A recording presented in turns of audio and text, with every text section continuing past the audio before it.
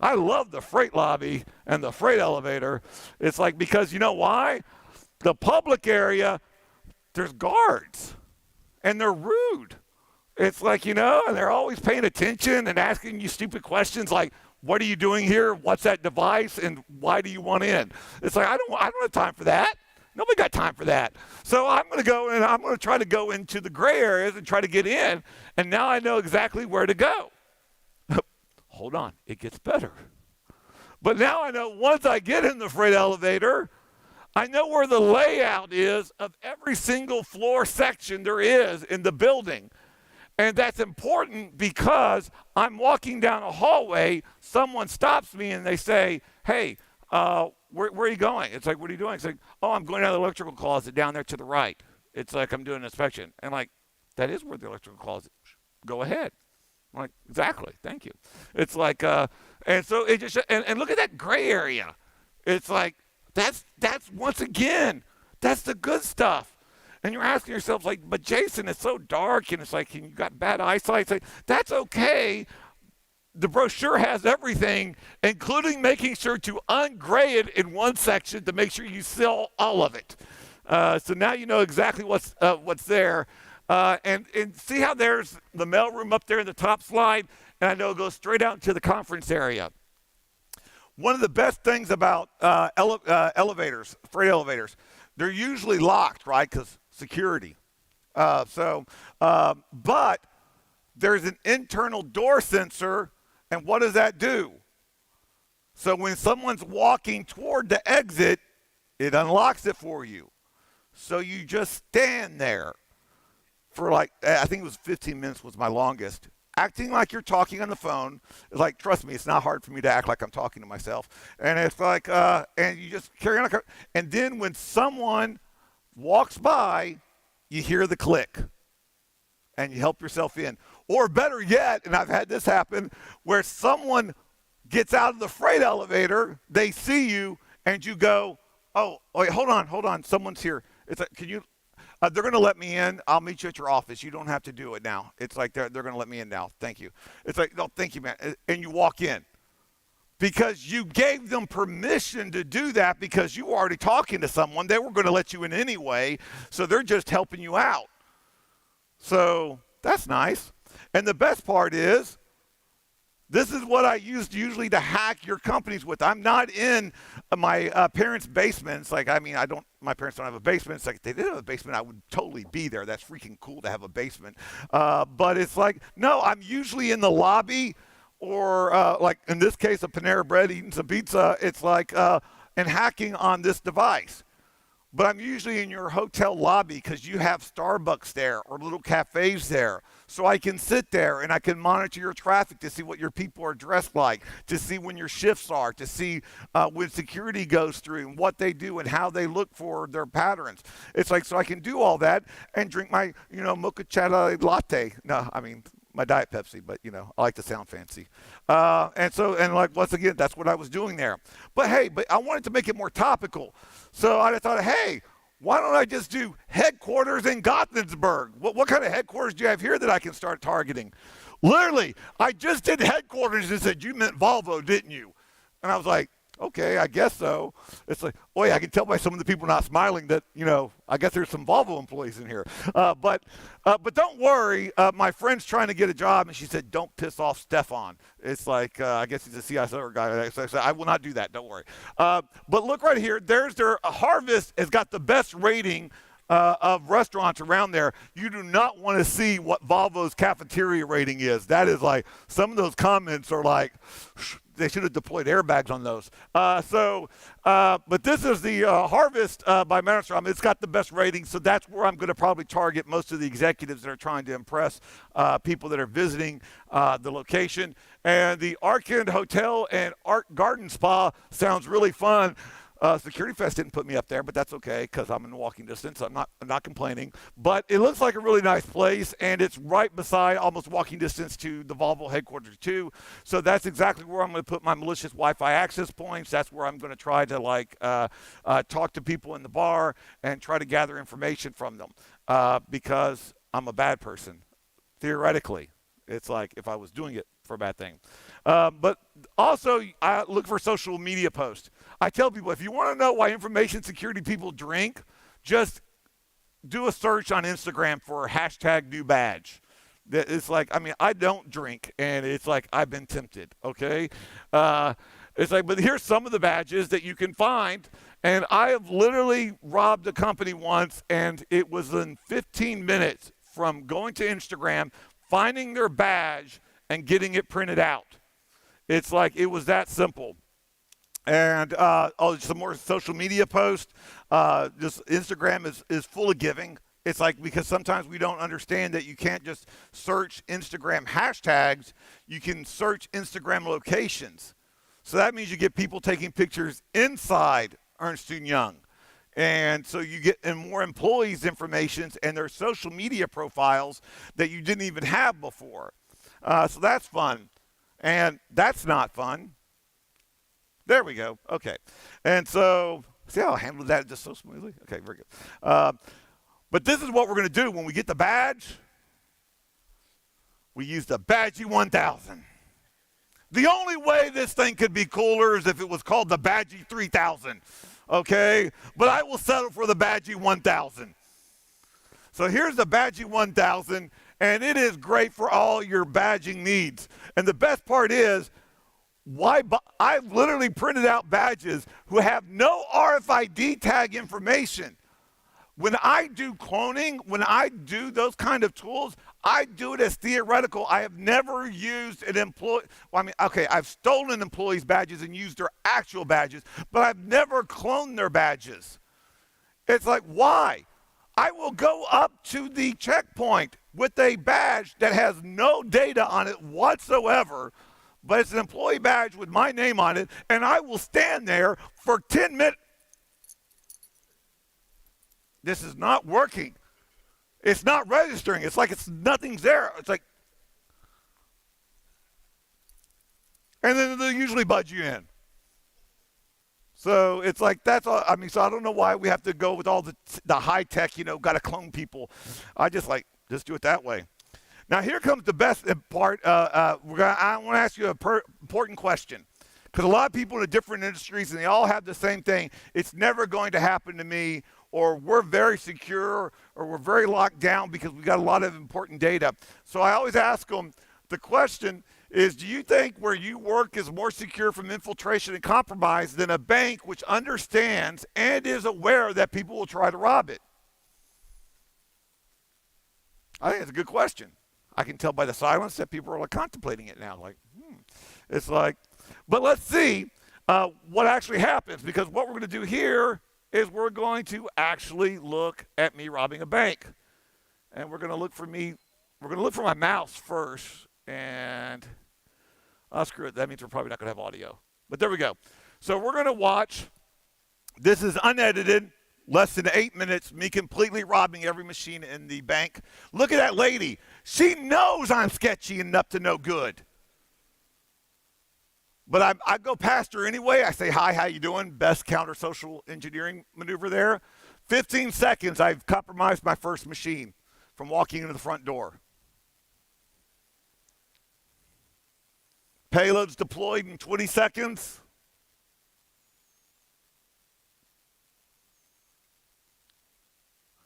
Retrieve device in 28 seconds. Under 30 seconds, I've already compromised one machine in the bank. She comes and does her job. She's like, questions me. She's like, hello? It's like, and she wants to know what I'm doing. It's like, I'm doing the USB audit because, those are totally legit. It's like, and then so what I do is, instead of trying to keep asking, I make her try to do something for me. It's like, I need you to log in real quick. I don't have to answer questions. I'm here to ask you questions because I'm auditing. And the head office was supposed to contact you. But she does the right thing once again. Can you talk to the head manager? And I said, sure, no problem. But here's the mistake that she made. It was just one mistake. She did everything right, but this is the mistake that cost everything. I told her I'll stand by, and she trusted me. Never trust me.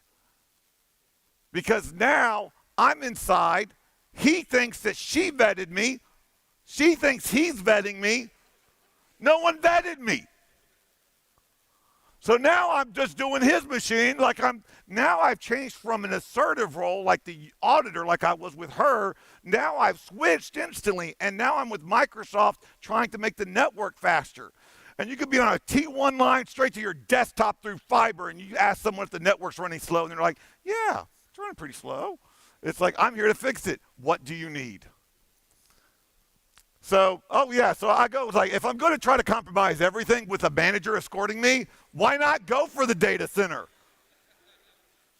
I mean, do you blame me? I blame that guy, whoever's doing the video thing like that. You! Oh, I'm sorry. I don't mean to. I didn't mean actually a point, but you know.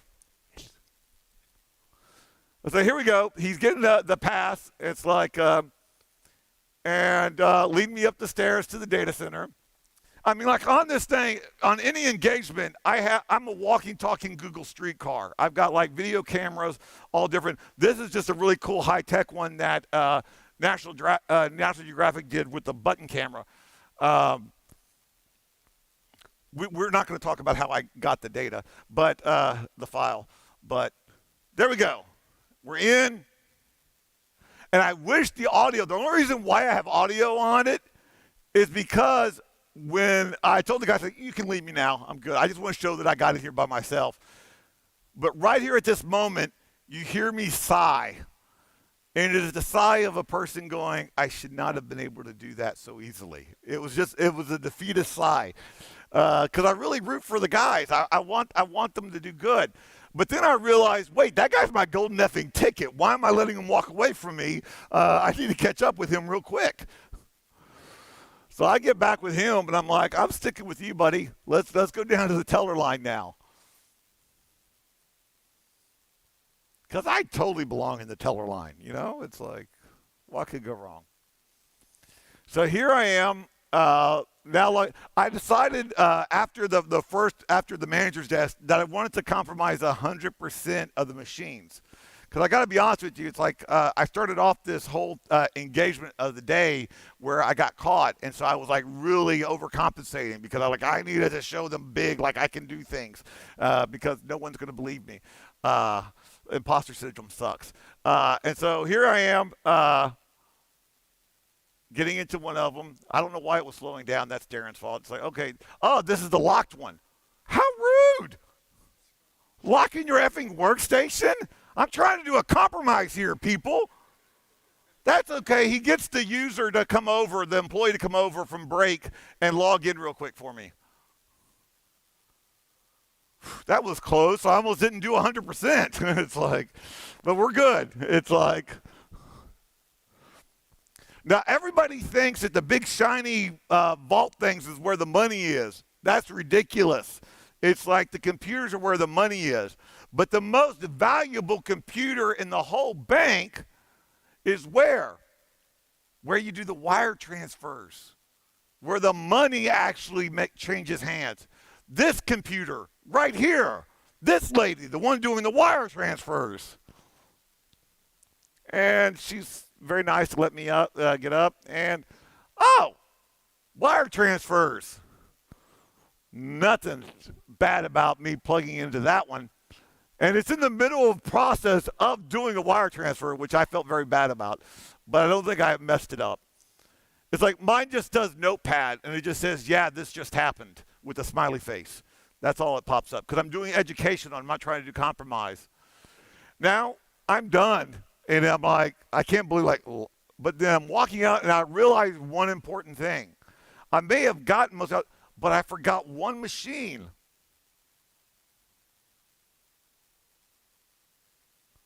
The one who stopped me. Did I mention I was petty? I don't know if I mentioned that before. I think I did. So I made sure to compromise her machine too. So there we go. Now, if you look at this and you're seeing this, it's like, and you hear so much of all these advanced techniques. What did I do? What was so advanced or persistent about any of this stuff? I used the perceptions. They didn't expect someone like me to be a threat. And I used those perceptions against them. That was it. it was not skills. It was not being lead. It wasn't being look at how did that just happen? I was more surprised than anybody else. But that's what occurs because it's all about basic perception. That is what I'm trying to do. I am not trying to be like come up with some elaborate stories or trying to come up with like some kind of and read the MPL, whatever that stuff is, the micro expressions and the body. I don't do that stuff. I just look at you like, okay, that's what. So let's go look at a little bit more and see another thing about perception, because this is a better example of perception. This is me robbing another bank. I rob a lot of banks for some reason. But watch real quick how I come in. I walk in, and I immediately head for this column right here. And I stay right there. The lady right there at the bottom, she's on her phone. She doesn't really see me. So I'm staying there, and then from that behind that column, I walk straight in to the teller area. Why did they let me in? Because I didn't come from a private area, a public area. I came from the private area. Subconsciously, just not something that people perceive. But because I came from one section and not the other, I'm able to do this. That machine right there is not even plugged in. But I started the process so the person next to me would be comfortable with it. So then I could go to her machine and then plug in the device into hers. And she allowed it. Then when the other person was busy and didn't look like they wanted to be bothered, what did I do? I do what I always do in these situations. I sit down in the chair and I spin around.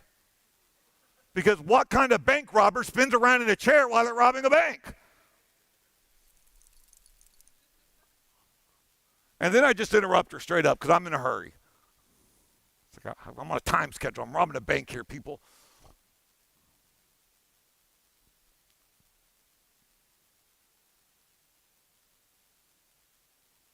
I'm smiling all like, hi. And then the lady who wasn't paying attention, yes, I compromised her machine too. But the key thing was that right there got me in.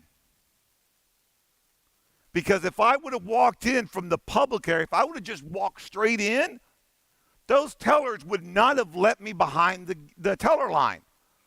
Because they would know that I was coming from an open, public, exposed space. They would not register that's what they were thinking about. They would just have a feeling like, no, I don't think he should be here. You know that feeling you get, like, no, I don't think something's not right. That's because they know subconsciously that that's the public area. But I didn't come from that direction. I came from a private area after a certain amount of time where they couldn't see me. So therefore, they assumed that I was talking to the lady right there on her phone. And so therefore, I must have gotten authorization, and so they didn't blink an eye when I then came behind the teller line. Because they didn't see me, so therefore, I must have been there. There was nothing else back there. That's why I was just standing there in the column. So the answer is, you sure hope so, right? But you probably know, unfortunately, your company would not fare much better. Because it's just human nature and human perception that we're trying to go against. Because the key thing is, I'm not attacking your network with technology and O-days to get in. I'm attacking your people using their perceptions and expectations against them. The problem is we have like a little small screen that's like you don't want to go like this to read it, so you just turn around and read it. But that's what I'm talking about. It's basic human perception. We want to talk about like it's training, and you got to train your users. You got to show your users. You got to condition them to understand, to listen when they feel like something's wrong or not right, and act on it. To be more suspicious of those kind of things. Because it's literally time and time again we're taught and we're shown it's like our perceptions are different based on different people and different outlooks. Does everybody remember the blue and black dress, white gold? That's like old internet meme history and stuff, you know? It's like I can see the old, but don't worry, I know that may not be relevant very right now. So I got a better example of perception. Here's a better one. Because you look at this guy right here at the top, left-hand corner, what a clown. This guy was on Dancing with the Stars. A comedian thought he could be a president. It's like, I mean, I think for a joke, I don't know. Wasn't very popular at first and stuff, when he started. And then you got this alpha male guy and stuff, who is not homoerotic at all. It's like, and he's like, big masculine guy and shoots things and rides horses. And then we realize that that's a perception, but maybe not reality, because when push comes to shove and when things get hard, you realize, oh, that motherfucking clown is a badass. It's like, he may have a lot of issues, or he may be funny guy, but when it comes to taking care of stuff and helping, it's like he's going to be one that you can depend on. And then you got this guy who turns out like, oh, not so much. People aren't afraid of me as much, so now they're going to realize I'm afraid of them, because if your trusted advisors are like having to sit in a comically long table, you're going to have to ask yourself, maybe we're the baddies? Because, that's just ridiculous. And I use that perception a lot in my things. What is the most telling thing about using perception that you see in these pictures? For one thing, these pictures are taken 24 hours apart. It's like I showed up with the goatee, no glasses, no hair gel, and in a passive outfit. And we'll get to that in a minute. It's like where I'm help desk, where I can do and then when I really want to start doing the compromise, I shave, dress up, and so people vaguely remember that I look familiar, sort of. It's like because I've changed my appearance just enough to make it look like I think I've seen him before, so I guess he's okay. But also, look at the snow in the background. Where's my jacket? I was freezing my butt off in these pictures. But I cannot rob a company with a jacket on. Because you know why? A jacket means you came from outside. You're not trusted. But if I show up in short sleeve shirt with no jacket, well, either you're an idiot or you must have already been there and you put your jacket up in your office where you're working. So you're legit. And I love acting legit. Acting, keyword there.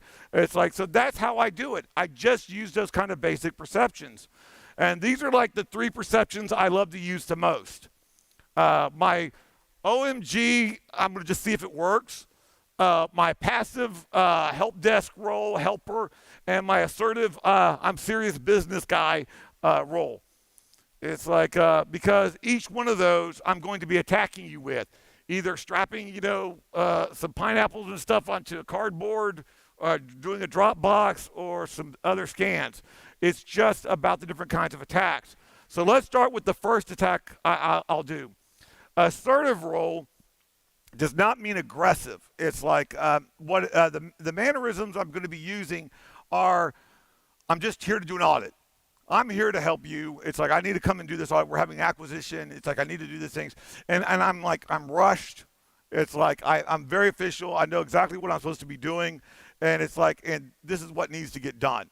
So I'm doing that. And I've done aggressive roles. It's like there's a difference between going, it's like, because I had, it's actually in Germany. It's like, it works very well there. It's like you go in there and you're like straight out. It's like, excuse me, I'm doing the surprise inspection for the server. What part of surprise inspection did you not understand? I didn't fly all the way over from the U.S. just to come over here and say hello. I need to get into the server room, and if you don't want to be on this list, it's like you'll let me in now. What part of surprise do you not understand? Yeah. Oh, thank you. I put them on the list anyway. Sorry, it's part of the job. But it's like, so that doesn't always work. It's best to try to be assertive. It's like, look, I'm doing an audit. It's like, I'm here. Headquarters should have contacted you. It's like, and you saw that when I was first encountered in the first video. But the hardware I use is limited. It's like I can't use anything too technical, too things. Usually I'm using USB drives, a couple other devices, because that looks more in character with being in a suit. It's like, you're wearing a suit, Jayson? Yes. And when I'm wearing a suit, I'm going to totally destroy you. You make me wear a tie, I F you up in the worst possible way, no extra charge, okay? You made me put on a tie. And I love this suit. This is my suit. I had a tailor in Beijing named Peter, and that's a custom handmade suit. He made the best suits for me and shirts. And the reason why is because they're not typical suits. It's like, and he asked me when I told him what I wanted. He said, "Are you a magician?" And I was like, "No, Peter, I'm not a magician. Magicians always say there's nothing up my sleeve." It's like, and I'm like, totally, there's something up my sleeve. That's why I asked you to put pockets in my sleeves, Peter. It's like, I'm not a magician. It's like, those are bash bunnies in my sleeve. It's like, and so, yeah, and also, I just like having little things around, but also I got some other hacking tools around my wrist area and sleeve area. Can you see the 3 different hacking devices in this picture? I mean, the first one's like really easy, the spy pin, right? The USB 8 gig hard drive, high def camera pin.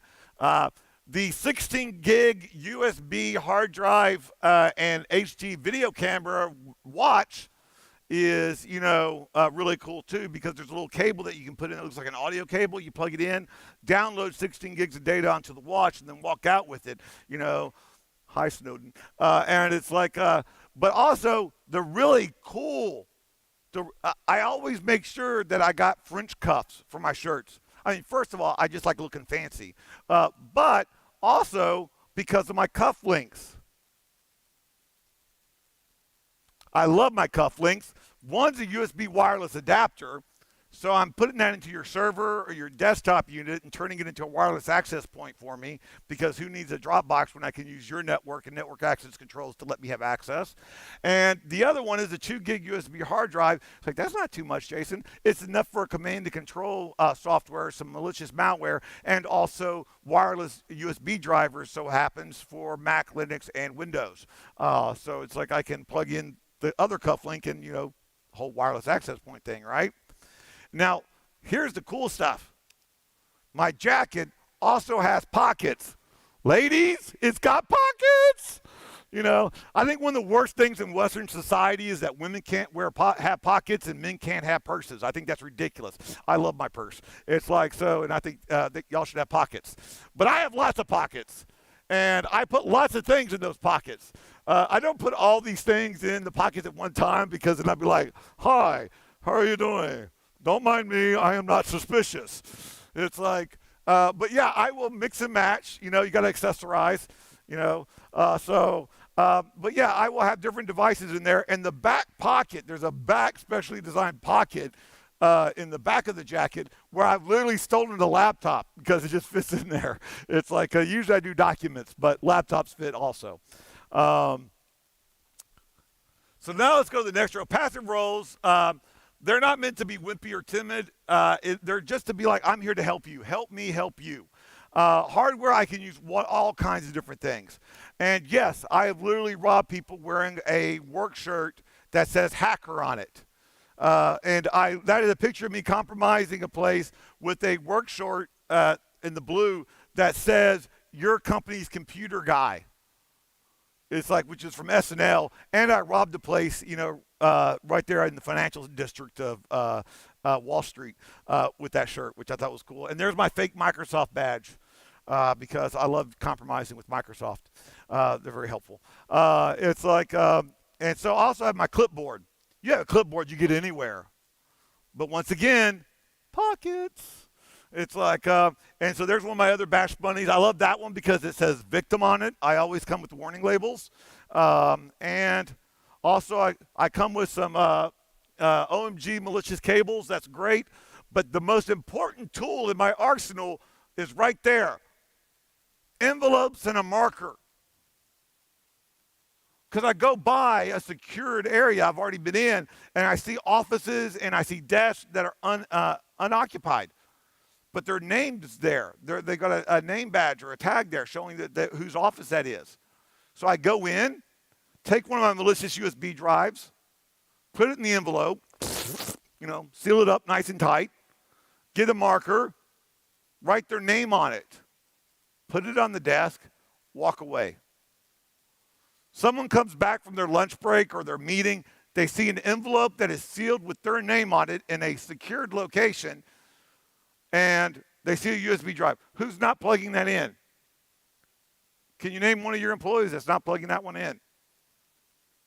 Exactly. Very effective. It's like, who wants to do drops? You know, doing the whole scatter thing in the parking lot, that's so Mr. Robot. It's like, I don't want to do that. It's like, I want to make it delivered to them. The clipboard also comes with, you know, Wi-Fi Pineapple, Screen Crab, Proxmart, and all the other things, you know, for your hacking needs, including my emergency, you know, cell phone, because I just thought it was cool. I mean, literally, I don't ever use it, but it looks cool. So the other role is the OMG role. That is like, I've robbed the place going in as a TV producer, a drunk guest. I mean, like, barefoot T-shirt, Teenage Mutant Ninja Turtle pajama bottoms. I mean, that is literally how I've robbed places before, successfully. So that's good. And usually I'm just using a pin or a USB drive pin. USB drive pin or just a USB drive rubber ducky or something like that. Something basic, something just like, and it's just outlandish, like I need to use the restroom. It's like, oh, I'm just coming in for a job interview. Or my car broke down, can I just come in here for anything weird? It's like, because sometimes I just don't have anything else. And I'm just spitballing, okay? It's like, don't judge me, I'm still successful. So the whole thing is, the point is, remember, if I do find a way in, and usually do, because those are two places where people told me I could not get in, and I did. That one's 7 stories up in Nicosia, Cyprus, where I had to climb on the outside of a building on a vent going the wrong way because they said that I couldn't defeat their security cameras and get into their server room on the other side of the roof. I made the guy who said that take the picture because the camera was in my jacket, and I had him holding my jacket, so that was fun. So remember, if I get in, make sure your employees know how to respond once I'm there. This is a picture from, this was the one from 2020. Yeah, this is the picture of my best success story ever. Everybody talks about me accidentally robbing a bank in Beirut like that was cool. That was a fail. That was me screwing up. That was me not doing a good job. My best job was this one, because I went in there in 2019 and destroyed them. I went through them like butter in 2019, but I educated them. I did security awareness training with them. I got them to understand the importance of what I was doing and why their users needed to be educated. I go back in 2020 and I got stopped from people that had not worked there the year before, people who just were doing their job, who knew the proper process. Their CEO, during their employee yearly meeting, spent 10 minutes talking about information security and the responsibilities of their employees to be involved in it. And they took it seriously. That's a win. Red team is only in existence to make the blue team better. And if you're not rooting for your clients to succeed, you're failing. That was one of the best engagements I've ever had, because it showed that what I did the year before mattered, and it showed them and it taught them, and I did a good job with that and telling them what that was. If I go in the next year and I break in with the same exploit or the same vulnerability, that's not a success. I failed to properly show the users and the clients why they needed to take that seriously. I do get ranty in the mornings. So solution 0. I don't know if I have that much time. Do I have much time? Wait, I have 20 more minutes, don't I? I talk really fast. He's like, I don't know. It's like, yeah, sorry. Didn't mean to put you on the spot like that. It's like, this guy's like, I don't like that American. It's like, so yeah, I've been rushing because I thought it was supposed to be at 10, but I think I got till 10:20, right? I'm looking at you. You know when you're coming on 10:20? Okay, very good. Okay, so I've got at least 20 minutes. It's like, so, because I was rushing through and I didn't want to rush through because I want to talk about these. So the first one is remember perceptions. We fail at security awareness training because we talk about hypotheticals. No one wants to believe something bad is going to happen. So when you talk about, well, be careful of these situations, they're thinking in the back of their mind, that's never going to happen to us. Oh, that's not something that's going to really happen to us. Do you know one of the scariest places that you could ever live? Especially in America. A quiet neighborhood. Because you read the newspapers, it's a quiet neighborhood. Nothing really happened. No one knew about the hidden basement. It's like, it's like that you always hear it always happens in a quiet neighborhood. This is such a quiet neighborhood. It's like, who knew that he had those many Uzis? Such a quiet neighborhood. It's like, I didn't know about that collection of human heads. It's like, I want to live in a very loud urban area. Okay? They seem way much safer. Because it's about perception. We don't want to think that something happened. December 7th, 1941, Pearl Harbor. One of the first radar installations in the world. Most of the world was at war. They had a radar station, and all of a sudden, they got a warning that planes were coming in from an unknown vector, and unknown planes. The guy saw it, did his job. The radar was working perfect. The technology did its job. The person detecting it did their job. And they reported it to their supervisor. Sir, we got planes coming in from an unknown vector. What should we do? Do you know what he did? I kid you not. In this time of like, you're supposed to be at war, you're supposed to be ready, it's like things are going on. He said, those are probably our training planes coming in from California. Disregard. That was it. Because if he would have thought the bad thing, then that means something bad was going to happen. Users and humans and people, we don't want to think bad things can happen. It's like, and so we have to show them, even though you don't want to think about those things, you should be prepared for those things. Show them how these kind of attacks actually happen. Don't just do classes and scripts and like test this or 10 question multiple choice every 6 months and think that you're qualified in security awareness training. Don't do a phishing campaign and think that you've done security awareness training. It's like, give them examples. Show them real-world examples of places that have been compromised and what happened and how it happened. And let them know that it could happen at their place. Give them actual things that they can look at and see, oh, yeah, that could have been me. Oh, yeah, that could have been us. We need to do better. And make it part of the responsibility. Because you have, and another thing that you have to do is you need to interact. How many times do you meet an employee when they didn't do something wrong? Are you actually going to your employees and talking to them when they didn't do something wrong? I used to work in law enforcement and physical security, 35, 40 years ago. I'm old. It's like, and when I did that, I always met people on their worst possible day. Something horrible just happened, and I showed up, or I showed up, something horrible is going to happen to them. It was always their worst possible day. With information security, you need to stop that. You need to be able to give out bulletins. When there is a major flaw, like an office thing, it's like, yeah, that's a great thing to get everybody in a buzz about, like, dropping O-days in here. That's great. But it's also a good opportunity to send out a bulletin company-wide saying, by the way, everyone, there's a flaw out. We're looking at it. We're researching it. You don't have to give them the technical. Just let them know. Interact with them. When iOS updates come out, Android updates come out, send out a notice to the employees to let them know, by the way, there's a new security update, and it adds new emojis. That'll get them. Trust me.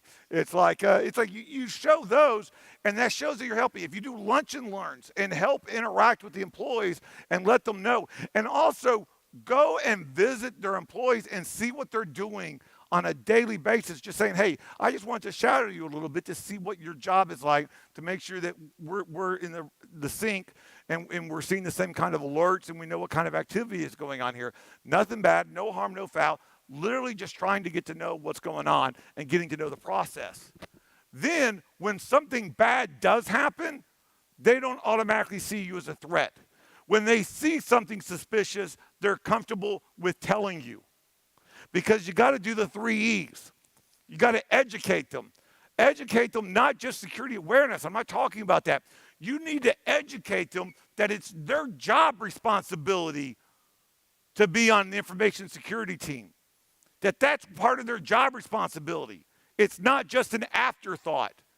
It's like their job is to do HR, to do PDF files, to do filing, to do all this, and then also make sure their computers are secured.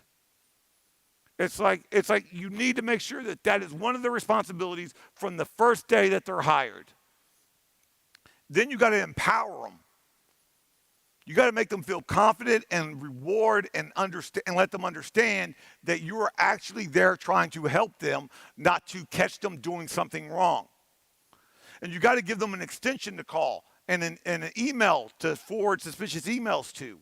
You got to give them those tools so they can be part of the team. And then you got to enforce the policies. One of the biggest hot take debates I've ever been on Twitter is this simple fact. You do a phishing test, someone fails it. You re-educate them.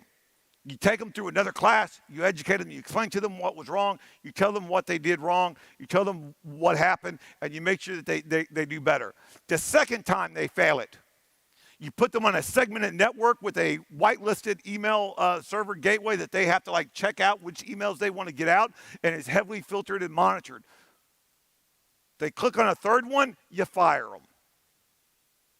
I don't know how many people would let a delivery driver wreck a delivery van 3 times and stay employed. That's a $60,000 van. We're letting people click on emails that are costing companies $300 million, and we're not blinking an eye. It's like, that's just the way it's got to be. They got to understand. If they don't understand that part of the way that they get to feed and clothe themselves and their dependents is based on doing good security policy, they will do good security policy because that's tied into their pay. But we're not letting them, we're failing them and not telling them that's exactly what is happening. So what we need to do better is we need to stop chasing O-days. It's like people talking about it's like all these current O-days. I'm like, what about, we got to catch the low-hanging fruit. You got to be able to at least secure the low-hanging fruit in your network. And I'm like, the fruit's on the ground. Pick that stuff up. And you know what the problem is? That stuff sucks. Because you got to bend down, I got a bad back, and I got to do a base analysis on my network. I got to figure out what all my assets are. I got to figure out what our patch history is. What's our patch policy? How many servers have been patched? That sucks. Stop complaining about your user stuff when you're not doing the hard work in the foundation. Foundations are vital, and they're ugly. Whoever goes and looks at a wonderful skyscraper and goes, I wonder how well the foundation looks. It's gross. It's like, concrete just slabbed in. It's like it's just all piled in there. That's not a good process. It's not a fun process. It's massively needed to make sure that the whole structure is stable. So we need to start working on that more. Whew. Y'all think I'm joking. I'm done.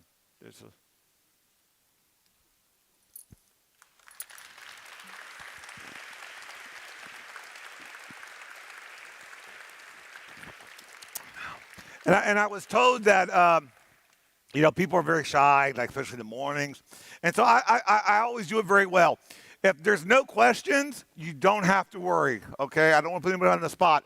It's like I will run out into the audience and randomly pick someone to ask me a question. So don't worry. I'm sure I'll get a question at some point. Raise of hands. Questions? Yeah. Ah, there's a brave person. Yes. Fredrik, you want the mic? Oh, Yes. speak up.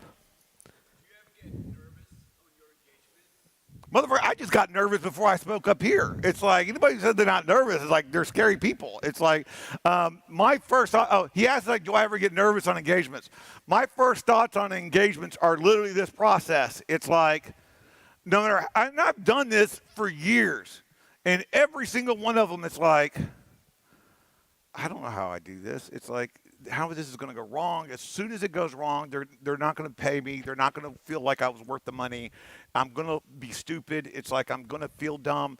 It's like I don't know how I'm going to get away with this. It's like I don't really know if they're going to let me in. It's like, I mean, I feel desperate. I feel like just 100% like I have no idea what I've done. And I've done things. But to remember that I've done things before I got to do something is totally different. And it's like, so it's ridiculous. And so, yes, I get nervous all the time. It's like, cause, you know, that's just the way I am.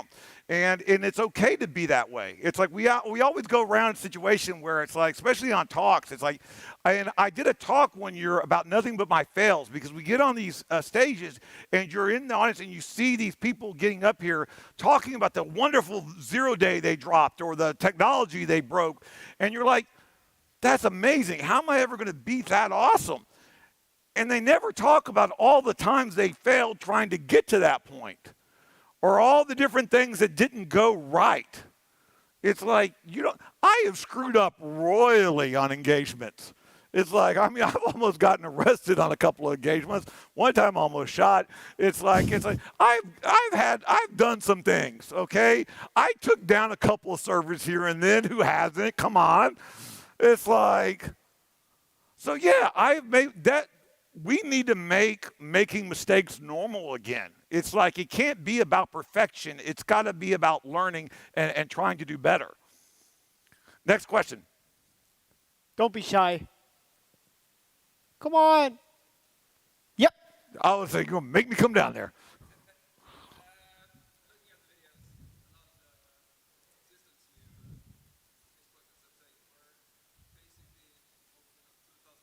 Yes.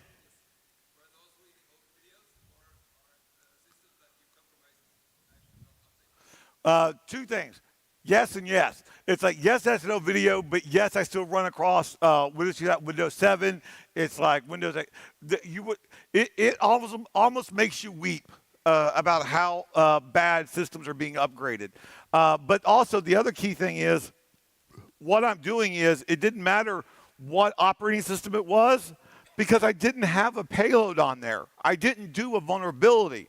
All it did was open up Notepad.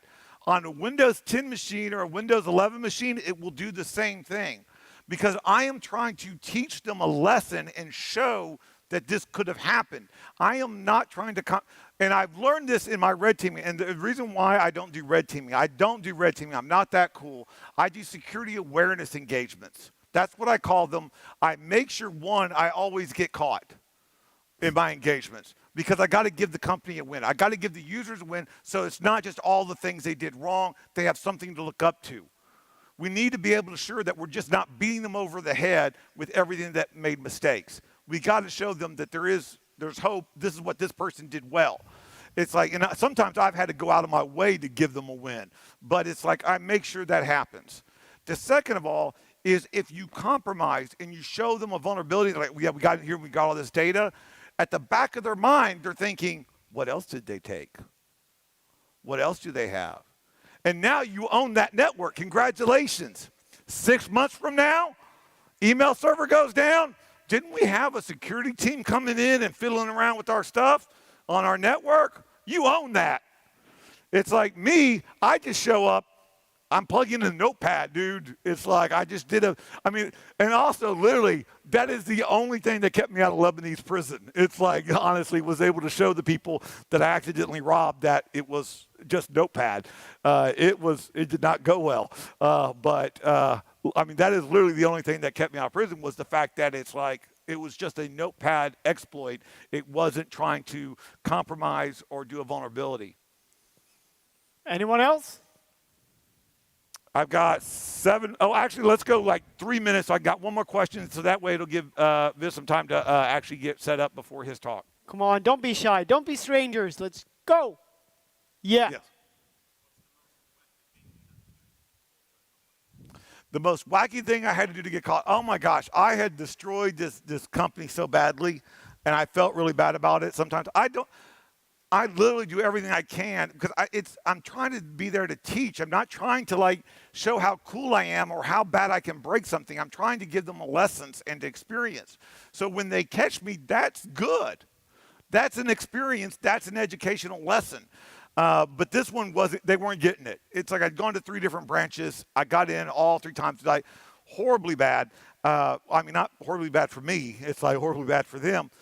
So this one, I get in. I got into the server room. I'm behind the teller line for 20 minutes, just wondering when the guy is going to realize, who the am I? You know, just ask that question. At least offer me some coffee or something. Figure out why is this guy standing here? So I literally realized he's not going to get it. So I scoot over to him. I tap on his shoulder. And because I'm sitting at this desk with this server, this little desktop server thing, doing some kind of business stuff, and it's locked. And I'm like, excuse me, what's the user ID and password for this machine? He tells me. It's the user ID and the password are the same. It's the name of the machine that's in the prompt. Yay. So I log in, and in the middle of business, they're doing business, I shut down this server that they're using.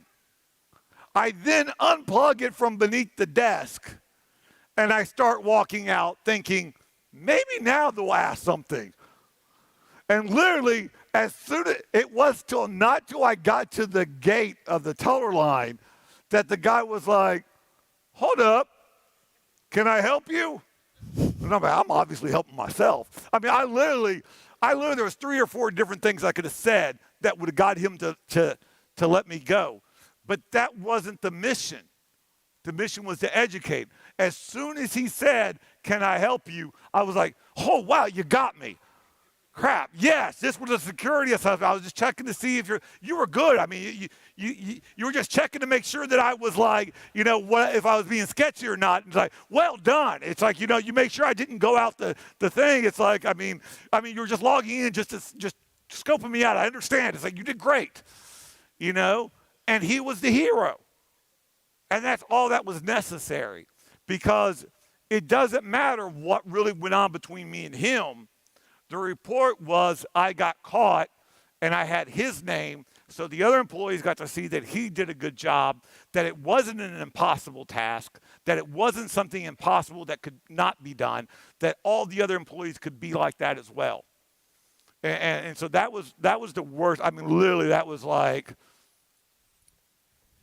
you know, it's like it was hard not to like just run at that point. Yes.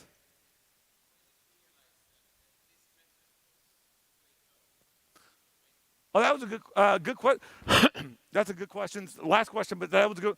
When I first started out, thinking that I had to be a red teamer. It's like, and see, the problem is I have very low self-esteem and imposter syndrome. So I felt like when I was doing red team, and because of the fact that I'm a high school dropout and no college and not as nearly as technical as some of these other people that are in this room, that it's like I had to prove that I was. So I always like, I got to destroy them. I got to do like really bad and stuff, you know, and I got to like break into everything. And then I just do a report. And it was like, and I never really liked it. It's like, because I didn't give them a report. 3 months later, they get a report saying this is what happened. And so I was doing this one engagement for a federal building, actually.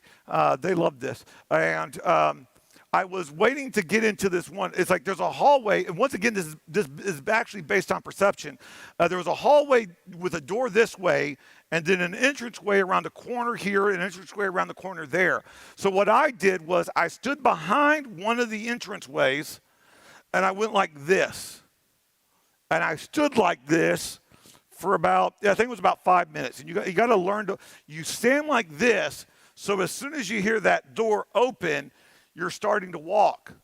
And because your natural gait has already started, subconsciously a person will perceive that you were already just coming from the other door. Versus if you start from a half, the way you see how the stance is different when you're starting off to versus when you've already started your gate. And so I did that. So someone came in, and this lady walked in. She walked into the other door, and I just followed in behind her. And she looked at me like, that's the sketchy eye, in case anybody can't tell. And so I'm like, and so I just, hi, say hi. It's like, and I turn left, she goes right. I go into the first office, compromise the first machine. I'm successful, I won, I beat them, right? And then I go to another machine. And I've compromised another one, yay me. But then I come out of that second office and I see the lady down the hall talking to another lady at a desk.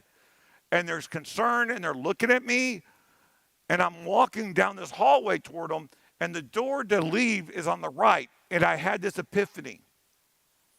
I could walk out that door to the right and be an awesome red teamer who's totally compromised this floor that the client didn't really think I could get in. Or I could keep going forward and give them a lesson and let them win. I went forward, smiled hi to the lady, and it's like, walked over to another thing, and it's like, and I was compromising another lady's machine when this 6 foot, 25 foot, ex-retired Air Force, commando comes running in, and I instantly regretted my decision, okay?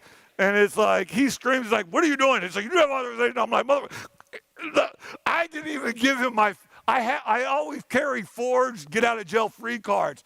I'm not going to lie. I didn't even bother with that one. I went straight, call this guy. He'll tell you I'm supposed to be here. It's like, and it gave them the win. And so they learned from that. And I never did a red team afterwards. It's like it's always been security awareness engagements after that. It's all I'm trying to do. I'm trying to educate, and I tell the people on the site and before they even hire me, I am not there to test your systems. I'm there to teach. It's like I'm not trying to give you losses. I'm trying to give you lessons. And that's how we should be approaching it. We should let the users know that I am not your adversary. I'm your advocate. It's like I'm there to help you get better by showing you where we need to improve. We, as a company, as your client, as the person that's helping you, we're a team in this to help you improve. Okay, I'm done. Thank you. Thank you, Jayson. Thank you so much for that one. It's really fun to hear you talk again, finally. Okay, so before we present the next speaker, we have some notes that we actually sort of addressed before, but we sort of missed them as well. But yeah, who's counting anyways, right? So the CTF will actually start at 12 today, and it will end at 1 tomorrow. What else? Yeah, the badges. If you want your cool badges to do things, which everyone wants, I hope, you go to the Hacker Village or to the Hardware Village, and there you will find batteries and all the components needed in order to make them work. And there is also help out there to sort it out. Good. Are you having a good time? Me too. Okay, so without further ado, I think it's time to present our next speaker. He will actually give us a really nice deep dive into all things cool with cameras. We got a short brief during the speaker's dinner last night. It was awesome. So without further ado, help me welcome Dan Tentler to the stage.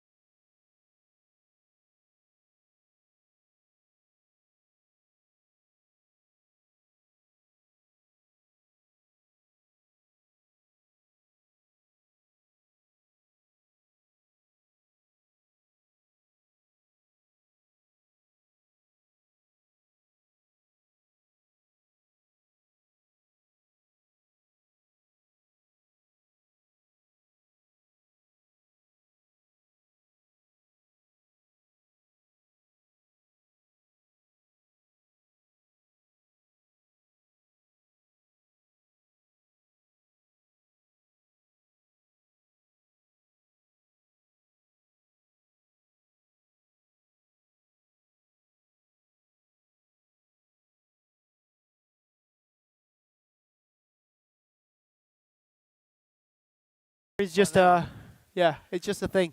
All right, let's try this. And here we got some water as well. Oh, yeah, that'd be Yay! nice. Cool. I should do a quick. Yep. Nice. There's only certain speakers that get water apparently. Dan is one. Sorry, Jayson. You get Pepsi though, which is good. Okay, let's start, and then we will sort of give you power when we get power. Yeah. Cool. Is it working? We got power. Yeah. Look how fast that is. It's like from another dimension. Nice. Sweet. I need to get audio from the laptop. Just checking real quick if that works. Oh, hey, cool. Perfect. So you need audio from the laptop as Not well? right this absolute second, but oh no, Perfect. it's plugged in. But like I'm testing it. I'm making my Mac try and say things. You're okay with the power? It does not appear to be plugged in. Technology. Oh, maybe I'm plugged into the wrong. Oh yeah. There. Okay, we're good now. Perfect. Cool. Right. So let's drag this over here, and then where's my cursor? I need you, and then you, and then I'm gonna steal you. Oops. Right. And then, perfect. Good. Hi, I'm Dan. On the internet, I'm Vis. I'm going to be presenting today about some camera-related silliness regarding basically watching the war in Ukraine unfold live from my couch at home in San Diego. So it gets pretty colorful pretty fast. So very quick, who am I? A lot of people like using this slide to talk about their vocational accolades and where they worked and cool stuff they did. And I'm like, no, these are my hobbies. I make hot sauce. I fly quads. I consulted for Mr. Robot and Watch Dogs 2. I used to do sysadmin and network stuff before I turned into a security guy. And largely, I'm just kind of a loudmouth on the internet. So it's a fun time, and it makes for colorful weekends. So very quick, like a brief sort of overview of the things I'm going to be covering today is essentially a brief history of how I keep getting sucked into the world of cameras. Not that I'm particularly aiming for that. I just keep finding myself there somehow, magically. And sort of some techniques on how to discover cameras. Discovering Russian information tactics and techniques by finding cameras that were doing one thing today or yesterday and doing another thing today. Failed attempts at doing camera consolidation, because what happens when you find like 40 or 50 cameras in another country that are interesting? How do you grapple with that? What do you do with them? The sort of caveats for how to maintain that system and how to deal with it. And then some cool other sort of remote sensing techniques that we discovered along the way that were cool, and then some practical applications. So essentially covering this brief history with regards to the prevalence of webcams is a good way to sort of warm folks up to get into this methodology. So it's all started for me in like 2012. I read a blog post on this website called Console Cowboys, where a guy owned a webcam and he decided to see what sort of shenanigans he could get up to with it. So he basically downloaded the firmware and then used a tool called Binwalk to unroll the firmware. And he has a really colorful blog post that describes it. And I read that and said, well, I'm not much of a dev, but that seems pretty straightforward. And Binwalk has come a long way since. But essentially, you download a firmware from the internet and you run Binwalk against it, and it just gives you a directory full of stuff. And sometimes that directory full of stuff has very colorful little diamonds in it. But yeah, very colorful, very interesting. And I found a whole bunch of what is now called IDOR, or indirect object reference vulnerabilities, where, for example, you have a camera, and if you know what the URL to the camera's video feed is, and you go to that directly, you don't get prompted for authentication. So you may have default password, or you may have no password, or you may have change the password, but none of that matters, because if you know what the URL is to the picture, you can just go to it directly. So that's fun. And so I built a talk about that in 2013 and took that to a conference.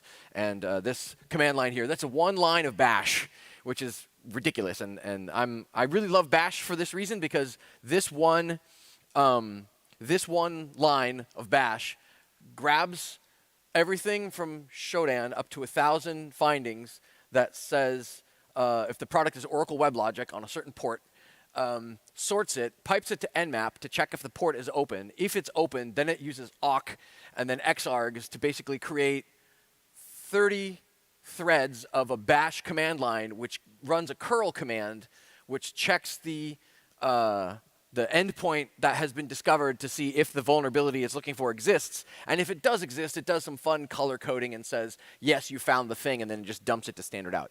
So like in one line of bash, you can scan the whole internet, do an nmap. Like, it's stupid. I love it. It's fantastic. Like, this is, everyone else is writing ML, AI, quantum computing, and here's me with one line of bash.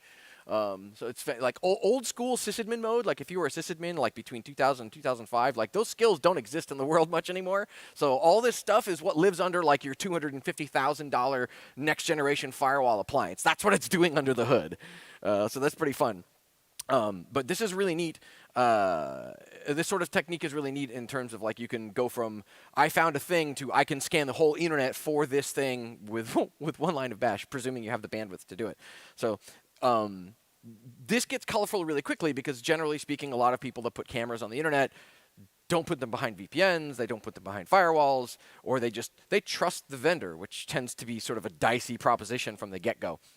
So we fast forward 7 years, and I'm living in this townhouse in San Diego, and the neighbor next door to me is running a prostitution recruitment depot out of his apartment.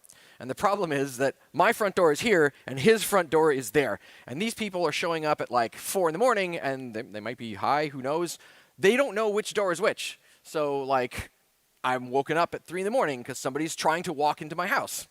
So like, I had to learn very quickly how to grapple with this scenario. So like this was these guys' associates. Like this guy on the left, he stood out front of this dude's door for 3 hours, pounding on the door and screaming and shouting because apparently there was something wrong. By then, the guy had gone. But that was fun to have to deal with. And then this other guy on the right, and this was after I had set up all my cameras because of some of this other shenaniganry, watched him carry weapons into and out of this guy's apartment. And I'm like, welp.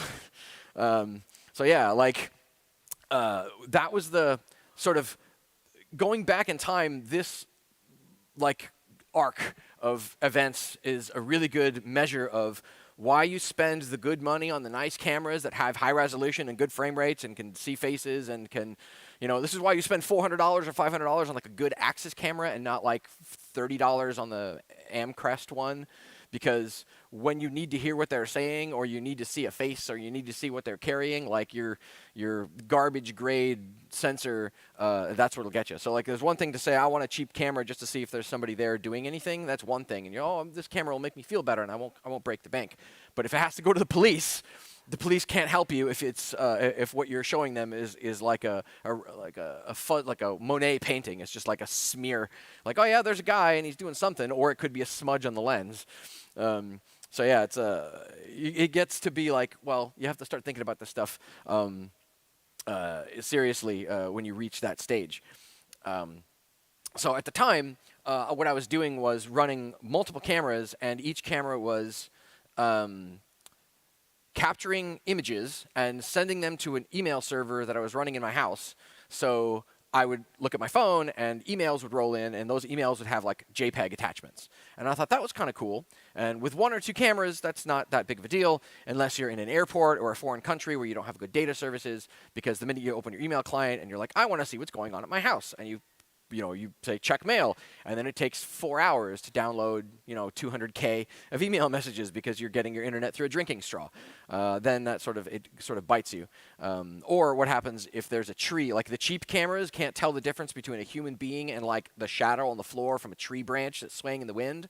And when that happens, because it's like high winds in San Diego one day, suddenly you get like 400 megs of email that floods your inbox of like a branch. You're like, wow, this is great. I spent all that time and money. Fantastic.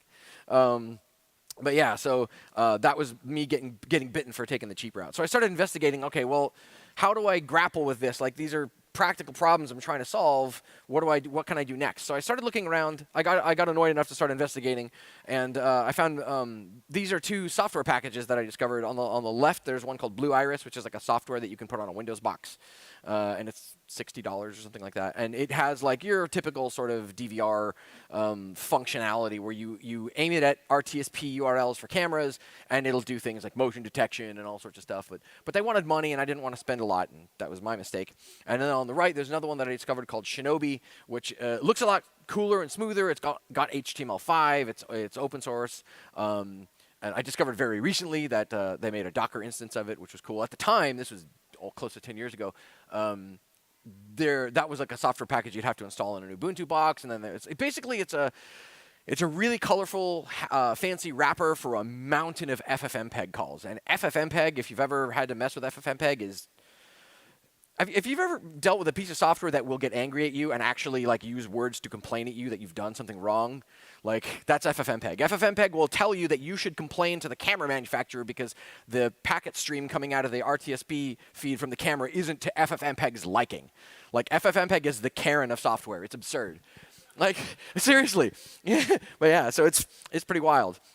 But yeah, I looked at both of these, and Blue Iris cost money, and I didn't want to pay, and Shinobi was cool, but it doesn't have, I haven't checked recently, but it doesn't have good PTZ controls. So if you have a camera that you can drive around or zoom or whatever, Shinobi doesn't even have you have to like manually map the buttons to like, the button to move the camera to the right is this API call, and you have to give it like a authorization bearer token, and I'm like, I just want to drive the camera around.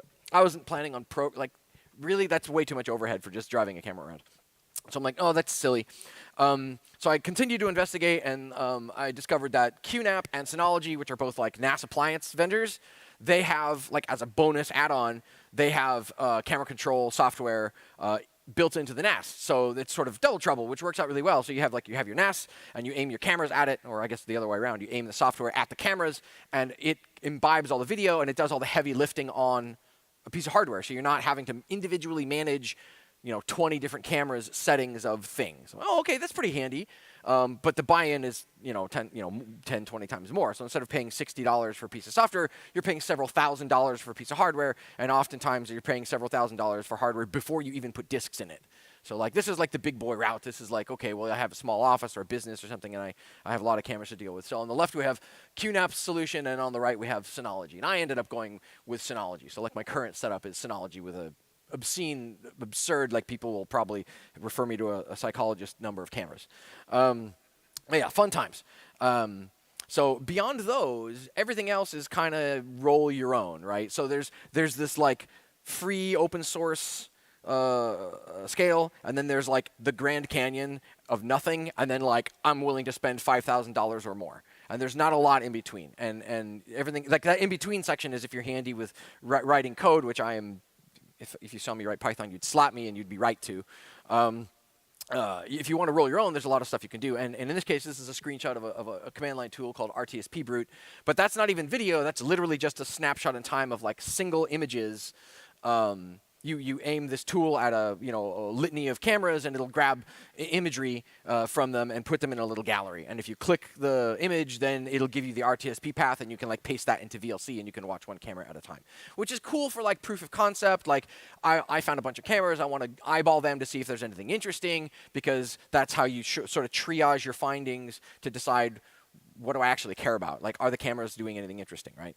And that's largely what exists today in the sort of ecosystem. So like it's one thing, to going back to my example where I have a practical application where I need 3 or 4 or 5 cameras because I have this crazy neighbor that I was blessed with. Yeah, it was fun. Rum is good. But what do you do when you have 40 or 50 cameras, right? Like it gets unwieldy pretty quickly. And then to that end, then you have all these other considerations I'll get into later, like bandwidth and storage and CPU and RAM and all that fun stuff. But yeah, let's say you do this and you find a bunch of cameras that you like how do you grapple with those findings? So fast forward to like middle of February, the world discovers that there's tanks driving across the border from Russia into Ukraine, and suddenly everybody glues themselves to the news. And now this is like, as far as I know, the first conflict of this nature to exist in a world where absolutely everyone has what in the 90s would be considered a supercomputer with like a full litany of sensors of cameras and mics and Wi-Fi, and you can do all sorts of this is like when I was a kid, I played Doom on a computer that had like 4 megabytes, 4 megs of RAM. And now the pictures that I take on my phone consume more space than some of the hard drives that used to exist back then. So like, it's interesting to think that there's conflicts and everybody has a smartphone on them, and that gives you this bizarre ability to do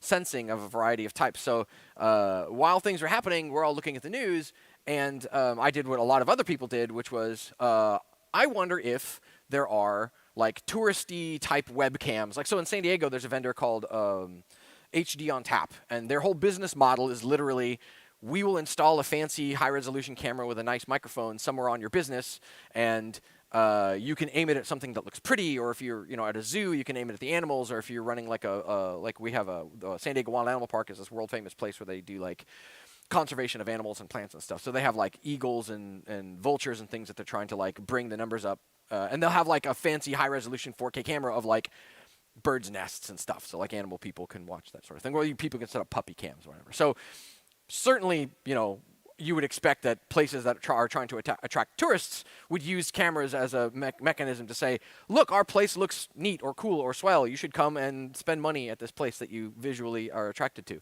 And it totally works. And the interesting thing was, yes, absolutely, there were probably half a dozen of these tourist cameras that were put in like Maiden Square and Freedom Square and all these other places that were like commonly used as sort of tourist attractions where people now go and take selfies. And you could sit, and what I was doing was basically 3 Chrome windows with YouTube videos on my projector while I was sat in my living room on my laptop, like sort of like war room style, just like watching. And one of the cameras was actually kind of cool. It has a high-resolution mic with one of those wind guards on it, so you could get ambient sound from somewhere else in the world. And I'm like, that's pretty cool. Like, I'm not looking at people necessarily, but like being able to get sound from building on high, it's like standing on a roof somewhere. You can hear for literally miles around, and you can tell if stuff's happening. And because you can see the horizon and you have a view of the sky and the clouds, you can see if sort of stuff blowing up in the distance, like you're going to see lights and stuff. So I'm like, oh, that's pretty cool. I should probably investigate like what other cameras of this nature are around. So it was sort of casually keeping the interesting ones open and then spending some time on the internet sort of perusing around trying to find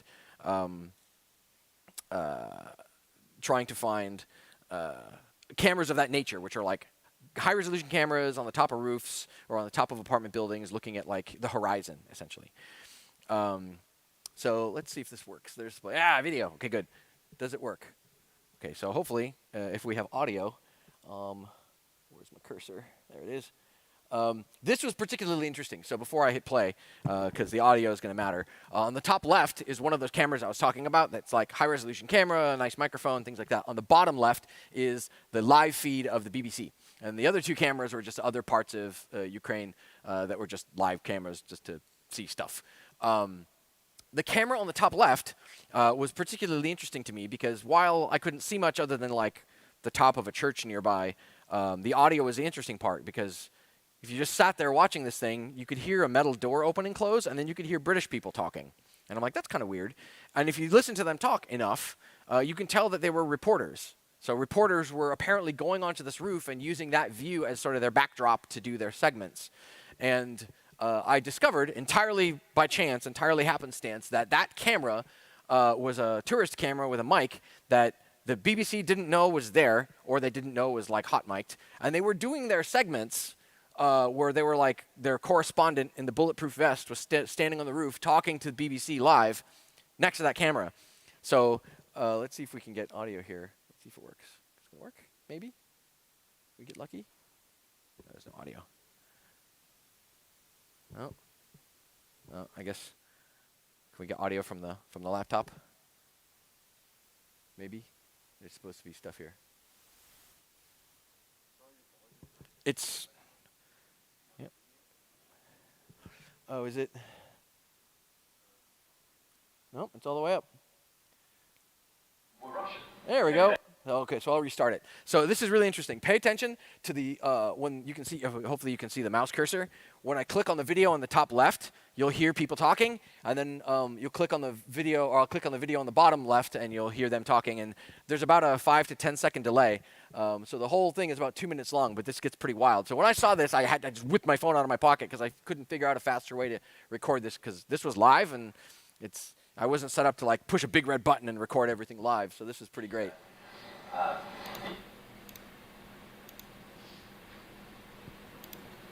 Oops.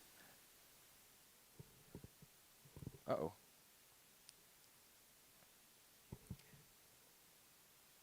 There we go. Okay.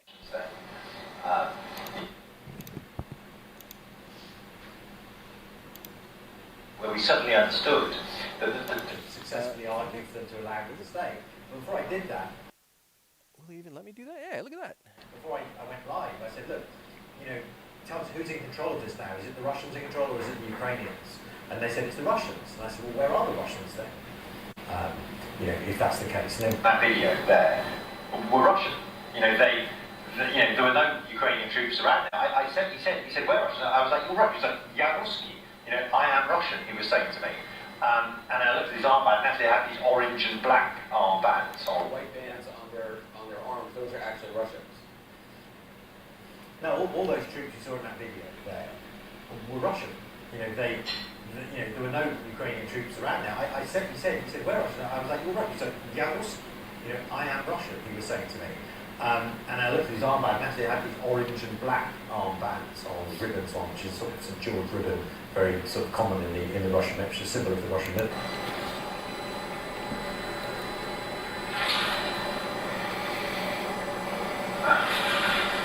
Yeah, he did say that. He said that in a public address that he's put out on social media an hour or so ago.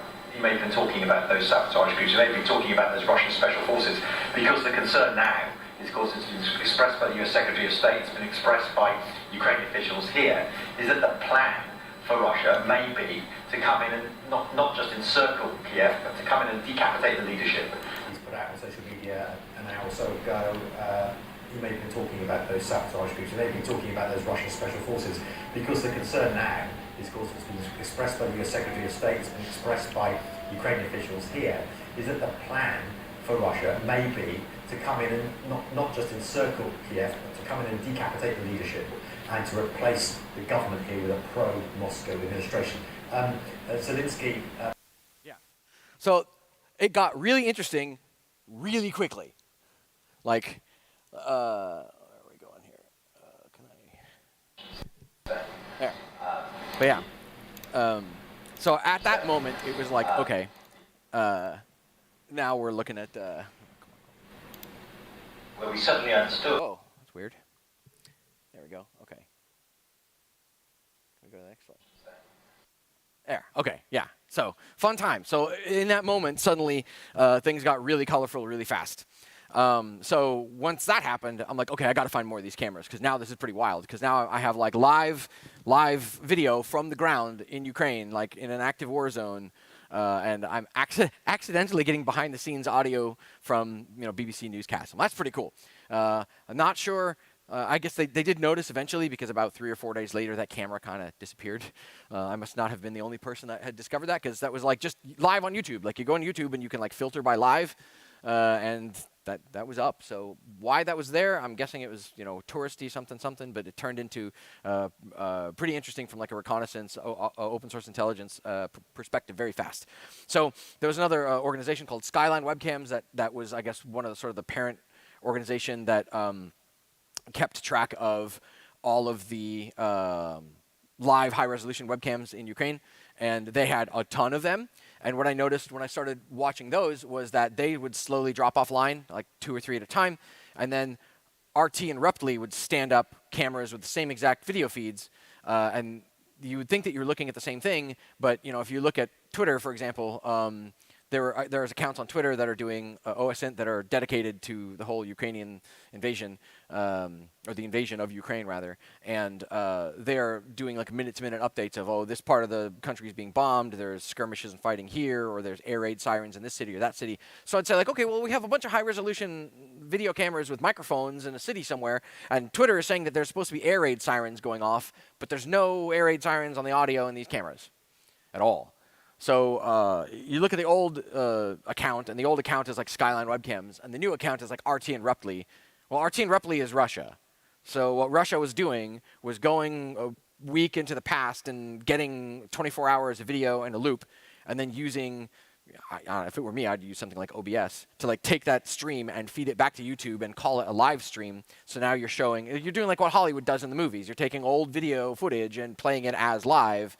To obfuscate the fact that like the real live cameras have bad stuff happening on them, but Russia wants to not take ownership of their own invasion. So they have these pieces of video footage that they're putting on a loop that I ended up looking at for a couple of days, saying this is bizarre. Why like people on Twitter are posting videos of stuff like I guess there's Telegram channels that folks there have been using to spread video clips of stuff happening so that people can see what's going on.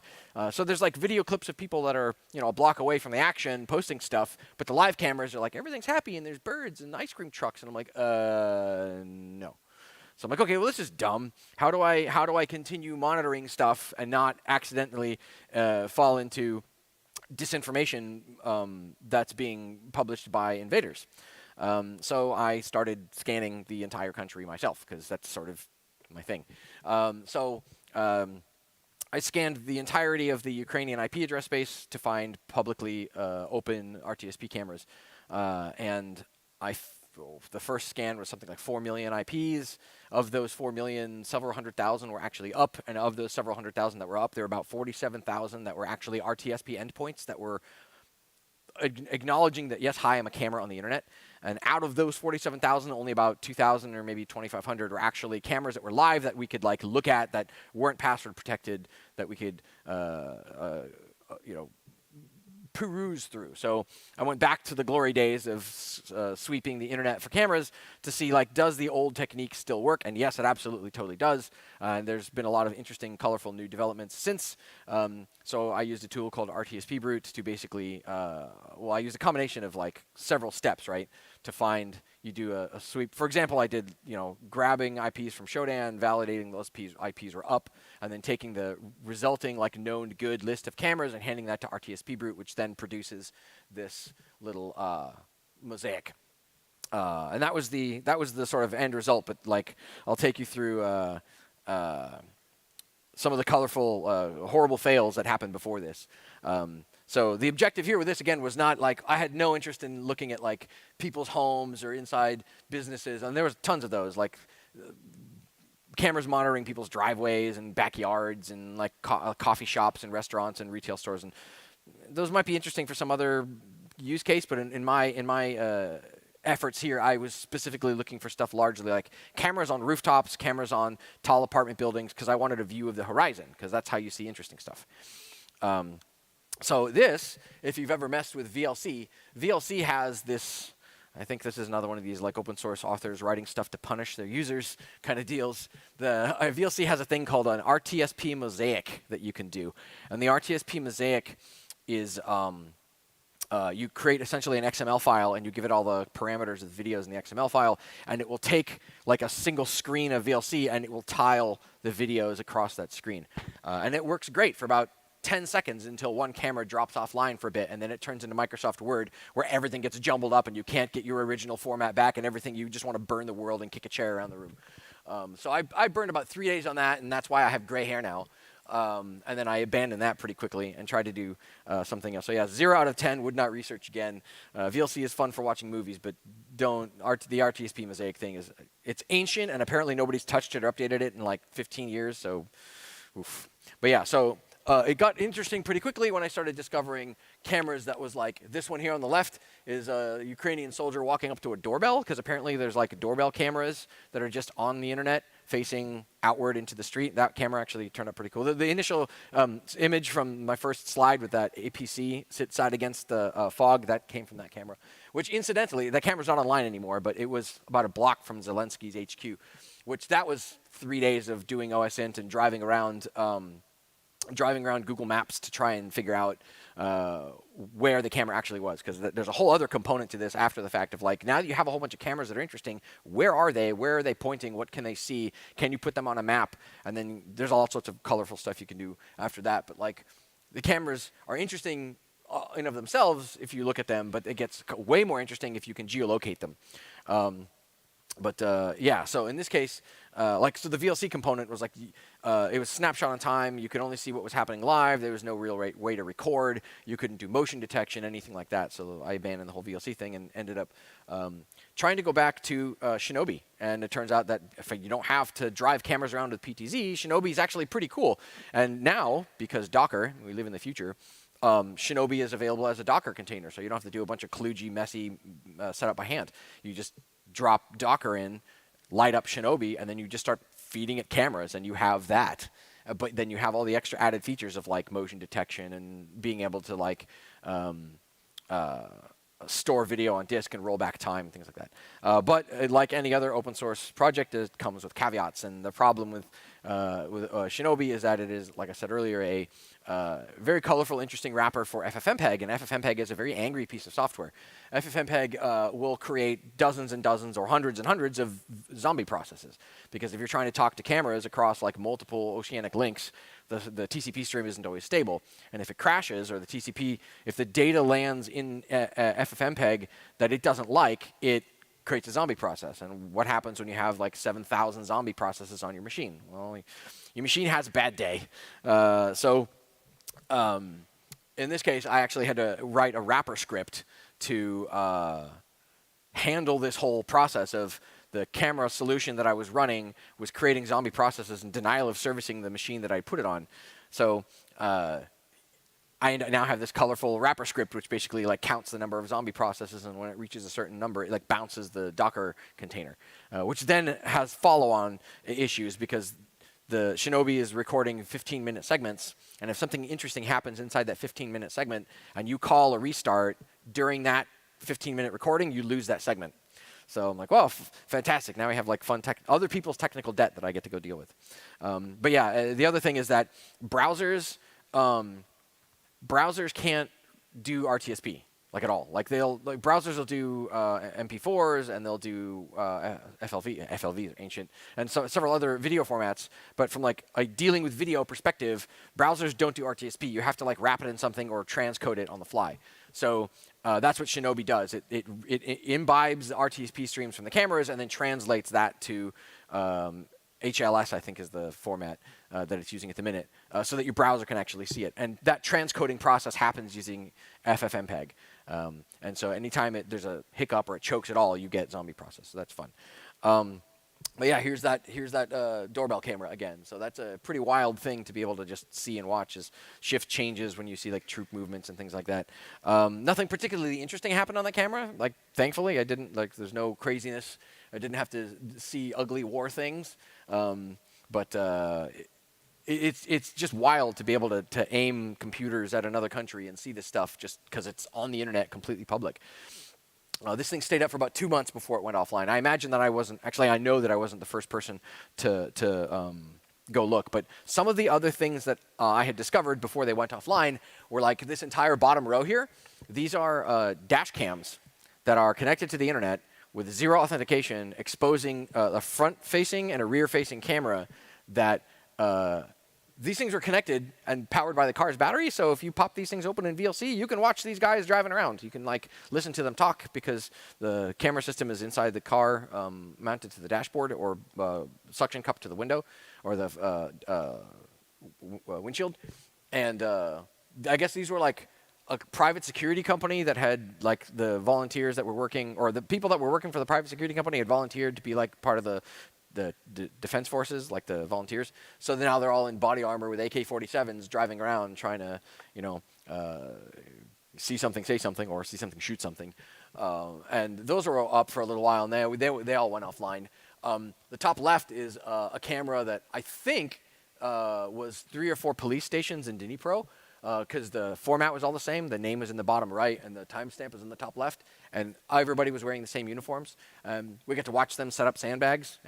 Again, nothing particularly interesting happened, but it was just fun to be able to see this live. Like, it's not every day you pop open a webcam on the internet and there's like dudes with assault rifles hanging out on camera.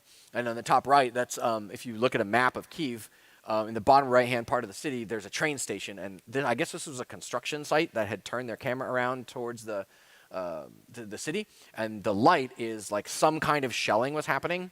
And the video processing that I'd been doing at the time captured this on video. So I couldn't tell what was happening because the video was fairly low resolution, but stuff was exploding and it was causing light to be thrown into the sky. So it was like you could watch this live on this camera and then look at Twitter, and in 15 minutes you would start seeing people screaming about how there's shelling happening and take cover and air raid sirens and that sort of stuff. So it was bizarre to be like ahead of the curve in that sort of scenario.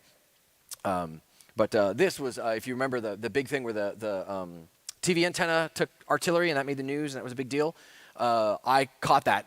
This is the video from my system that live caught the shelling happening. This was a camera on an apartment building a couple of miles away. And this was like really zoomed in because you can probably see the pixels are this big.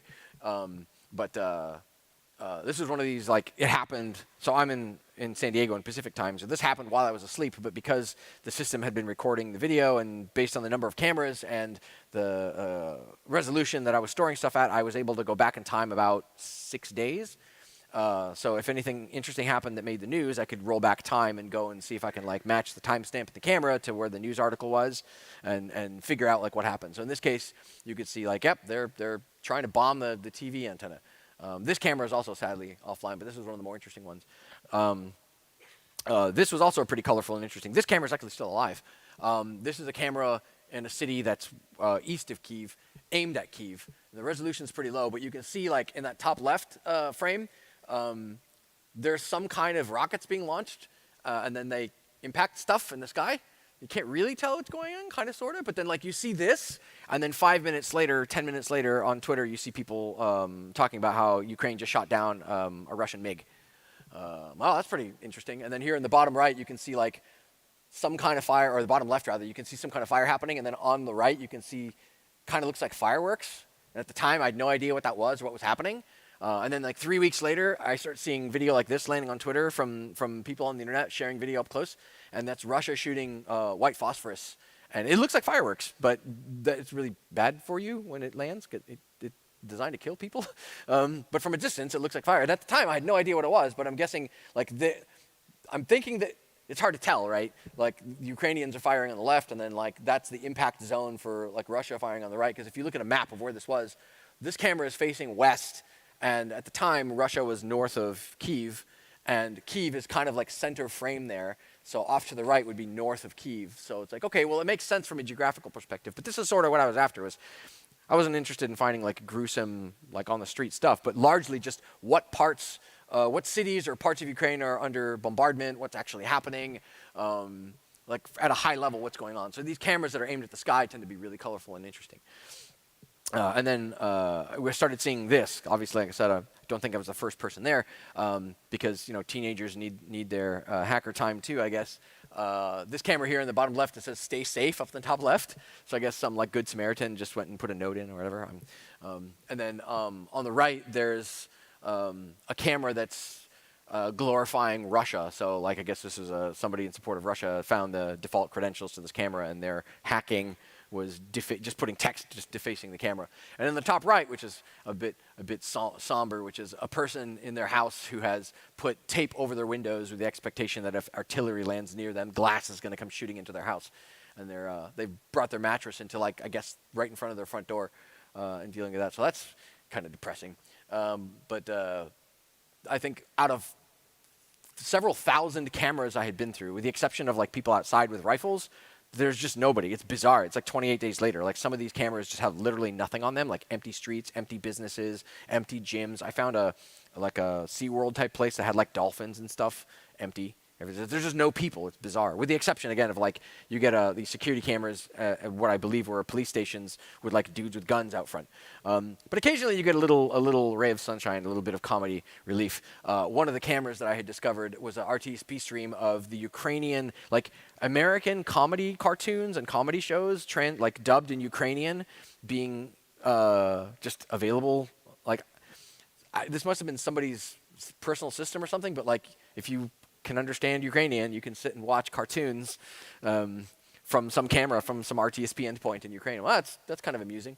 So yeah, they had Bob's Burgers and Rick and Morty and a bunch of stand-up comedian stuff. It's like their like comedy channel. But then you have like the same thing. You got cameras for every like one pro-Russian camera. There were like 15 or 20 pro-Ukrainian ones. So this is Davai Ukraina, which is like Let's Go Ukraine. But yeah, there's been a handful of these, so it's largely that's all I've seen from like the defacement thing. So there's this whole business with cameras is very binary. Either they work or they don't, and there's not a whole lot of in between. So like, if a place is getting shelled, generally one of the first things to go is like the power and the internet. So if you have a bunch of really cool cameras in one part of, when I say really cool, I just mean they're aimed at interesting things that are informative. But you have a bunch of interesting cameras in a place, and that place starts taking artillery fire. Well, the power goes away, and if the power goes away, then the camera goes away, or if the power goes away, the internet infrastructure goes away. So you just lose whole swaths of cameras. So for the first, 4 weeks, I had 40, 50 cameras in the system, and I'll get into the technical considerations of how to grapple with all of that stuff, because you need a pretty buff machine to deal with all that transcoding and all the storage too. But now I have like 4, maybe. And that last camera, the one with the interesting stuff on it, is one of those remaining 4. But yeah, like when a place starts taking fire, well, all the cameras in that frame, if there were any cameras in that frame, are probably toast. So it's an interesting sort of indicator where if you have a bunch of cameras in one part of a city or a country and all of them go offline at once, well, that might be an indicator that they're taking fire. And so like in this case, about, what was it? Towards the end of March, all these cameras started to fall off, and it was sort of a combination of like physical bombardment and then like the operators of the cameras discovering that the camera was public and then taking them offline, or adding a password where there formerly was no password, or moving the camera to make it no longer interesting. So then life got in the way for me, and I had to put this project down for several weeks, and when I came back to it, like I used to have 40 cameras, and now like 5 or 6 were working. But by then, so many people were posting videos to Twitter and to other social media platforms where like these are going to be the more interesting ones because these are folks that are there and they'll have video and it's a lot higher resolution. So the stuff that I was after is largely sort of an indicator of stuff is happening in that region, and it's a lot less, it's more zoomed out, I guess, if you could say. And then beyond that, some really ingenious folks, and this is glorious. This is we live in the future. This is fantastic. So this is a web SDR. Like somebody has some high-powered SDR attached to, this is the University of Netherlands. They have an SDR attached to a website that's like super 90s GeoCities mode, where you can tune the SDR and listen to stuff, and it's like GQRS or SDR sharp with less features, but on a website. So you can be anywhere in the world, and you can browse to this website, and you can look at the SDR, and if you find, in the waterfall, oh, hey, there's stuff there, and you click there, you'll hear audio. And what you can see in some of these notes is like Russian the pip, Russian RDL, Russian Navy, Russian squeaky wheel. The Russian invaders were using Baofeng cheap $50 hobby radios to invade a country. They weren't using military equipment. And so because they're using completely analog, completely unencrypted, open communications, the internet does what the internet does best, which is mess with them. So some of these are recordings of people using this system to discover Russians operating on a frequency, and then moments later, the recording turns into a Rickroll. So somebody figured out how to transmit on that same frequency and jam Russian communications in an active war with Rickrolling, which is like we live in the future. This is absurd. And then there were people like pushing Ukrainian propaganda onto Russian communication channels. And then if you're handy and you can understand Russian, or if you're even more handy than me, you can like open 10 of these things in different tabs and then pipe that into like text to speech, or speech to text rather. So then you can have a blotter and then you can search those for keywords. Like you could go nuts with this. If you piped something like this into OpenCV, you could go wild. Like it's insane that you can, like today at home from your living room in another country with just a laptop and next to no resources, you can like have eyes and ears into a foreign country, and then to that end, if you can find a way to transmit, you can mess with a foreign invading an army because they're using terrible radios. So this is just mind blowing. Like you have to sit down and just be like, wow, we really do live in the future. This was fairly recent. This was May 5th, or May 3rd. About a month ago, the Home Assistant project created a hook for what is called Ukraine Alert. And Ukraine Alert is an app that was released that it basically gives you like a map of Ukraine and gives you an alert saying this area has air raid sirens going off, or this area is under bombardment. So now you can use that, because it's an API you can just talk to that's public. If you were handy enough, you could say, oh, well, I have all these cameras, and I know that they're in this region. And now I have this API that tells me if the region is taking fire. So if you glue those things together, or like Monkey Island them together, you can say, this area is taking bombardment, so these cameras should be the interesting ones that you can maybe float to the top. Or you can say, full screen them or something. Like it's weird to me that you can now say, like Home Assistant will talk to cameras too. I'm not necessarily saying you should use Home Assistant for this because it's not really the right tool. But if you were bored enough, you could point Home Assistant at several of these cameras and then write a rule that said if that region is under bombardment, you can like float them to the top, or like push the stream to your phone, or like notify. We live in the future, and it's really weird here. But yeah, it's like, and this is a month old, so even more interesting stuff is coming.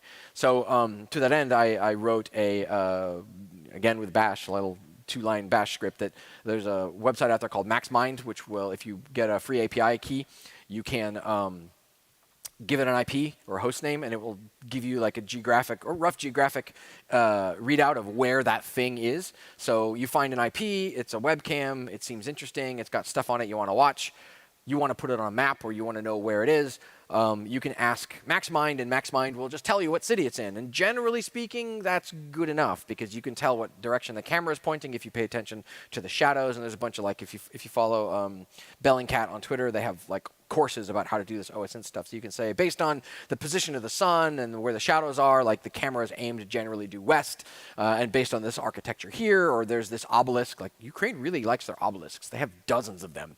So if it's aimed at an obelisk, okay, cool. We can see, okay, the camera's here and there's a road. You can take the time to go through and like find cameras.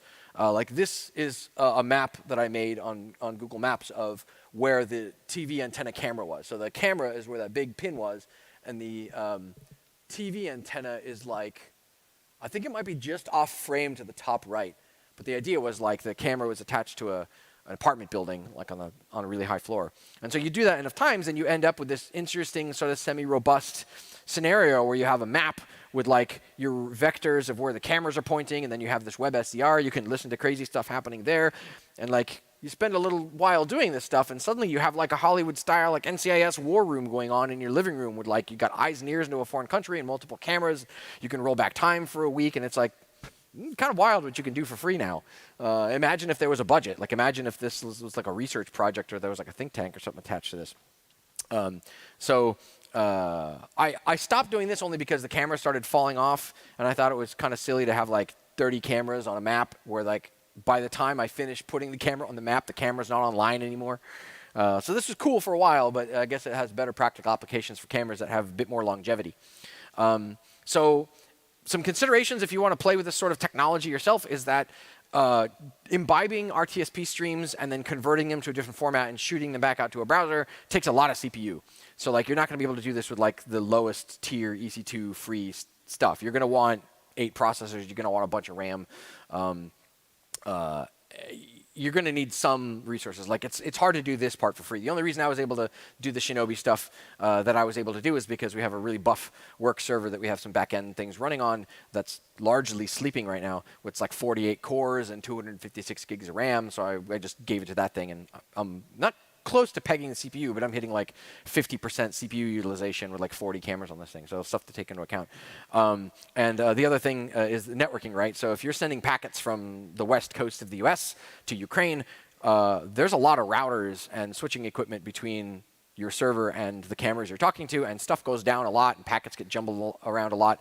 So like something to consider is like set up a proxy physically in a country nearby, and then do the Shinobi install there, and then watch the Shinobi stream across the internet, because watching that stream is it's going to be higher bandwidth, but you're going to have more stable video. Or even then, collect everything closer physically to wherever it is you're trying to watch, and take into account like global routing, or hey, maybe Turkey will decide they hate YouTube again, and BGP advertise that they're YouTube, and now half of Google disappears off the internet because BGP is fun and everyone loves BGP, and this is why we all drink.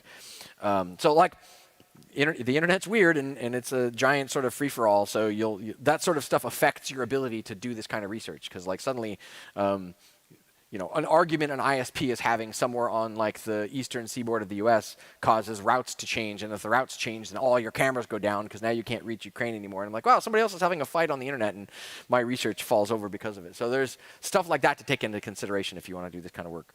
But if you don't want to watch another country get invaded, and you have a more practical application for this sort of thing, let's say you're on a red team, like maybe Jayson, and you want to know, hey, I would like to know if the cops are going to show up, because I, too, have been in a position where I was on a red team, and the cops showed up with guns and dogs. And it makes for a cool story, but I never want to do that again. That sucks. I do not want to get shot on the job. I'm a dork. I do dork things. I don't do, like, bullet things.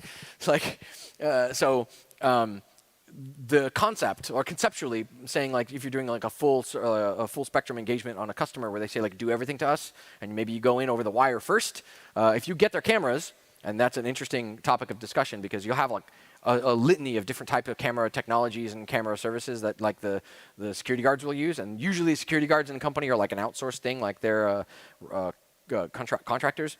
The company, or sometimes the building management people, will own the camera system. In almost every circumstance, fun fact, that camera system will export RTSP streams of each camera. So if you have your own, like a Shinobi server, for example, you can export video streams from the camera, or from the building management or the company's camera systems, without affecting their ability to do their jobs, without asking for credentials, without having them change what they're doing. So if you're on a red team and you happen to get those credentials, or maybe they were kind enough to leave them in a wiki or on a post-it note on their desk or any other place that I have found them, you can just ask the camera system, hey, give me all your cameras, and then you can pipe them into your own Shinobi install. So you can be on the red team watching all the cameras, and you can do like that whole, what was that movie, Italian Job, the Seth Green one, where he's like in the airport doing the hacky thing, and he's got all the cameras. You can do that. Like Hollywood was right. Who knew? But they were right like 15 years in the past. Like 15 years ago, we're throwing bottles at the TV saying, no, that's BS. That doesn't happen in real life. And here we are 20 years later saying, well, no, they're actually right. Now I got to eat crow. So from the blue team side, you can do the same thing, right? So let's say you're on the blue team, and you're in a leased office in a building, and you take security seriously. And if you do, thumbs up, because not everyone does. You want to give 110%. You're like, I want to do more than the bare minimum. I want to see when the red team is coming, because like one of the big gold stars you can wear as a blue teamer is catching the red team, right? So if you can catch the red team, you're in good shape. So you want to catch the red team. You add into your sim who's talking to the cameras, because who else is going to talk to me, and maybe Jayson and a couple other people are going to be the ones that are like, we're after the cameras, because we're crazy people. So you find that stuff in your PCAPs and in your logs, you're off to a good start, because the minute somebody starts going after the cameras, like no employee sitting in the sales floor, or like nobody in the design area is going to care about the cameras for the building. Like only us crazy people will. So it's a very big it's like shooting a flare in the air. Yeah, the red team's on the land and they're looking for stuff. But yeah, so from the blue team side of things, you can use the exact same mechanic, like 100% congruency there, to say, I'm going to imbibe RTSP streams and pipe them into our own system. And then you can do really cool things. You can say, like, we have a front door camera, and we can see that a person badged in, but the person is not someone that we recognize, and the badge they used is assigned to an employee that's on vacation in Tahiti right now. Interesting. So whereas otherwise, you may not have access to the badge readers, or you may not have access to the camera infrastructure. So like things get wild really fast when you start taking like stuff in meat space and correlating it with stuff in like packet space. It's pleasing to say that like, cool, I accidentally stumbled across a thing that'll let you do that. So like I encourage everyone, if you want to mess with this stuff, go play with Shinobi, add some cameras to it. If you can find the cameras in your own businesses, do this and see what happens. Because the world's your oyster at that point. These are things that like, I discovered a really amusing quote, a really poignant one recently. Let's see if I can recite it from memory correctly. It's the best swordsman in the world doesn't have to fear the second best swordsman in the world. The best swordsman in the world has to fear the fool, because you have no idea what the fool is going to do. So from a technical standpoint, most of us, I'm a self-proclaimed dork, we tend to try to solve for the second best swordsman in the world. We try to solve for O-days. We try and solve for ML AI-based solutions that are powered by 400 blockchains, 8 hamsters, and 4 quantum computers that are supposed to like magically wave a wand and solve for every possible variant of memory corruption and stuff like that. And like you're up here working and they're like, I've spent $25 million on this research to stop nation state threats, doing all this blah, blah, blah, blah, blah. And I'm over here on your camera that's got admin as the creds, watching your teams do the thing. And I'm like, oh, so they're going to this. Oh, I just overheard where they were going for lunch. Maybe I'll meet them there. Like, the things that we're solving for from a technical perspective tend to be really, really complex and really cool sounding and really great. But like where the problems are tend to be in like asset inventory and like what's on your perimeter and when was the last time you patched Apache struts, for example. So play with it. It's a lot of fun. It gets wild pretty fast. And with that, I think I'm a minute over, but if I have time for, do I have time for questions? Or? Yeah, I think we have time for one or two. Cool. Any questions, guys? No? Come on, don't be shy. Must be someone. Yeah, I'm American, so I'm spoiled by having audiences that interact and throw things and shout. So, like, please don't be shy. No? Anyone? Oh, well, cool. If not, you can always find Dan. Oh, we got Jayson. Fire one ready. Oh, Orbital. Orbital is a platform that we're building. So we started my company, Phobos Group, as a services company, but we're pivoting to doing a platform. So Orbital is a thing that we built that does like hardcore enumeration of perimeters. So like you aim this at a company and it'll find perimeter infrastructure that maybe folks don't know about, or perimeter infrastructure that other tools say doesn't have any known bugs or known CVEs, but maybe it's like the text says, click here to complete your WordPress installation, which you'll look at that and say, well, that's instant shells, but because there's no CVE associated with it, like all the other tools will say that it's not a problem. So we built a thing because we thought, like, fundamentally, for example, like the way that we do vulnerability management hasn't changed in 20 years. Like 20 years ago, when I was using Retina's EI, the technique for doing vulnerability assessment was like connect to a port, grab a banner, and then string match what's in that banner to like stuff to see if there's a known exploit. We're still doing that, and it's been more than 20 years. So we were like, well, that's super old. We're going to try another way. So that's our attempt to try and move the needle. But yeah, thanks for asking. All right. Thank you so much, Dan. Cheers. Thanks for having me. All right. Thanks. That's awesome. Okay. So we're going to give you guys like 10 minutes to grab some coffee before the next speaker. I also wanted to mention, if you go on Twitter, please do, and use our hashtag SecurityFest. Also, tomorrow, this is not in the schedule yet, I don't think, but we're going to have a panel to wrap up the conference, and we're going to do a wrong questions only panel for the speakers. Wrong answers only. Good questions, wrong answers. So you'll be seeing Dan there, definitely. So we want you guys to ask some questions. So please go on Twitter, go to use the hashtag SecurityFestPanel and ask us questions, and we'll incorporate those tomorrow. Okay, thank you.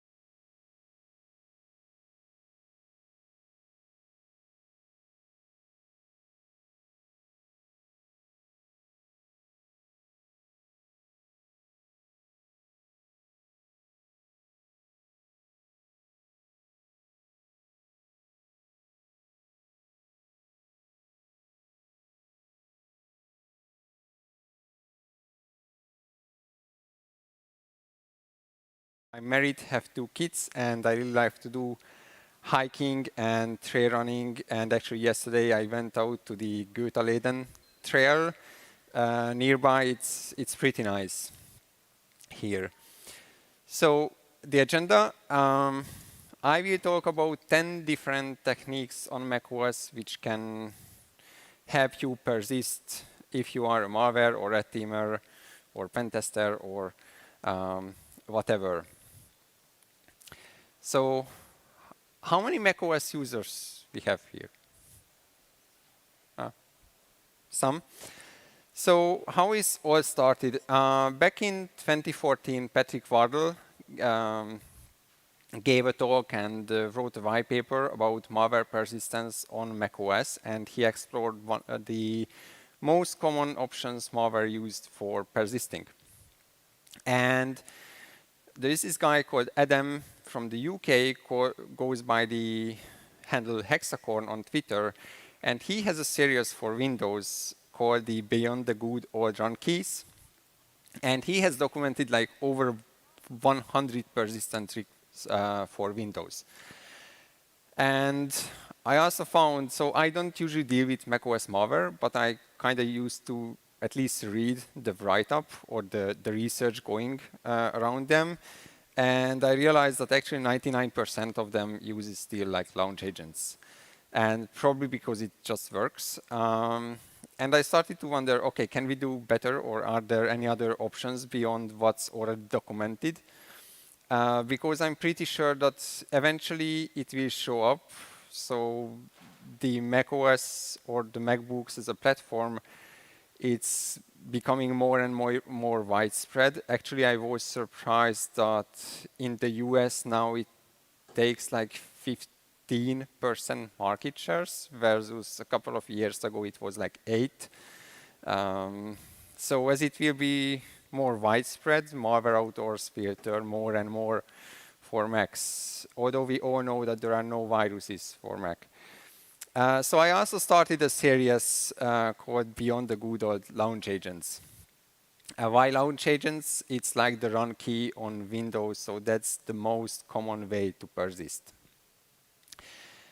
So I started this blog post. Now I have like 29 parts to it, and I selected my 10 favorite out of them, but there are many more than just these I will present. So my first favorite is the shell startup files. So this is a common, this can be a common persistence for not just macOS, but basically any Linux-based system, Linux, Unix, anything that has ZSH, Bash, and all these shell environments. On macOS, ZSH is the default, although it still has the older ones as well. So all these shell environments have various config files, like probably ZSH RCE is the most common one. It sits in the user's directory, and you could define their aliases, some startup scripts, whatever you need for your shell environment.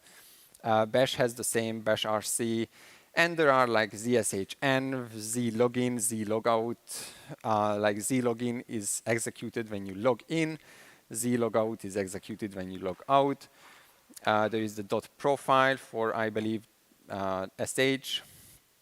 And usually all of them has a user mode settings in your user home folder, and then there is a system-wide one, which on macOS sits under the /etc directory. So basically, if you put any bash script in these files, it will be run whenever a shell environment is started. Now, macOS doesn't start a shell environment by default, but whenever you open terminal, it will start a shell environment, and all of these will be executed. Now, beyond that, why this can be interesting, macOS has this concept of privacy protection, which is called the TCC framework. And so these are all the prompts when you get that, hey, this application wants to access your camera, this application wants to access your microphone, this application wants to access your desktop folder, this application wants to access your documents folder, this application wants to do, I don't know, capture keystroke, do screen recording. And actually, even if the application runs as the normal user, he cannot access these resources because Apple considers them as private. So you need to actually give each application permission for each write. And now there is this write called full disk access, which is required for many things on macOS, and it's more and more required. So I think power users or like developers or IT people will typically give terminal full disk access. Now, the problem with this is if you persist through shell startup files, terminal will start the shell, and that shell will inherit terminal's privacy rights. So if terminal had like full disk access, your shell script will inherit that, and you will also get full disk access. So, but just to show what I talk about, if you haven't seen this, so let's say like the messages, the iMessages is a protected location. So if I try to list that, I got operation not permitted. Now, the only way I can actually get access to this location is give full disk access to terminal. No, I don't need to restart it. And now I can list it. Now, if I revoke the access, no, don't restart, it's again operation not permitted. So this is a privacy protection feature. So if I highly recommend, if you're a Mac user, don't give anything full disk access unless it's really needed. Like there are some applications like anything that implements or uses the endpoint security framework, for example, they have to have full disk access in order to function. Anyhow, so how we can detect these as blue teamers? So just monitor for change any of these files. I think if it's, there might be some false positive, especially with power users. But generally, average users probably don't modify these files. Also monitor for the execution of chsh, which is a command to change the shell environment. So you can change the default shell from ZSH to Bash, for example, on macOS with this command. Also monitor for chpass execution, because that can also change many attributes concerning the shell. And I believe these might apply to us on other Nix-based system. So the next one is the pluggable authentication modules, the PAM. This is also something that you will find not just on macOS, but on other Nix-based systems. It has its origins from Red Hat, but nowadays I believe most systems will implement it. Basically what it does, it allows you to install third-party plugins to perform various authentication-related operations. So there are 4 facilities defined in PAM. One is auth, account, session, and password. And these are related to authentication, account management, session management, and password management. And all the configurations files for PAM can be found under the /etc pamd directory. So how such a configuration file looks like? It has 3 columns.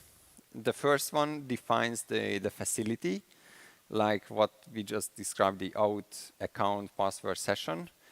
The next column defines the policy, and the last is the actual module that will implement that functionality. Now, the second column is interesting because it will define if how the result of that module is treated. So if it's these are executed in top-down order. So, and if there is a required, if it fails, then the entire operation or the entire result will fail. So like there is a required module to pass authentication, and if that fails, then authentication will fail. Optional, it will be ignored if there is a required one, but sufficient, if it succeeds, then there will be no further checks. So if we like put a new entry at the very top and say, okay, it's sufficient and it will succeed, then nothing else will be checked. There are two interesting default PEM modules. One is the PEM permit.so. It will just return success for everything without any checks. And there is the PEM deny.so, which will just deny everything. They are built in. So what we can do, for example, is create a new entry and say, let's say for SSH, and say out, like authentication, sufficient, PEM permit, which means that whenever you try to SSH into a Mac, it will succeed and not prompt you for a password. So this is actually also a nice backdoor. You can do the same for sudo. Just say, okay, out, sufficient, PEM permit, and every time you type sudo, you will not be prompted for password. You just get roots straight away. Now, because PEM is extendable, we can also load our own plugin and do really whatever we want. This code here is just like an empty template. Probably looks like PEM permit. It will just return success for everything. But you can add your own logic and do whatever you want on your own malware, red team, implant, whatever. So the reason we can load plugins in the PEM framework on macOS is because all of the services have this entitlement, COM Apple private security clear library validation, which is required to load anything third party. By default on macOS, you cannot load a third party dylib. Dylib is the DLL on macOS into a platform application because process injection is a thing on macOS because all of the processes has entitlements, like various entitlements, which gives the processes various rights. For example, privacy rights that like FaceTime has a right to access the camera without any prompt. And so if you can inject into that process, you gain access to the entitlement. And this is why like generally process injection is a big no on macOS. So how we can detect this persistence? Now, first of all, the good thing nowadays is the privacy framework will protect the PEM configurations files.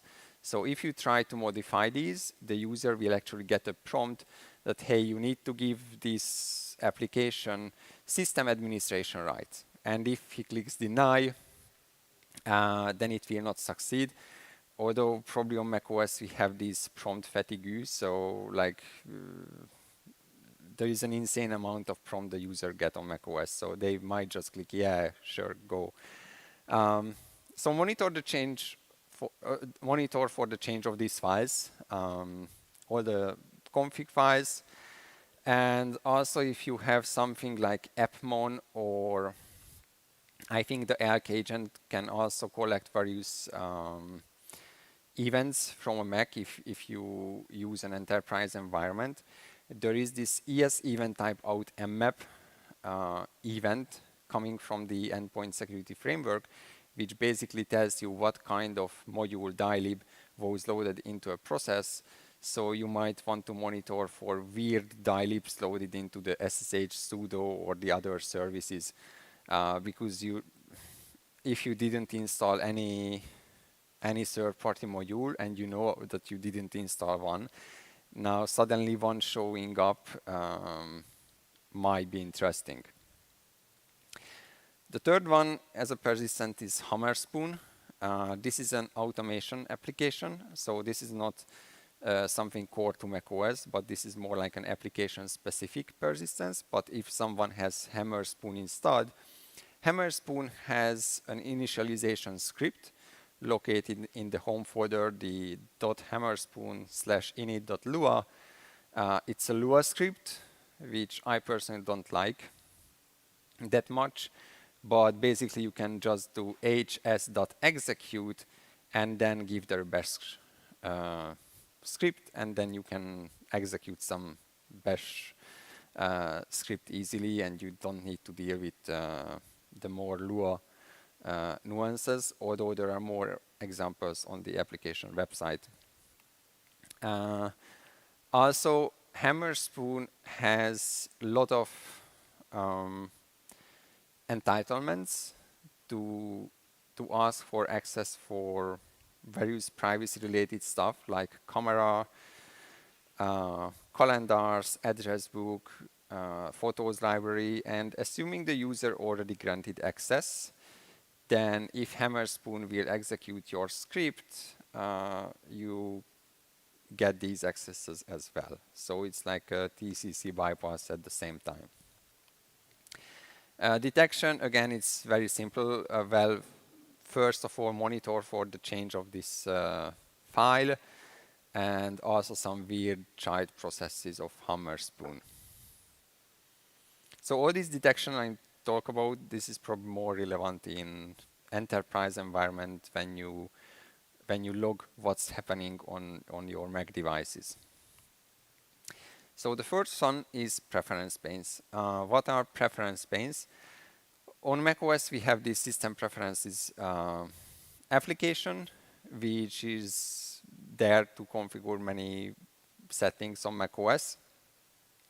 And basically, you can add new plugins to this. I added one below, persistent worm. It has an Apple logo with a worm. Basically, what you do is create a new bundle, a pref pane bundle, and place it inside the library preference panes directory. And on the next time system preference is executed, it will load your bundle, and you will show up there. Basically, you can just create a bundle and add this single function, and whenever it's loaded, your code will be executed, and that's all. So it's quite simple. But where is your code loaded? Because it won't be system preferences that loads your actual plugin, but it will be a process called legacy loader, and that will load your bundle. This one also have the disable library validation entitlement, so it can load it, and nothing else, so you don't get access to other fancy entitlements. If you were, then that would be a vulnerability on macOS. Again, detection, monitor for any new files in the preference panes directory, and any modules loaded by the legacy loader process. Because if you don't use in your environment any applications that have a custom preference pane, then this process shouldn't load anything really. Next one, screensaver. This was first very well researched by Leo Pitt Doomfist on Twitter, and he has a very detailed blog post about it. Basically, the screensavers are also bundles on macOS. So let me step back. Bundle on macOS is basically an application, or it's basically a directory structure with some defined content. So a bundle contains the main executable or the resource file the application need, configuration settings, and maybe other frameworks, other dylibs. So basically all of the applications are bundled into a single directory structure which contains everything the application needs. But there are other bundles with very similar structure, not just applications. And for example, screensaver is a .saver bundle, so the directory has the .saver extension. These are also saved in the library screensaver directory. And it's very easy to create one because Xcode, the developer environment for macOS, has a template project. So you can just start it, put your code in every function listed there, and there you go. It's pretty straightforward. Now, the screensaver will be loaded by another process called the legacy screensaver process. And unfortunately, the bad thing with this is that it's sandboxed, which means that you are restricted what you can do. And actually, this process is so sandboxed that it doesn't really have too many rights. So it's quite locked down. So if you want to use this as a persistence, you need to have some sort of sandbox escape to know how to get rid of the sandbox. Detection, again, new files where the screensaver should be placed, files loaded by the legacy screensaver process, or if you just find out that a new saver bundle is showing up on the system, that could be also a nice indication. So maybe the user downloaded a new screensaver from some questionable website, and it will show up in the downloads folder, and maybe before the user puts it in the right location or installs it, maybe you can take action and block it right away.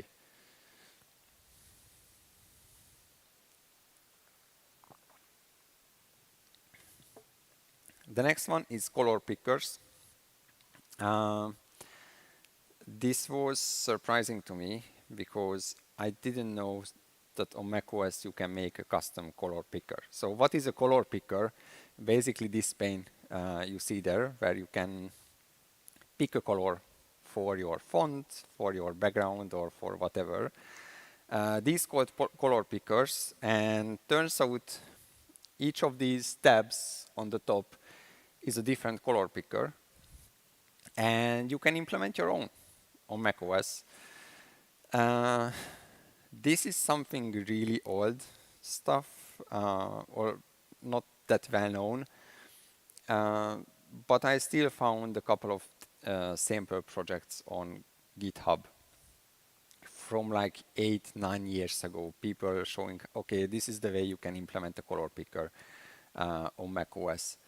I wonder really how many ancient plugins macOS still supports like this. It would be interesting to explore all of these. There are some obvious locations called the plugins, but this one is not obvious. Like the library color pickers directory doesn't even exist by default. So if you want to install your color picker, you have to create this directory. So it's not obvious to find all of this. But yeah, it will be loaded by the legacy external color picker service process, and unfortunately it's also sandboxed. But I still found it interesting because I think it's not a well-known, not just persistence, but a feature at all on macOS.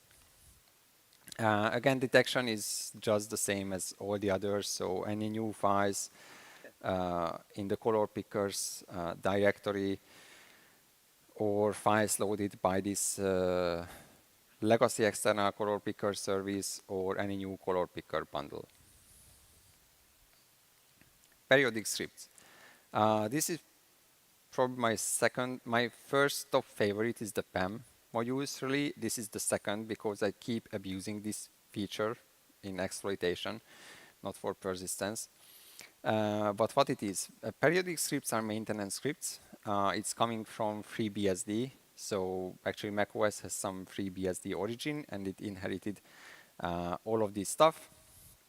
And there are 3 types of scripts. They are run either daily, weekly, or monthly. And all of them have their own launch daemon file, which we can see the com apple periodic, daily, monthly, weekly, plist. Since they are launch daemon, it means that they will be run as root. And now what happens here is all these launch daemons will call the periodic wrapper process, which will launch the USR has been periodic bash script. The script themselves are located under the etc/periodic directory, and there is one for daily, weekly, monthly script. There are a bunch of them, and basically what the periodic bash script does is enumerates all the scripts, goes through and executes all of them. These are bash scripts. And there is also a config file for periodic, the periodic.conf, and it has defined the secondary place, the USR local etc periodic, where you can place your own periodic scripts if you want. Now, actually, you can place your own scripts in the main directory as well. It's not protected or anything, but you can use the other local directory. Now, the interesting thing with this location was that if you have Homebrew installed on macOS, Homebrew is a package manager for macOS. Homebrew sets the USR local directory to be owned by the local admin user or the first admin user on the Mac. Now, typically a Mac has a single admin user and that's it. Because by default it's owned by root, but it changes it to the admin user. Now, on macOS, going from admin to root is considered a security boundary, versus on Windows it's not. Because on macOS you actually need to authenticate to go from admin to root with typing your password or your fingerprint or something, but you have to do an authentication. So it's a boundary. But because the USR local directory was set to be owned by the user, you could create this etc periodic directory, place a script there as a user, and that script would be executed as root. So it's like a trivial privilege escalation. And Apple fixed this in Big Sur 11.5, and what they did, here's the diff of the periodic scripts. They check the owner of the maintenance script, and they will execute the script with the owner of the script. So if you created the script as an admin user, it will execute the script as the admin user and not as root.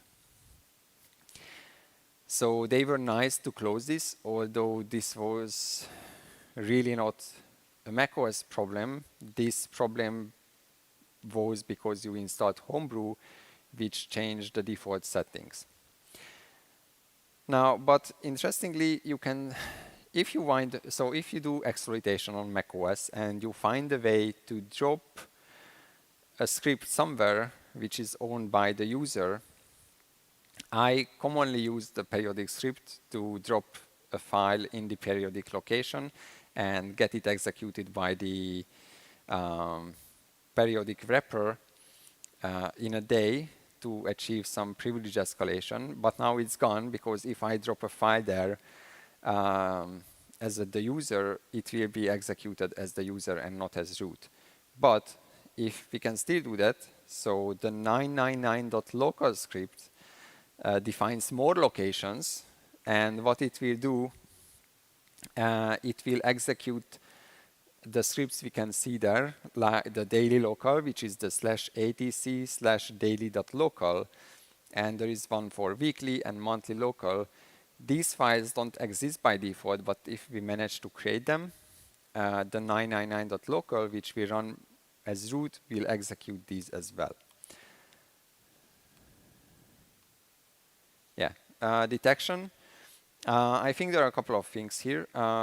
First of all, monitor for the change of the periodic config file. That shouldn't change really, because someone can define a new location for the scripts. Basically monitor for the change of any of the scripts or any of the folder containing the scripts, and probably also monitor for some weird processes started by periodic. So normally applications don't install periodic scripts, so you can make a baseline what it's executed in normally, and then anything that doesn't fall into that bucket is an outlier and probably a malware or red teamer or something else. Next one is terminal preferences. So this is terminal for those who don't have a Mac. And terminal can define a startup command under the profile. And basically, this is what we see here at the bottom. You can define a command, which is a bash or a shell command, and that will be executed when terminal is launched or first started. This configuration is stored in terminal's preferences file, which is in the library preferences directory. It's a plist. Plist is a property list on macOS. Basically, it's a configuration file. It can be either displayed or stored as a binary format or in XML format. I believe nowadays they try to default to binary format, but you can still print it as an XML or overwrite it as an XML and it will work. And basically your command will be stored under the Windows settings basic and command string. So you can just inject this into the plist without touching terminal at all, and next time terminal is launched, you get your code executed. Detection, just check for the modification of this file. Now, if someone changes the preferences in terminal, like they enlarge the font or change the colors or whatever, this file will be changed. And so you might get plenty of false positive. Now, the other thing is that preferences is not changed by the terminal process itself, but there is a daemon on macOS called the cfprevsd, which runs as the user, and there is another instance that runs as root. And whenever you want to change a preference, you call the preference API, and that API will call out to the preference daemon, and the preference daemon will be the one that saves or loads the settings. So basically, this preference file is always modified by the preference daemon, normally. But if maybe another process directly touches this file, that's not good, for sure.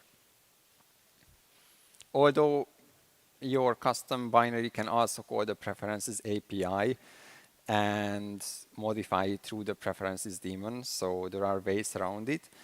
But yeah.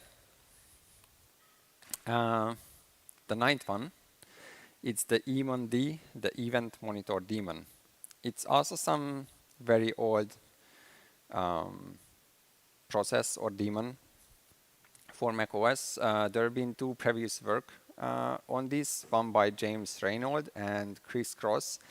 Both of them wrote a very detailed blog post how this daemon works, what it can do, etc. It's quite complex to set it up, and I don't think that anyone really uses this nowadays, but it's still there. So first of all, this service is not started by default on the system. To start it, you have to place a file in the private vardb emond clients folder, any file. Just drop a file, do a touch, and once something is there, the process will start up. So this is the first step. Then there are rules for this daemon in the etc emonddd/rules directory, and it also has a config file which contains the additional rules path, so it defines a location where you can also set up rules. So here is a simple rule. Basically, the rules define what this daemon should do and on what event should react or do anything, basically. So here's a simple rule. It monitors, or it's for the event type startup. So whenever the daemon starts up, this rule will be triggered. Then we define the action, and under the action we define command, which would be bash in this case. Then we define the user we want this command to be run under. We set it to root. And then we set the arguments for the command. And basically here we just run a simple bash script. And then there is also the type, which is run command. So this is the way, this is a rule file, or the way you can execute a bash script with the daemon d process. So detection, first of all, any new, if daemon d is usually not used in your environment, any new file in the daemon clients directory is a huge alert because there shouldn't be really anything. Then any new or modified files in the rules directory, change of the daemon plist configuration file, and any child processes of daemon d. I think any of these can be a huge red flag normally. And yeah. So the last one is called folder actions. It was first detailed by Cody Thomas in his blog post. And folder actions are scripts that run when files are modified or added or deleted from a certain folder. We can define folder actions in Finder. And all these scripts are located in the library scripts folder action scripts location. Now, it's not that simple that we just place our script there and it will be executed. There is a configuration goes with that in the folder action dispatcher plist, where we need to define the folders we want to monitor and the actions we want to take, like which script to execute.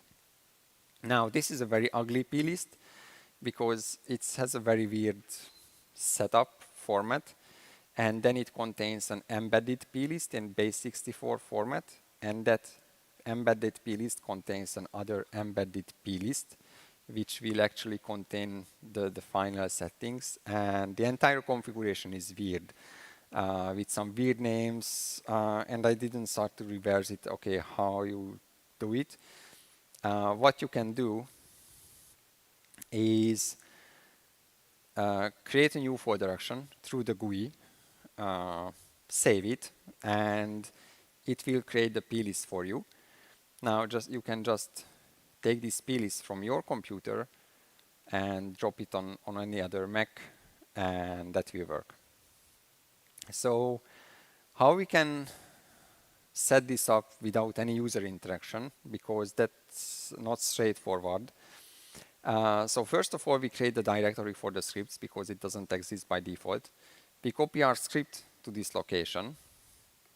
And then let's say we defined the test directory, which we want to monitor or take action on, and save the settings for that. So we create the test directory, and then we copy our prepared configuration file into the preferences directory. We are still not done because it will not go into effect right away. What we need to do is open the folder action setup application, and then we can kill it as well. But basically, whenever the folder action setup is executed, it will make the whole thing live from that point on. And then if we reboot the computer, it will stay active. But for the very first time, we need to do this. Now, what's interesting is the script that we drop there will be executed by the folder action dispatcher process. And if we want to access any privacy-related location, obviously it doesn't have the right, but it will prompt the user for that. And what the user will see in this case, that the folder action dispatcher process would like to access something.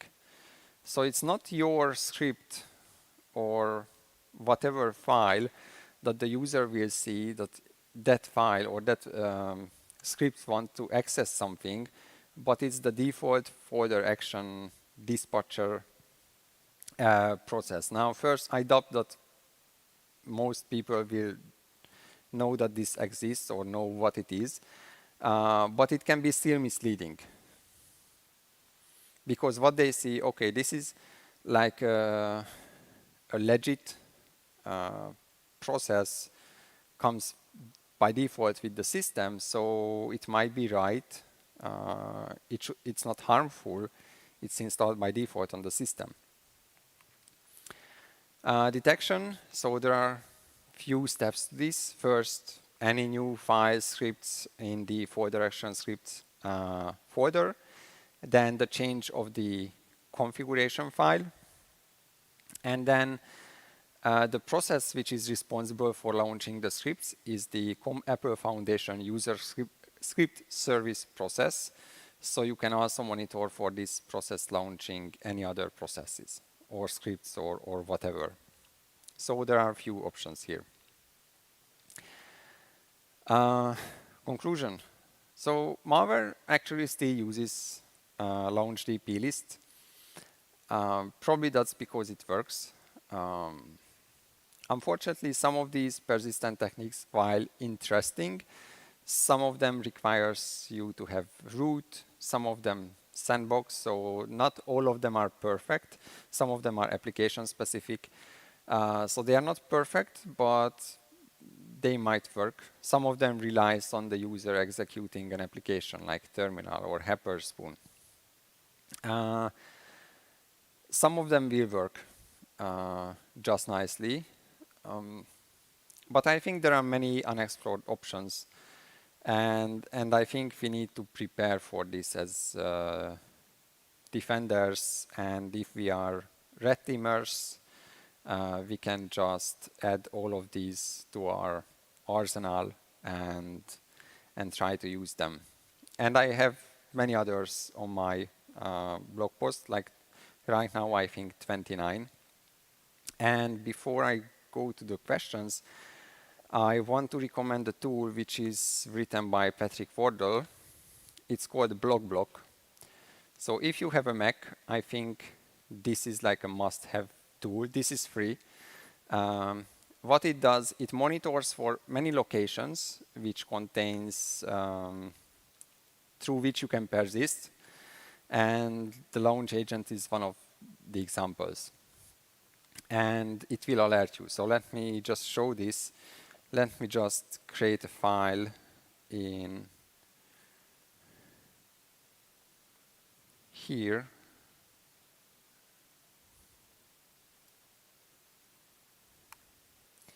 And I got an alert that, hey, the touch application is installed a new launch agent. Do you want to allow it or not? And I think this is pretty cool. And launch agent is not the only directory this tool will monitor. So I think if you have a Mac, have this tool, especially that most malwares, they use launch agents. Basically, this tool can block almost all of malware nowadays on Mac. So yeah, it's free, cool, easy. So yeah, use it.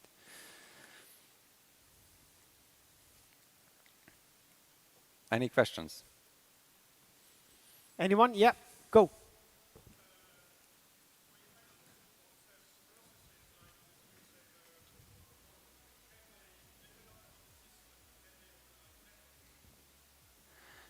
It depends.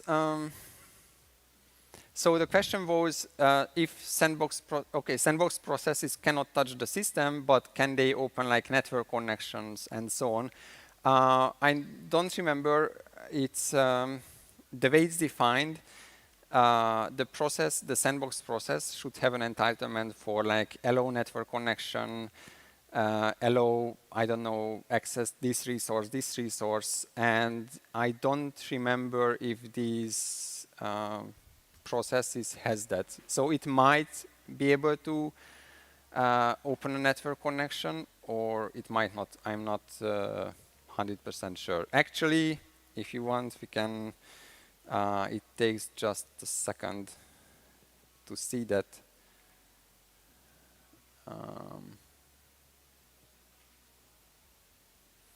I have the process here, so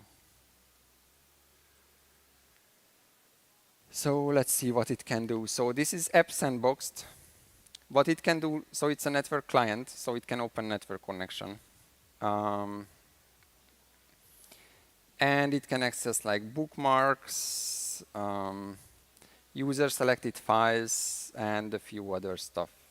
It's limited, but yeah, it can do a few items. Any other questions? Come on, don't be shy.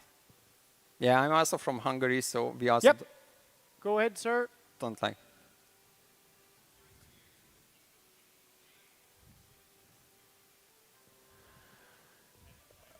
No, so I don't do. So we should repeat the question maybe. So what's my experience with people clicking OK or just move on with all these prompts? I don't do red teaming for macOS in any environment, so I just do all of my research in my own PC. But my guess is that probably on macOS people click allow, like all these. So all this stuff we see here, so these are settings for all sorts of privacy stuff. Like it's a list of, I don't know, like 20 items.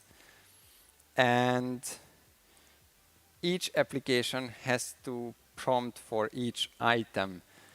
Now, probably over time it's less prompts, but when you initially start to use a device, you get a whole lot of prompts. And I think users will be just tired of this and yeah, hello, hello, hello, hello, hello. And yeah, they want to go on. So my guess, and this is my personal opinion, is that people might actually click, yeah, okay, hello. Any other questions? No? Are you guys sure? Okay.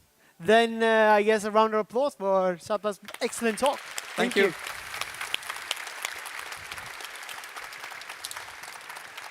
And now we have a really amusing part of this conference. It's called Human Tetris. It's going to be epic. There's a lot of people here. And let's see how badly we can mess this up. We're going to eat now, hopefully, if no one dies in the process of getting to the food. And this will, we have sort of set up a fair rules here, a bit of a rule how to charge the buffet of food. So I would like to ask everyone here to be an adult right now and don't use the Viking word charge and just go.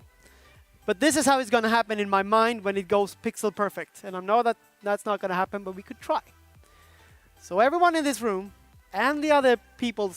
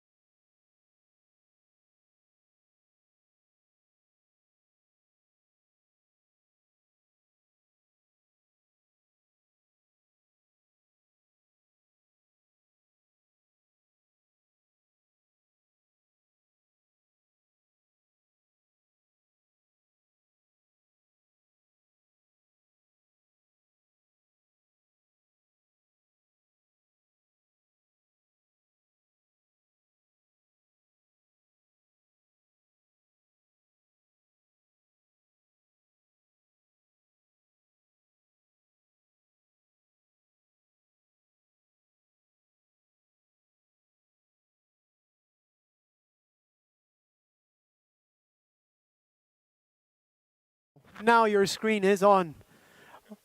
Nice. Okay, find your seats, please.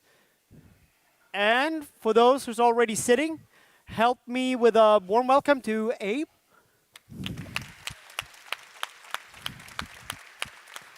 Yeah, take it away, sir. Okay. Thank you very much for coming. I hope you're not too sleepy after lunch, but hopefully I'll try to make it entertaining enough. So this slightly, if you feel like this workshop is a little bit, because this is like a talk/workshop, so it's very practical, as you will see. If you feel like this is a little bit rushed, there's also like a 1 hour and a half recording that a little bit more calm down explanation of this. And yeah, all the slides, all the vulnerable apps that I'm going to demonstrate, and everything else, this is all available for free there. It's just servicesecure.com/free. So you can get it there if anybody's interested in. You can try this exercise on your own and all that stuff. So okay, so today we're going to see how to hack JavaScript desktop applications with XSS and remote code execution. So I'll give you like a quick introduction. So if you have no idea about this, like how you can get started and so on. And then we will see some interesting scenarios about attacking Electron, right? So what XSS means in the context of a desktop application, how to turn XSS into remote code execution, attacking preload scripts, and then a very interesting scenario about getting code execution through exploiting some inter-process communication, right? So I'm Abraham Aranguren. I'm the CEO of STÖK Security. We do pen tests, we do training. We've delivered training at Black Hat, Hacking the Box, and many other places. I do stuff with Cure 53.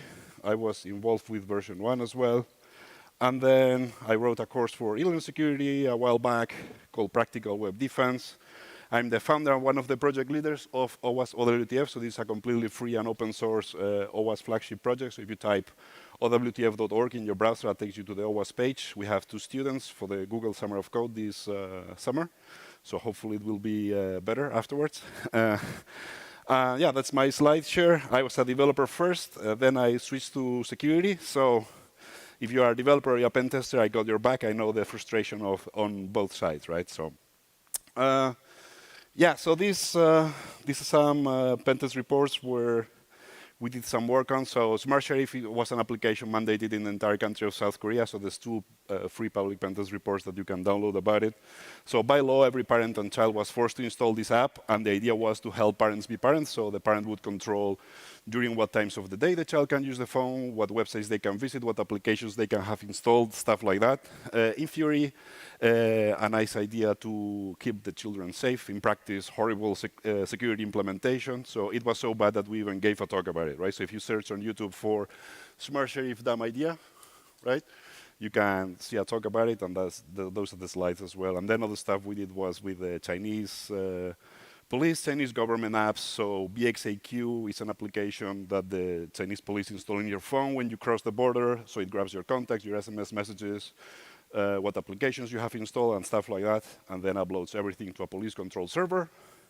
iJob is more for the police officer to try to enter like some information manually, like blood type, height, power consumption, and other stuff like that. And then study degradation is an interesting concept where the application is not mandated in the entire country, as Smart Sheriff was in Korea, but it is encouraged in China. So the more you know about the great leader of China, the more points you get, and then with these points you can do some cool stuff, right? So I gave a talk about this at SECTI, so maybe some of you Swedish people were there or watched it. So that was Chinese police and CloudPet, so you can see a recording there. And there's a bunch of other public pen test reports, right? So this is all a quick way, to learn about security for free, just reading the public pen test reports of various companies, right? Now, the Electron course we have, and by extension this workshop and talk, was made more cool thanks to these 3 people, so shouts out to them. So Masato, if you have to follow him on Twitter, if you search on YouTube for Masato versus Microsoft Teams, he got at Kansas West, I think, $150,000 for a remote code execution. File descriptor, I'm not sure if he still is, but he has been for many years the #1 bug bounty hunter for Twitter. And then InsertScript has done a lot of cool PDF research and stuff, so they all helped make this presentation cooler. This would be if you want to take the course, but so I'll just skip through this. Yeah, and this. Now, this. Sometimes we use these slides like to introduce the course and stuff. So I'll just talk about what we are going to be talking about today, right? So today we are going to see a bit of the web preferences, right? So how to set the security settings in Electron application, the package.json. We will see a bit of Electron XSS exploitation, how to exploit when node integration is enabled, and then some mitigation essentials. I'll also show electronegativity. From here, we will be attacking preload scripts. Then Electron applications, since they work on the desktop, they can also have like local leaks and stuff. So there's another stuff for that. There's stuff about man in the middle. Then repackaging is interesting, right? So another thing you can do with Electron applications is you can extract the application, then modify it as you wish, and then run it again, right? So this is a very interesting concept, and also much easier to do on Electron applications than on mobile applications where you have to normally install the application again.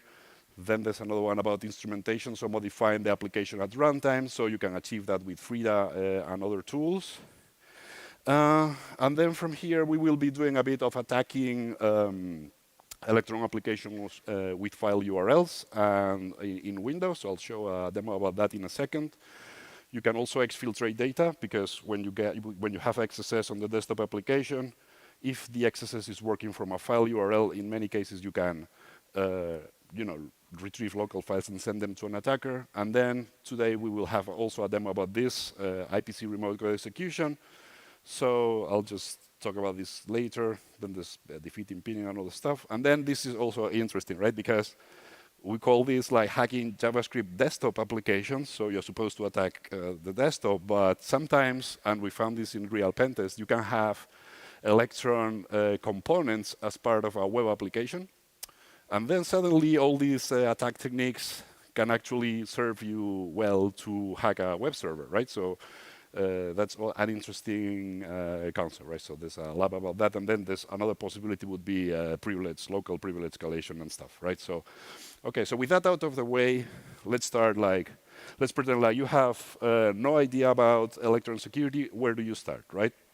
So first of all, why are people doing this, right? So a lot of security people are probably wondering, like, why risk it, right? Run JavaScript on the desktop if there's so many problems with XSS and so on, right? So the main reason is that normally you are going to have 3 developer teams, right? So this was the classic desktop application development. So you will have to pay Windows developers, Linux developers, Mac developers. This is expensive. It is 3 different development teams with different skills. They have to be coordinated. It's expensive, right?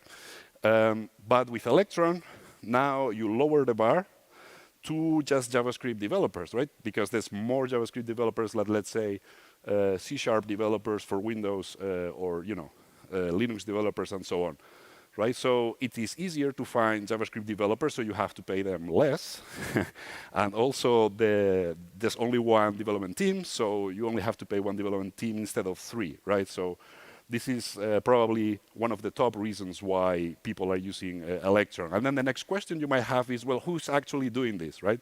So you can probably recognize some logos here, right? So Microsoft Teams, Skype, Zoom, Slack, Discord, Bitgarden, GitLab, Signal, and many others. So to understand many of the attacks that I'm going to show, when you click on, for example, the Discord application, the first thing that happens, so let's pretend this is the Discord application, you click on it, the first thing that happens is that the main process starts, right? So main process, more privileged, can do more stuff, and then the main process, eventually, it will create a window with which the user will interact with, right? So this will be the renderer process, more exposed to the user. Normally, XSS is going to happen here. And with security settings, you can kind of, protect this a bit better. Here, if you have XSS here, you're pretty much done because this has access to everything, right? But there's some mechanisms to lock this down, so we will go to about some of that today. So you have the operating system, right? So Windows, Mac, or Linux normally. Then the Electron core is going to abstract all that from the application, and it will interact through APIs with the operating system. And then there's the main process. The renderer process, they can talk to each other through IPC, which is a fancy way of saying they send JSON to each other, so inter-process communication, and then there's some API calls to Electron on both of them as well. So main process can do more stuff, more privileged. If you have XSS there, you're pretty much done. Renderer process, more exposed to the user, can do less stuff, but can be locked down a bit more. And also very important, this is all based on Node.js, right? So you have, well, I think I have another, okay, no. So you have the Google V8 engine that allows you to run JavaScript on a server, like with Node.js, but also on a desktop computer. Then on top of that, there's Node.js. On top of that, there's Electron. And then Electron will have these two types of processes, the main process and the renderer process. So if you have no idea, you have never seen an Electron application, where do you start, right? So one thing that you can do is download a very old application from the internet. So in this case, this is a standard Nodes version 2, which is very old. And then over time, there's going to be a lot of vulnerabilities discovered in the underlying packages. So you can download it and run npm audit. So the first time you run, so npm audit is here. So the first time you run npm audit, you might get this error message. The error message tells you what you need to do. So when you get this, is because you can have a dependency that has a dependency that has a dependency. So the tree of dependencies has to be resolved first. And then this will create this package log only file. And then you can run npm audit, and then you will get like some vulnerabilities with this, right? So then for, let me drink something. Another thing you can do is to find vulnerabilities in the configuration. So for this exercise, we'll use the vulnerable one application. If you try wget, it won't work. But again, if you go to cybersecure.com/free, you can get access to all this, and then you can download the app from there and try this on your own later on. So the first thing to do is to look at package.json, and this will have a main entry point. In this case, the main entry point is main.js, and you can see here that we have web preferences. So node integration is set to true, which is bad, and context isolation is set to false, which is also bad. So why are these things bad? If node integration is enabled, the impact of any XSS is immediately code execution, right? So I'll demonstrate this in a moment.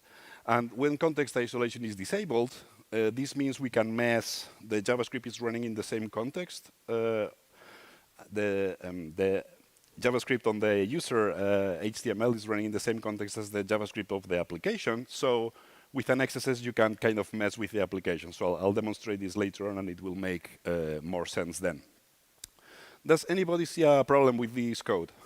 Any takers, guessers?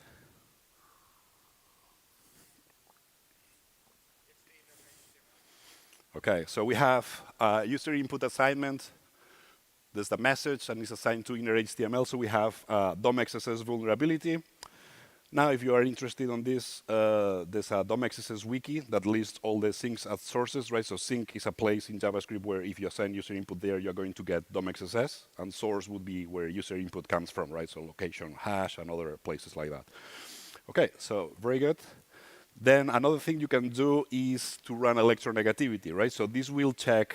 So first thing to do is npm install add.onsec, which is the company that maintains this electronegativity, and then you have to use the -g at the end to install this globally, and then this will look for vulnerabilities in Electron configuration and so on, and here you will get like some results like with the affected files and the lines and so on, right? So in this case, you can see the problem is on main.js.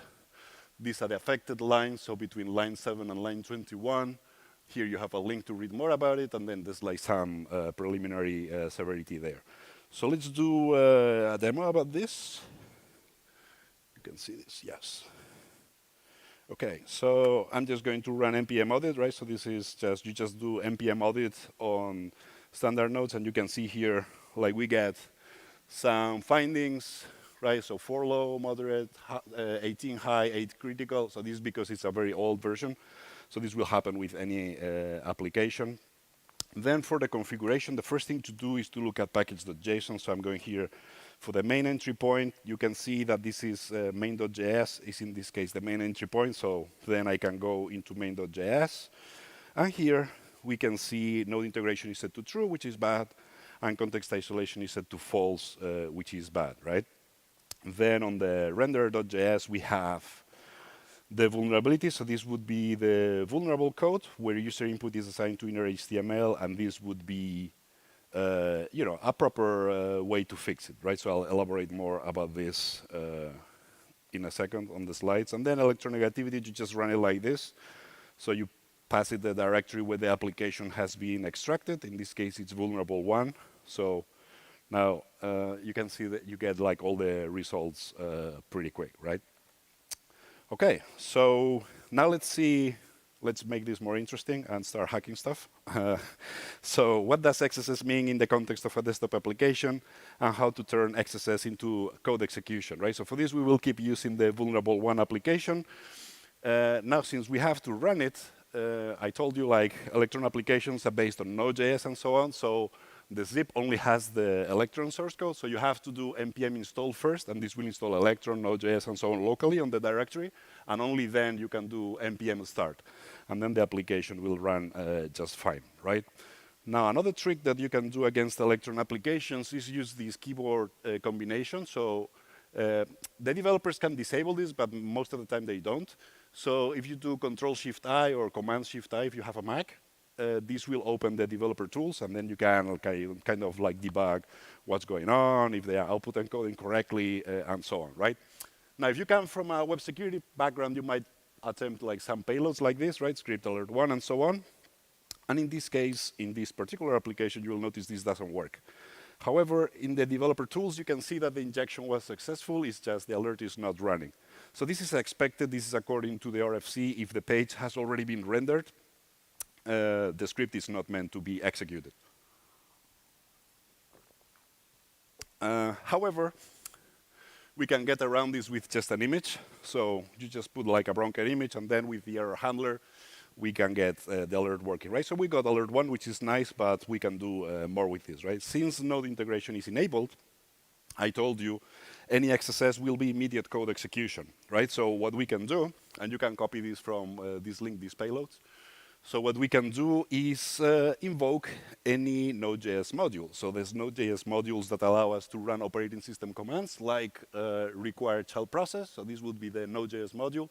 And then there's exec-sync. Now you always want to shoot for the synchronous functions so that the function finishes and then you get the result and then you get it back in the alert. Because if you don't use the sync function, sometimes what happens is your code execution is working, but because of the asynchronous nature, you don't get the result back, so it's kind of weird. So then, you can try this, and then you can see here, like you can run any operating system command you want, but you're not limited to just running operating system commands. You can also load other modules, for example, to interact with the file system, read local files, and so on. Then for the developers out there or the penetration testers that want to provide proper mitigation recommendations in their pen test reports, let's talk a little bit about how to mitigate this, right? So you should always view security as like a little bit like an onion, right? As you should have like several layers of security, right? So one layer of security would be to disable node integration. So this will reduce the impact from direct code execution to just alert 1, right? So you reduce the impact a little bit. And when you do this, you will notice that you get this error. Require is not defined. You can no longer load Node.js modules, right? So this is why you get this error message. So this is kind of the first layer that you could implement. Then, of course, we still have XSS, right? So if you try alert 1, the alert 1 will still work. And then what you can do is implement some content security policy to, make it a little bit tougher for XSS to happen, right? So this is going to, in case you forget some XSS somewhere, this will make it more difficult and hopefully unexploitable, right? So that's the hope. And then you do npm start again. So you close the application, then run npm start again. And when you try this, you will see this error message, right? Refuse to execute inline event handler because it violates the following content security policy directive, and so on, right? So this would be another layer, but we still have an XSS, right? So you also should add another layer of defense, which would be fixing the XSS, which is actually the most important thing. So the best way would be to avoid the DOM XSS thing. So instead of using inner HTML, use text content. And then when you try this again, you will see in the developer tools that the HTML characters have been like encoded correctly, and this is displayed as text. So this is solved. But what happens if you have some rich text editor and you want to allow some HTML tags and so on? So in those cases, you should use like a well-hammered library that for sanitization. So DOM-Purify is a good choice for this. So you can install DOM-Purify like npm install DOM-Purify on the directory of the app. This will add it as a dependency. And then you just load it. And here you just do inner HTML. But you do DOM-Purify of sanitized message. Now, a better way would be here to add a whitelist of the HTML tags you want to allow. So, for example, only allow underline, bold, and so on. And this will be even tougher to bypass. And then when you try this, you try some XSS payloads, you will see that, you know, the image source X and so on is there. So you still have the injection because you're allowing some HTML, but the on error and so on, all the JavaScript stuff has been removed, right? So let's do a quick demo about this before we start to complicate things. So I'm running here the vulnerable 1 application. I'll try to make this a bit bigger. View. Can you read this? Yeah, it's visible, right? Okay, so I'm just going to try the, not that. I'm just going to try the Linux payloads because I'm in Linux. So I'm sending these payloads at once, right? So this is the output of uname-a. Then now this one is taking longer, so this is the genome calculator. Then, let's see, where's my mouse? Then, because the genome calculator doesn't return anything, you get a blank alert. This is the output of the ID command. And this is the output of the ls command, right? So basically, you can run any command you want. But as I said, you could require, instead of require child process, you could require FS, or you could require other Node.js modules and do other stuff. But most of the time, people are going to use this just because, you know, it's just easier to demonstrate. Okay, so this shows you a bit, you know, the problem of having node integration enabled. And what we will be talking about now is how to attack preload scripts, right? So for this, I'm going to start booting my Windows VM. I think it's this one.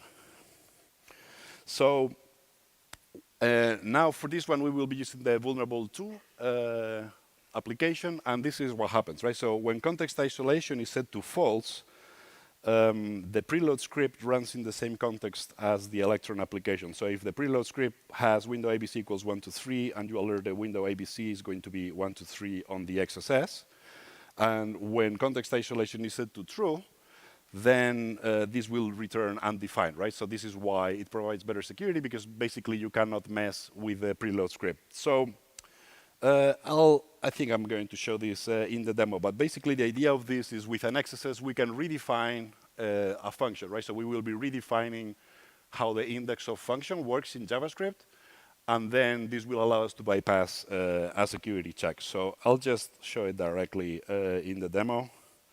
And yeah, the slides are more like if you want to try it on your own. So let me just jump to this. Hopefully, yeah. This is visible.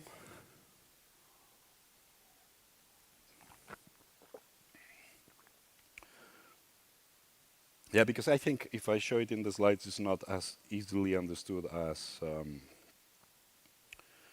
in the demo. Like when you see live moving, it makes more sense, right? So the problem is with the lack of context isolation, the XSS is running in the same context. The JavaScript is running in the same context as the application. So we can do interesting things with that, right? So I'm just going to start the vulnerable application. And this is like a messaging application. Now it has been simplified for ease of debugging and so on. But in theory, this would be like one user sending a message to another, right? So you send somebody else a message like, hey, look at this. Now the application linkifies the message.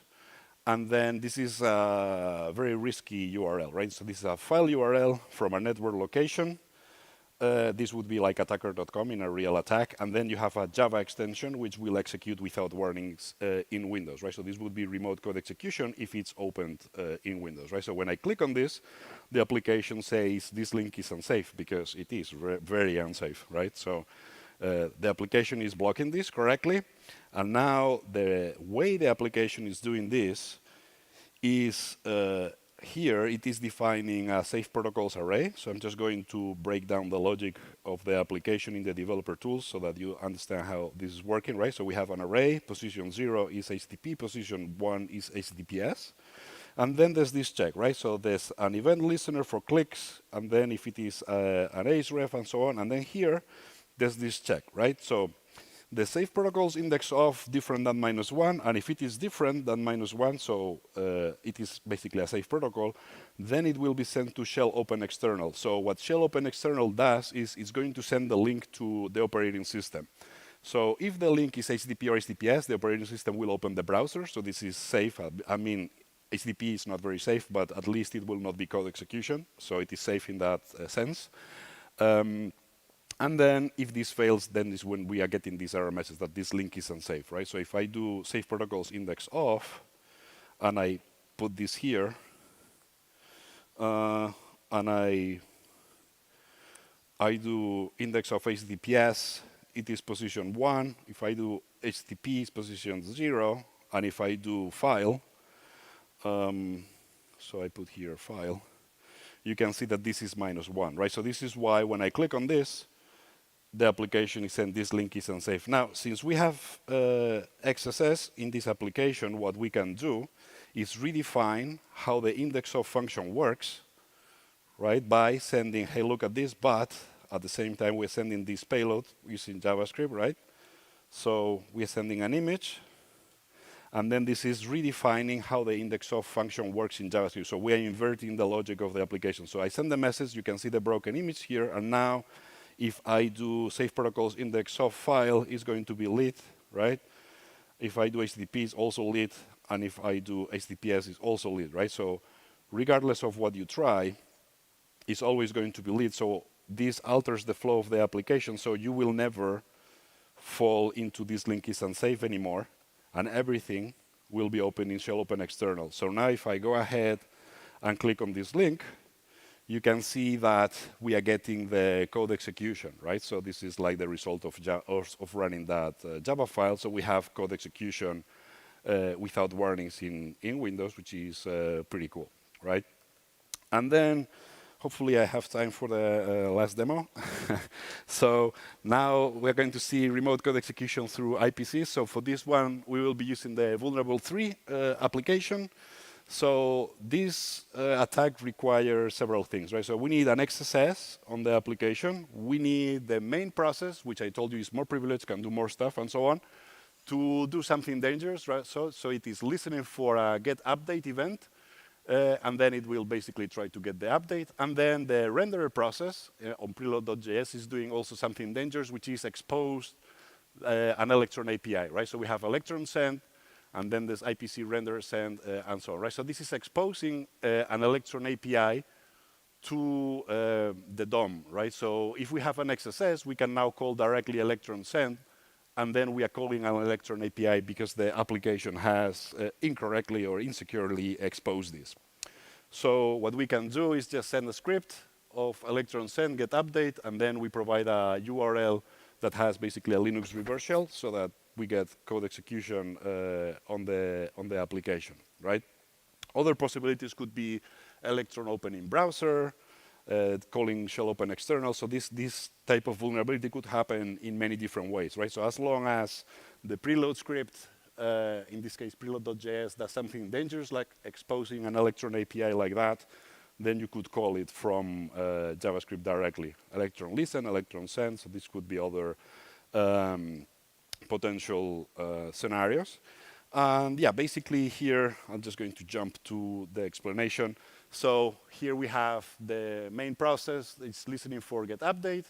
Then it will retrieve the URL. So now in JavaScript, everything is event-based. So there's the event for will download. Then there's the event for it's done, and so on, right? So will download, downloads the file. Eventually, it is saved into the downloads directory. And then it's given executable permissions, and it will just run it because it's an update that you're supposed to run, right? So yeah, and then so this is the script, just Electron send of this, and here we have like a Linux like one-liner. So it's basically removing a temporary file.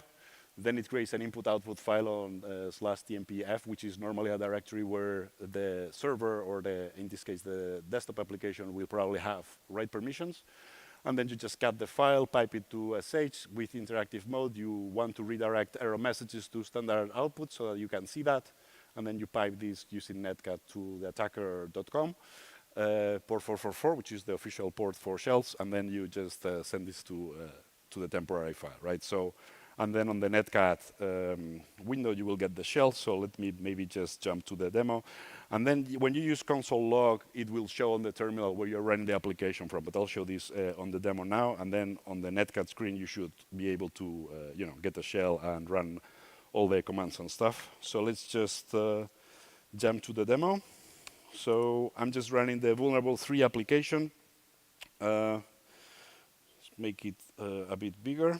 And now I'm just going to send this Linux reverse shell.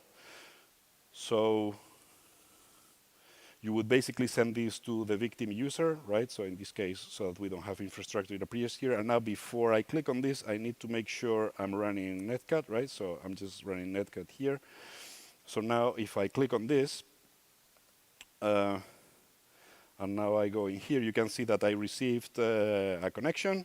So I can run here like any commands I want. So yeah, cat etc password. Let's see if I can type.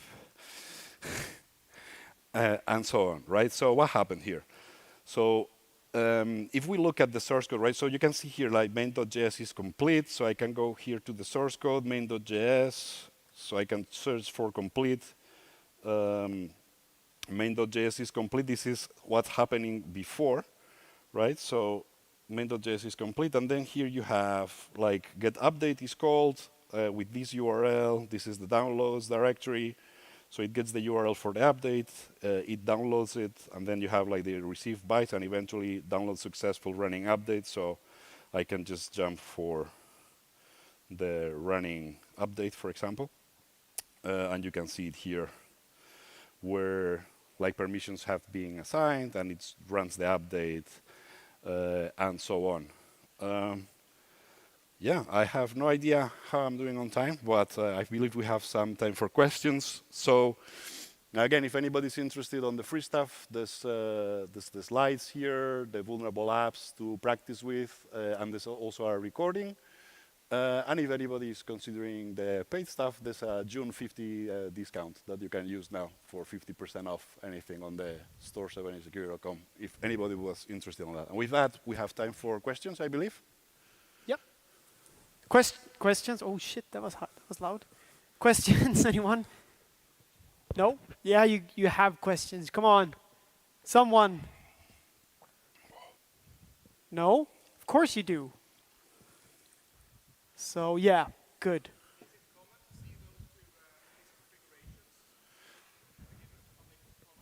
The most common would be the lack of context isolation. So Electron in 2019 changed the default of node integration to false by default. So this was turned, so until 2019 it was like on by default, right? So any XSS would be directly code execution unless the developer manually changed this. And then they changed the default, so this is now less common. But it will still be common in old Electron applications that have not been updated. But the lack of context isolation is still rampant because it's the default, right? So, and another technique that I didn't show is when there's no context isolation, and this is probably how Masato got Microsoft Teams. Well, another thing you can do is send an IPC to Electron itself with this hackery stuff. Like you saw how I redefined the index of function to attack the preload script, right? So that is one of the techniques that you can use. But another technique that you can use is to mess with the JavaScript code in Electron itself, right? So you can like do some hackery stuff and redefine like some bind and other JavaScript methods, and then you can send an IPC to Electron itself. But that's more complicated. We explain that in the course itself. But yeah, that is probably how Masato got Microsoft Teams, because it's the easiest thing to try, right? So the lack of context isolation, if you see it, that should be remote code execution given enough time, until you get like the proof of concept working, which requires a little bit of skill, but it is possible. Because you can always mess with the code, the JavaScript code of Electron itself, right? So lack of context isolation, I would say, would be the most common issue. And definitely can be always code execution if you know how to attack it. Anyone else?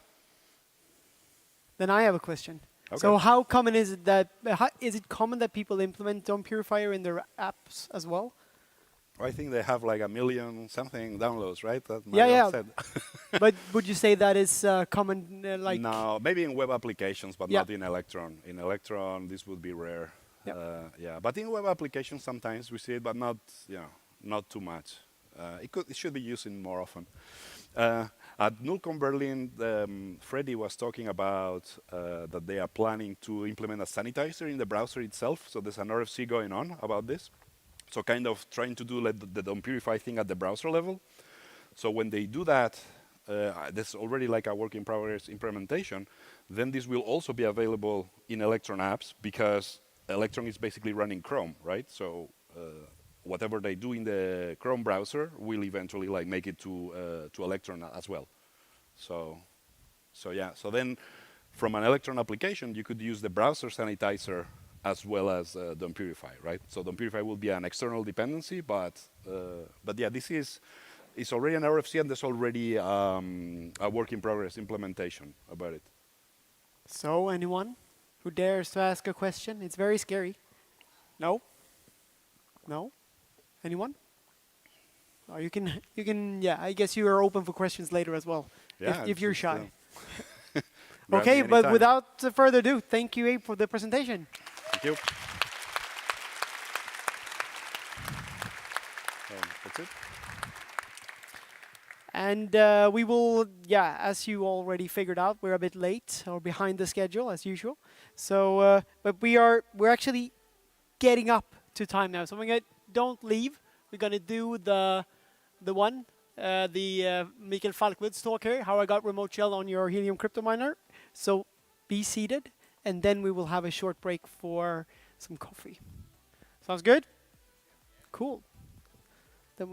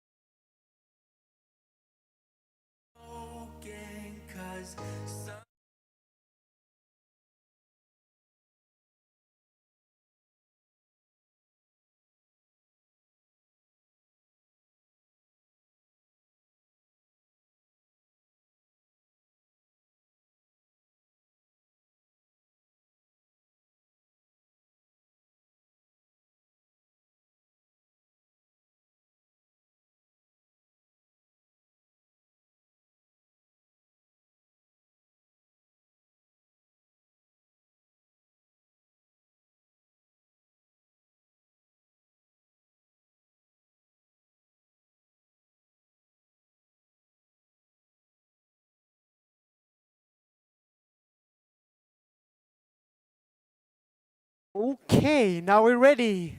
Technology, it never works.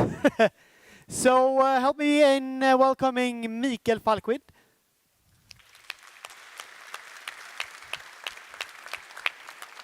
Take it away. Thanks, everyone.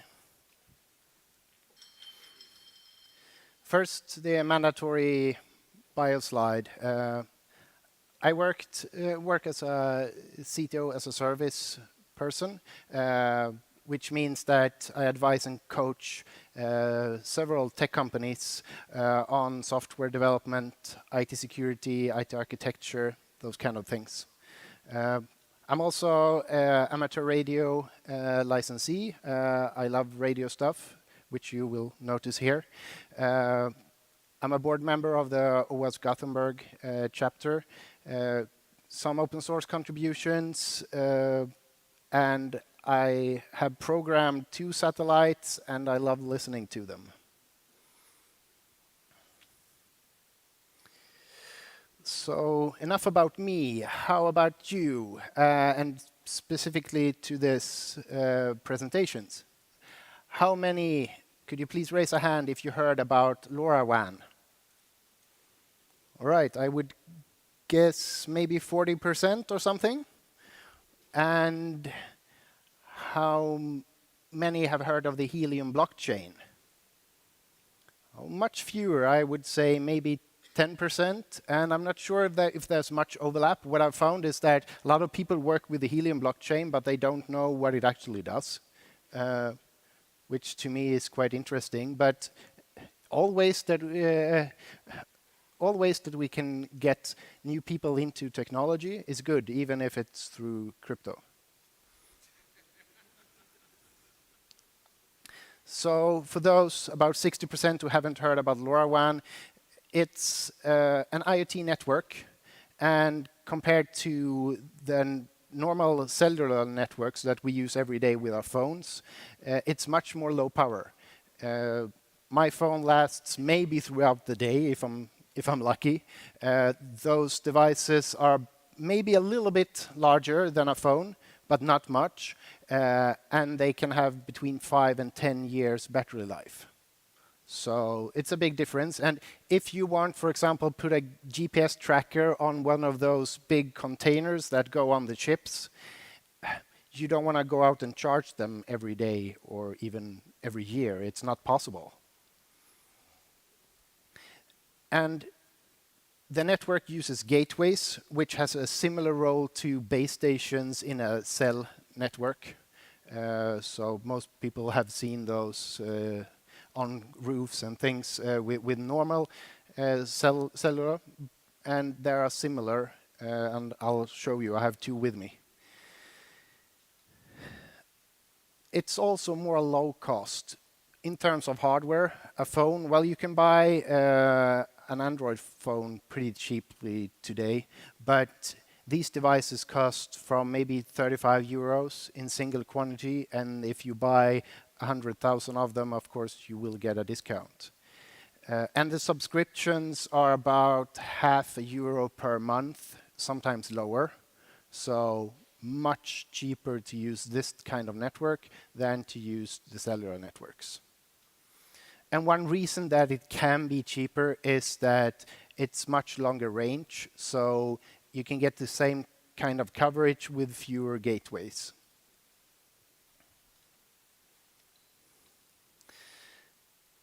Building a new communications network, even if it's so cool as LoRaWAN, it takes a lot of money. And the problem is that nobody's going to spend a lot of money putting out all these gateways before there's subscription revenue. And of course, no one in their right mind would buy a subscription to a network that doesn't have coverage yet. So the problem is illustrated by this curve that it takes a lot of money until it lifts off. And that's where the Helium blockchain comes in. What the Helium blockchain does is that, yeah, we know there's not much traffic yet, so we will pay people in our own cryptocurrency for just providing coverage. So a gateway will send out a ping. All the get other gateways that hear that ping, they register that, and by that you know that in this geographical area you have coverage. Because we could hear from here to here, then a device being somewhere here will probably work. And all gateway owners share the distribution of coins. This incentivizes people to buy the hardware, because they are not that expensive, but a bit. And it incentivizes people to find good locations. The higher up, the more you can get others to see your, and it's also better for coverage. So does this really work? I mean, does any blockchain really work? This is what happened the first 18 months. So we have, we have from the summer of 2019 to January 1st, 2021, so 1.5 years ago. What did they reach? About 16,000 base stations or gateways globally. Not really that impressive. But then something happens. So this curve shows the last 3 years. And the curve, so the curve I just showed you is half this, until about here. And now there are more than 800,000 gateways in the world. And it's all been paid for by other people than the Helium company. So that's pretty impressive. And the global coverage map today looks something like this, which is also from building from scratch 3 years to have a global coverage like this. It's never been done before. And let's see if I can get this running. So this is Stockholm, I think. I have a little trouble seeing from here. So this is how the network has grown the last year or so. Then we have Berlin.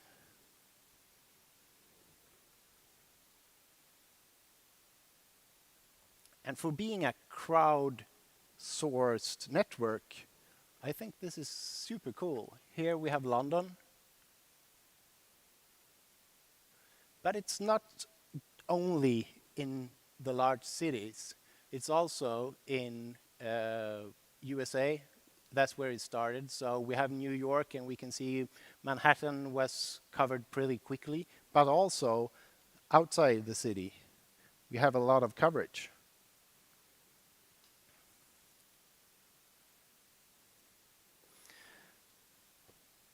The Helium blockchain is currently about number 50. It goes a bit up and down every minute. And the latest market cap was around 1 billion. Before the most recent crypto crash, it was about $3 billion. So there's quite a lot of value created for some sort of definition of value. So enough with the background.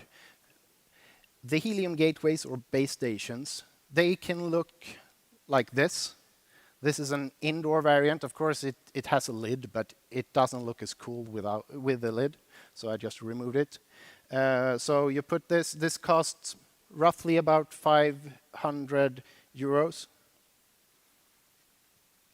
And then we have the outdoor version with a beefier antenna. And the inside looks pretty nice as well.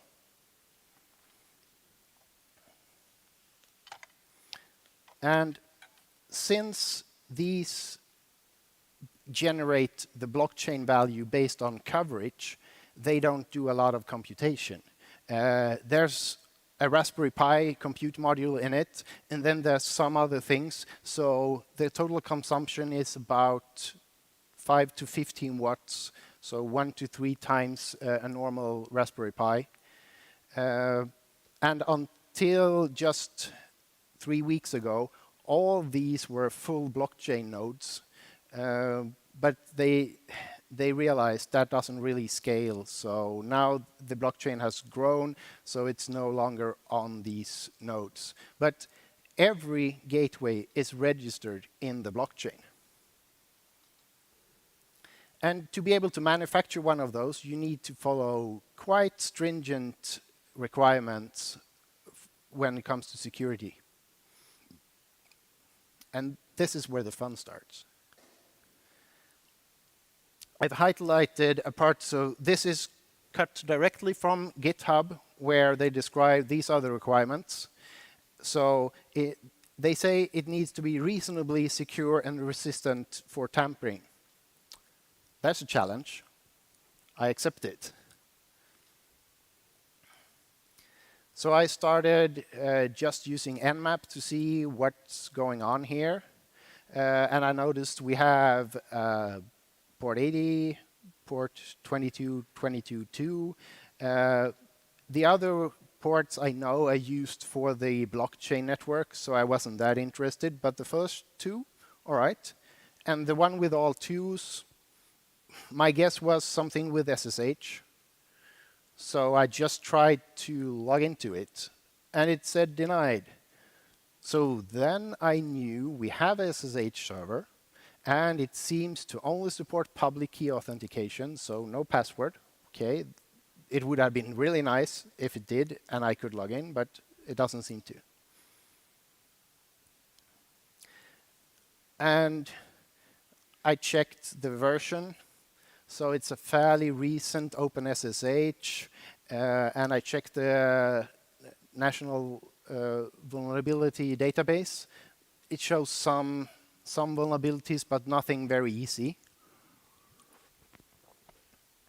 So I decided to put SSH on hold. On port 80, I used a tool called Crawlbox. There are lots of tools like this that can just try commonly used URLs or endpoints, and it found something on an address called scheduler. That could be interesting. I just accessed that endpoint, and it had some info, allowed hosts anything, and it's running. Sounds promising. So what is this service? I just Googled what I found, and it seems to have something to do with something called Flask AP Scheduler. So Flask is a web framework for Python, and AP Scheduler is advanced Python scheduler. Okay, schedulers usually run things, and I want to run things. And the Flask AP Scheduler has an API. That's convenient. And it seems that we can do a lot of fun stuff. So I just checked what jobs there were. We have a job called Ship Diagnostics. All right, kind of makes sense. And this vendor has quite a lot of the software in these are on GitHub. It's open source. So I checked their repo and found that, yeah, there is a task or a Python function that is called run ship diagnostics task. So we can call Python functions. It's a start. And I tried calling os.name because I want to do things with the OS. The Python world isn't that fun. And I got an error back saying POSIX is not a callable object. Well, POSIX is what OS name normally returns. So we have some sort of evaluation going on here. And I'm not sure what I did. It was probably very late at night. But I figured out that normally in Python you call os.name, but here I needed to call os:\name. And if someone knows why, please let me know later. I have no idea, but this notation works. I could evaluate the environment and get all the environment variables. And we're running at root, it seems. Very convenient. But still, running this, I didn't get that much information. So I installed the AP scheduler locally on my machine and accessed it. So then I could see what happened on the other side.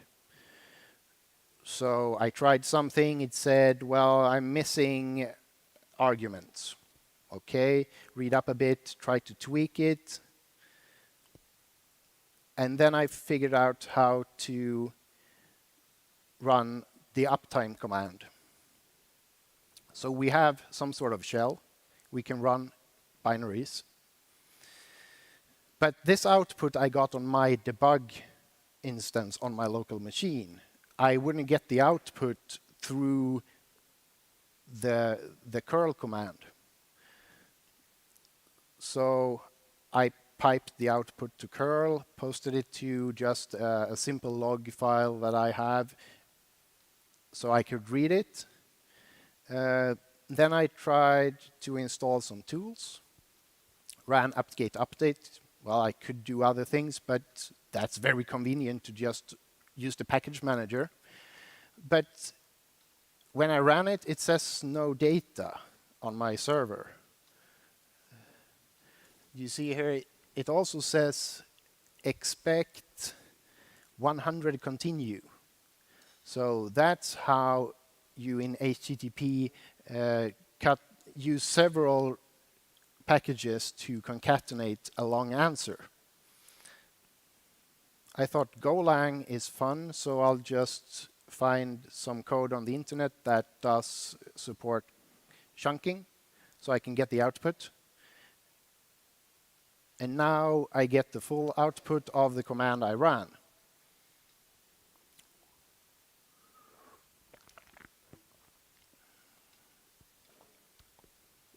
I installed Netcat because it makes things easy. And what's really neat with this scheduler is that it will not spawn more shells while the existing shell is running, because the scheduler is supposed to keep one thing running. But if my reverse shell dies, the scheduler will spawn a new one for me. Very nice. So now I have a full reverse shell, and I'm thinking about that SSH service that I saw earlier. But there's no SSH process running, and there's nothing that binds to port 22222. I knew then that these devices run on something called Balena, which is based on Docker, so I'm probably inside a Docker. That's no fun. So we need to escape out of the Docker. And I figured out that I could... There are lots of really fancy Docker escapes out there. But I could read the entire SD card that has... Or it's not an SD card, actually. It's a soldered thing. I can't remove it. But I could mount anything I wanted. So I mounted, I just messed around until I found something interesting. I found an authorized keys file that I just added my own SSH key. Because why make it hard when it can be really easy? So I just SSH into the machine, my key is accepted. I am root, I can list all the Docker containers, I have full access to this machine. Well, that's what I kind of wanted. Well, I didn't really want that because I was responsible for rolling out a few hundred of these. So I didn't want them to be this hackable, really. But okay, I had local access. nobody's gonna put their miner on an open internet connection, right? Because we have firewalls and we have NAT routers.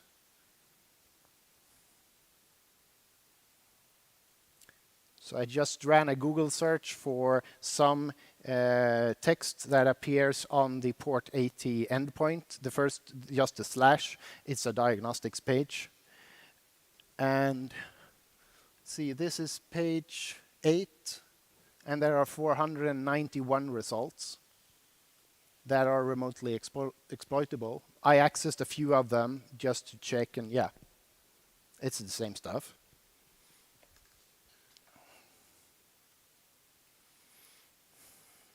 So what can we do with a remote shell? Well, a lot of people that buy those, they do it to earn this coin. They have a crypto wallet. They put this on their home network, where they probably also have the device, probably the phone that holds their private key to the wallet. So I have a foothold inside their home network that I can use to attack people, or at least gather information about them. That's not really good. You could, of course, enlist them in a botnet. There's a really interesting thing, because you get rewarded on how many other signals you see. I could then steal the traffic that all these 400 something see, send that to my own miners, and claim that I also saw it. And that would give me more crypto. So that's something to do. And during the break, I discussed it briefly, and I got a really great suggestion. The crypto keys are in an HSM, a security module. So I can't really fetch them, even if I'm root. But maybe I can write them. That would mean that I could enlist all those that I found on the internet to, instead of earning money to their owner's wallet, they could earn this crypto to my wallet. I like that idea. Of course, I didn't do that. I did the responsible thing and tried to figure out how to fix this particular problem. And as with a lot of problems, the fix can be pretty simple. Their code had a line that says scheduler API enabled true. If you set that to false, there will be no scheduler endpoint, and there's nothing you can do. Of course, it would be good to tighten up the Docker security, because isolation without really isolation, how clever is that?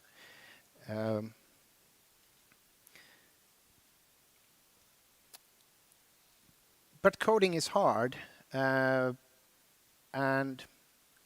I was thinking, would a code review have caught this? And I checked some commits. Of course, I could do dig in Git and find when it was introduced. And would anyone guess which of these commits introduced the problem? Do we have any hands up for the first one? Right? How about the second? All right, some hands. The third one? Nobody thinks that. Okay. Fourth? Yes, some. All right. And it's actually the second one. This was introduced when they converted the app to a Flask app. And yeah, it's hard to find. But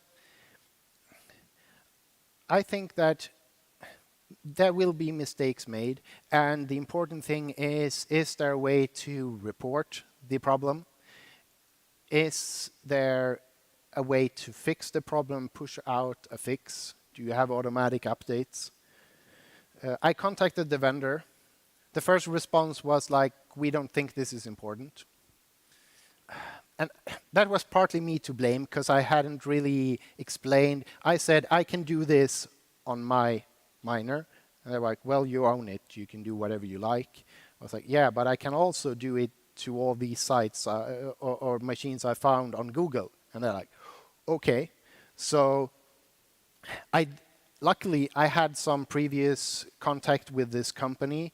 I had met the CEO and the two founders in a pub in London half a year earlier, and I had a support access through Slack to them. So I posted in the support channel. It took a while before they really got what the problem was, and when they got it, 5 minutes later, the CEO pops in the support thread. I don't think that normally happens on big companies, but this is quite a small company. And after they really realized what the problem was, it was patched later the same day, I think within 2 hours, and they pushed out an update later that day. So then, at least this particular way of attacking was plugged.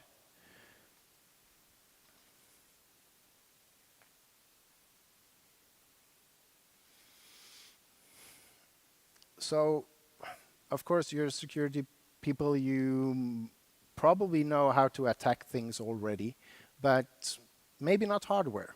Well, hardware runs software. And you can use tools that you're probably already familiar with. I used Nmap to check which ports I could attack, the crawlbot thing to see what endpoints are available. And there's something I was thinking about, because crawlbot has a word list of, I think, 6,000 different endpoints that it tries. Since a lot of the software is open source, I could have pulled all the strings from the source code and just fed it through the crawlbot to see if I found something else. I used curl to access the service. Some people might prefer Postman. Of course, that works as well. You can use whatever tool you like. I had the chunked server. That was a big key to exfiltrate the information from my command, because before I found out that, I could not get back what really happened. So it was a lot of trial and error. And then netcat for a reverse shell, pretty basic.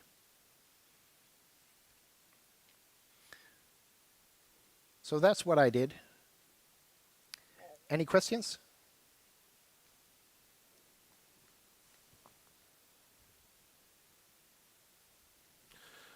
Does nobody have any questions? I mean, we're talking about crypto here, guys. Yeah, if someone has the bullshit bingo scorecard, I think I'm pretty good at it now. Did you mention cyber yet? No. Well, I did.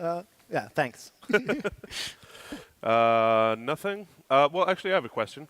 So you mentioned you found, what was it, 450 something open instances of this? Yes. But the coverage map is huge. What did you say, like 800,000 devices? Yeah, there are multiple vendors. Right. So there are like 10 different vendors. This particular vendor, I think, has shipped about 80,000 or something like that, so 10% of the network. So would you think that the reason for there only being 450 is that those were only the ones you found, or is it that people are not, they're not remotely accessible, or have people been making their own configuration changes? What do you think? I don't think they made configuration changes, because this is supposed to be fairly locked down. Without getting this access, the vendors are not allowed to give shell access even to the owner. Right. So I don't think it's remote configuration. It's probably maybe people put them on somewhere high up, and there's not an internet connection, so they use a SIM card that's not behind a NAT, so it's full access. Mm-hmm. That could be the case.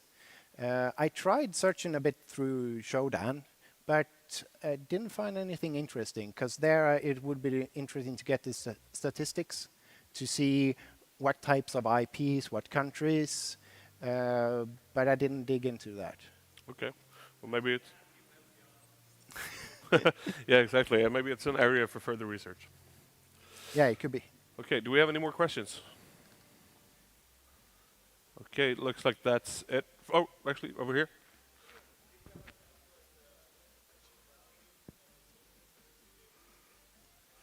Could you repeat the question, Michael? If I estimated the value of tokens I could steal, existing tokens, then I would have to break into someone's wallet, and then of course that wallet could be either empty or have a few $100,000 or euros.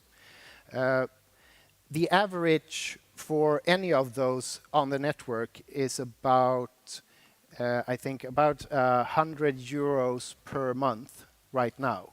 So with these 450, it's 45,000 euros per month.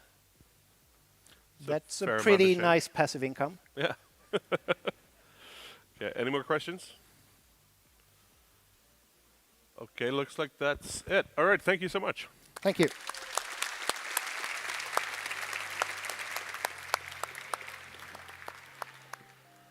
All right. So as you can tell, probably by looking behind me, it's time for a long-awaited coffee break. I think we all need it at this point. And because it's our 5th anniversary, we will have cake. It's not a lie, but it is first come, first serve. So charge.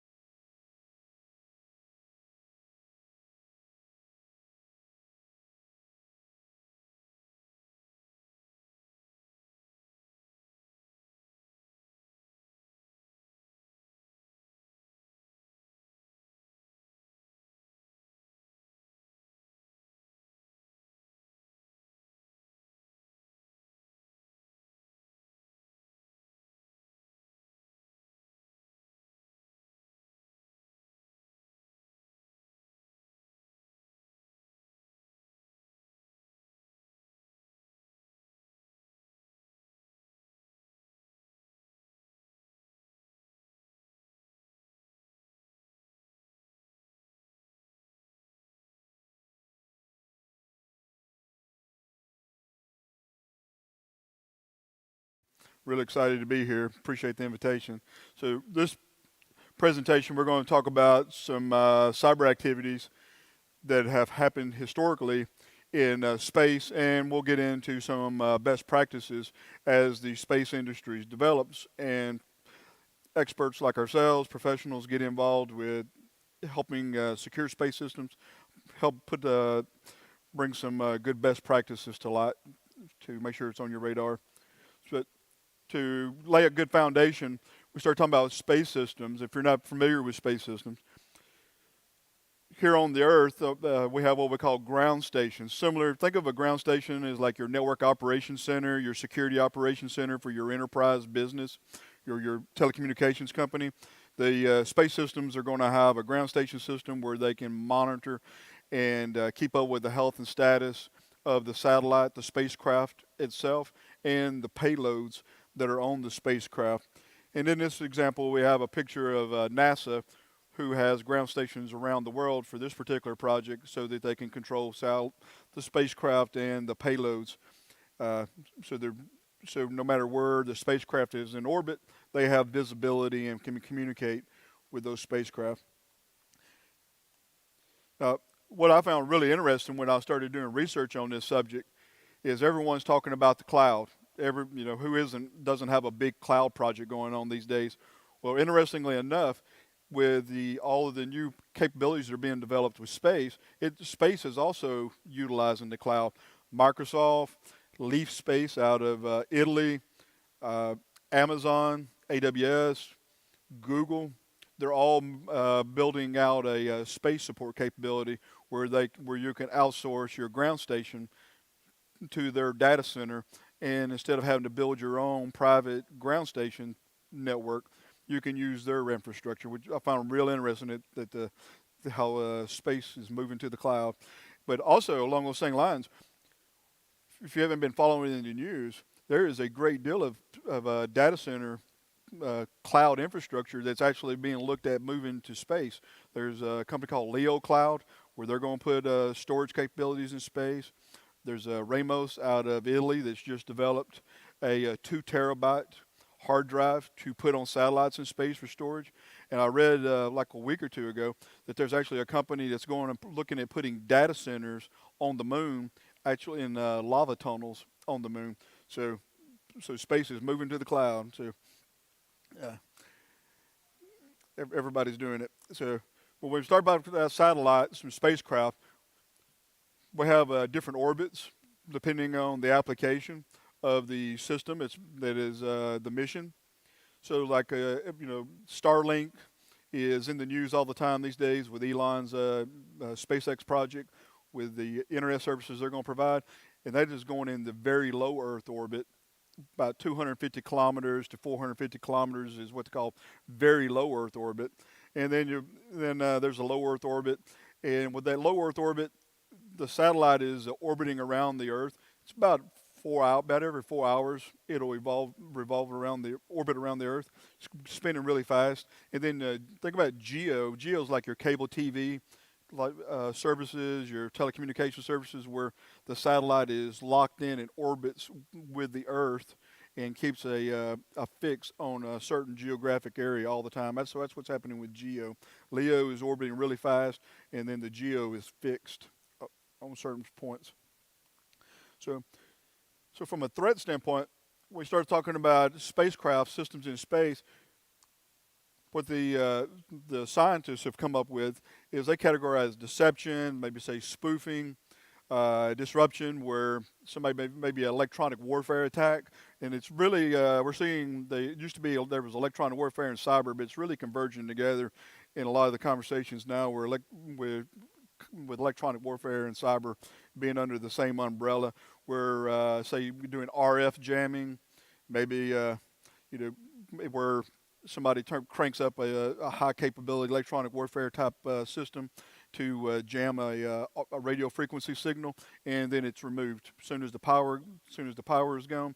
The jamming is removed, so it's a temporary disruption, all the way to maybe microwave or lasers, where certain capabilities in the spacecraft could be permanently damaged. You could and then the degradation, and then there's been a lot of conversations with destruction. There's 4 countries in the world right now: the U.S., Russia, India, and China, who have demonstrated the ability to totally destroy a spacecraft with a missile. The bad thing about doing that destruction is it creates a debris field, because when you blow something up in space, there's not somebody up there sweeping up the mess. So now when that happens, there are all this debris in space, and so there's a concern now that with space being populated with so many satellites and rockets that have not deorbited, that are still floating around in space, orbiting the Earth, and with ASAT activity where spacecraft is being blown up, it's creating a large debris field, and there's a concern about a chain reaction where a piece of debris hits a piece of debris, or a live satellite that's actually in production, and generates more debris, and it causes a chain reaction where debris hits debris, and it just ends up being a really big chain reaction of more and more debris being created. It's called a Kessler syndrome, where the low Earth orbit will no longer be usable. Hopefully we never see that. There's a lot of activities going on to be able to start cleaning up the orbit and getting debris out. There's a lot of interesting work happening there. When we start talking about space system threats, in this presentation we'll talk about some jamming, malware. I got some examples of malware in space, spoofing. Like I said, there's the control network for the payload, for the mission of the spacecraft, and then the spacecraft itself, the TT&C. And we're going to talk about a lot of the communication, especially with systems that are already in orbit, are not encrypted. I always assumed everything was encrypted.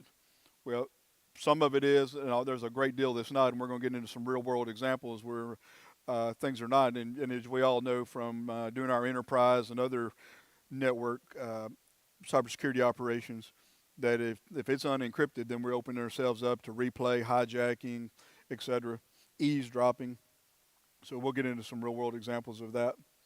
Now, again, when we start talking about attacking spacecraft, we can temporarily degrade the services of spacecraft with electronic warfare, maybe laser dazzling a sensor on a satellite, and when you pull those sources away, shut them down, then the spacecraft will go on and communicate like it normally would.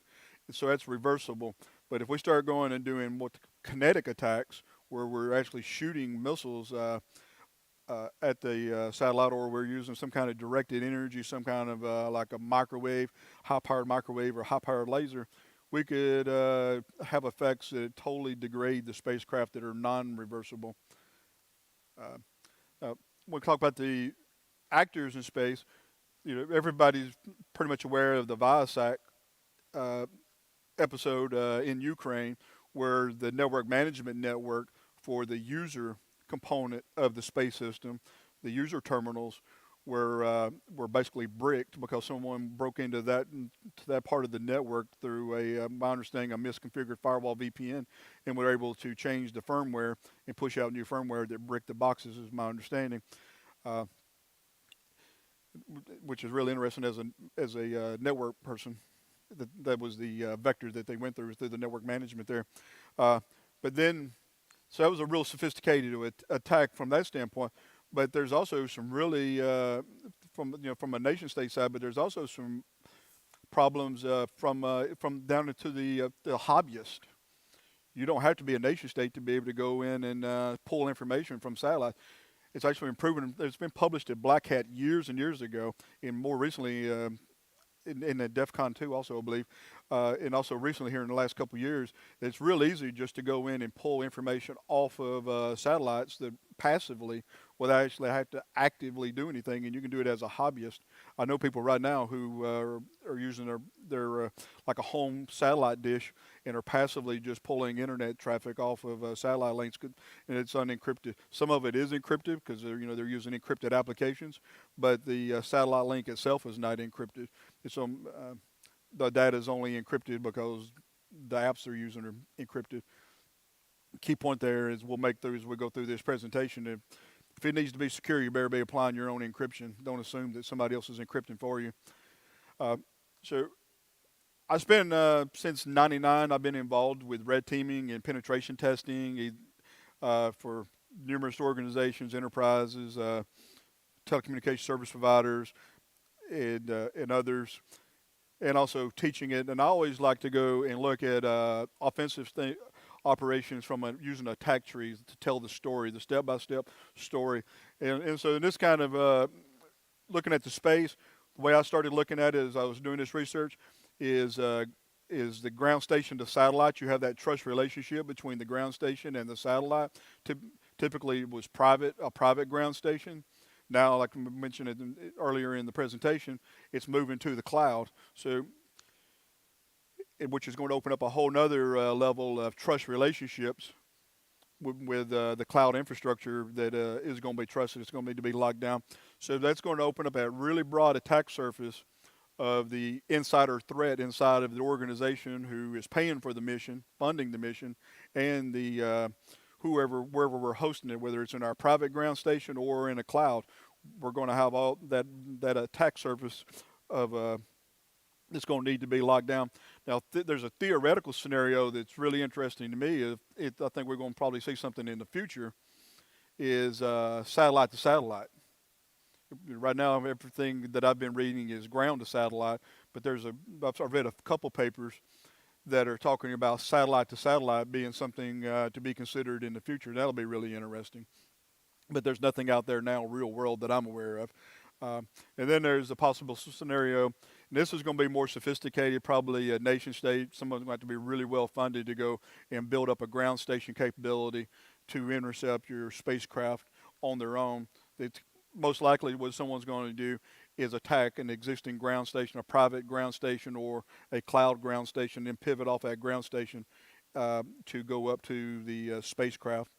This is going to be probably the predominant vector. Now, this is what I found just extremely interesting. You know, back in the years ago, everybody was talking about Stuxnet until we were sick of hearing about Stuxnet. Well, I'm going to bring up about Stuxnet again.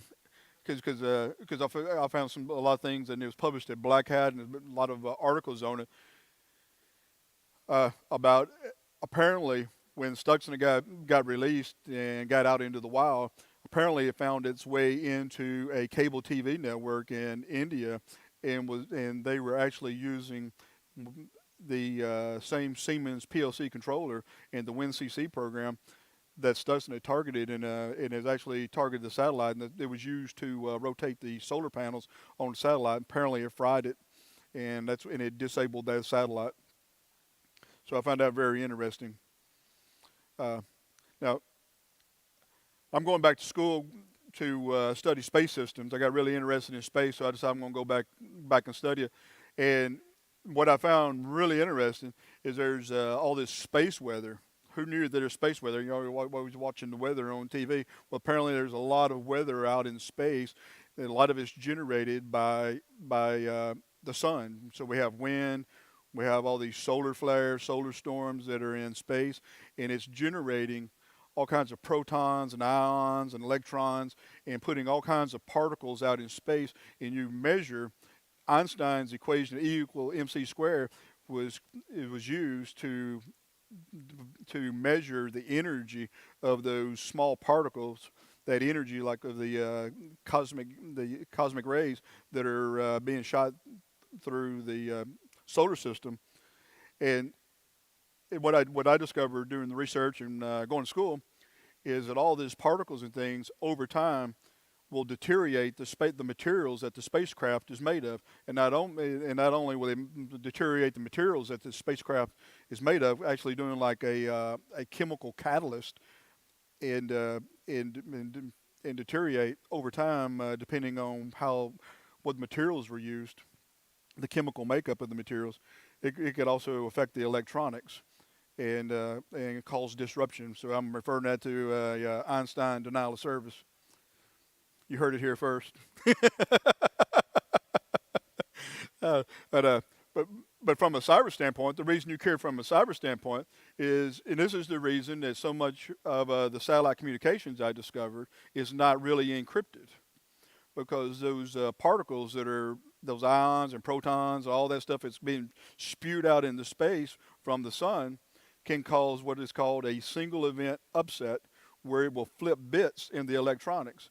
And all you professionals that deal with encryption, you know that the last thing we need is to have a multi-million-dollar spacecraft in space, and we've got encryption, and all of a sudden we start getting bits flipped on our VPN encryption capability, and so we're going to lose sync. And then we're going to be trying to sync back up, and if we're in a solar storm, and there's a lot of activities. The sun's, like here recently, been very active with solar flares.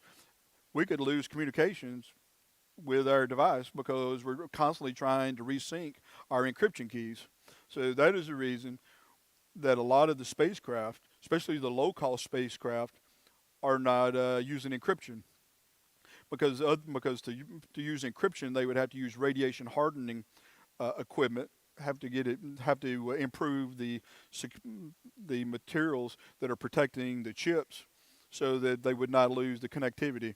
So to drive down the cost, they assume the risk of not using encryption. And so, as you well know, if we don't have encryption, it's like plugging into the hotel Wi-Fi.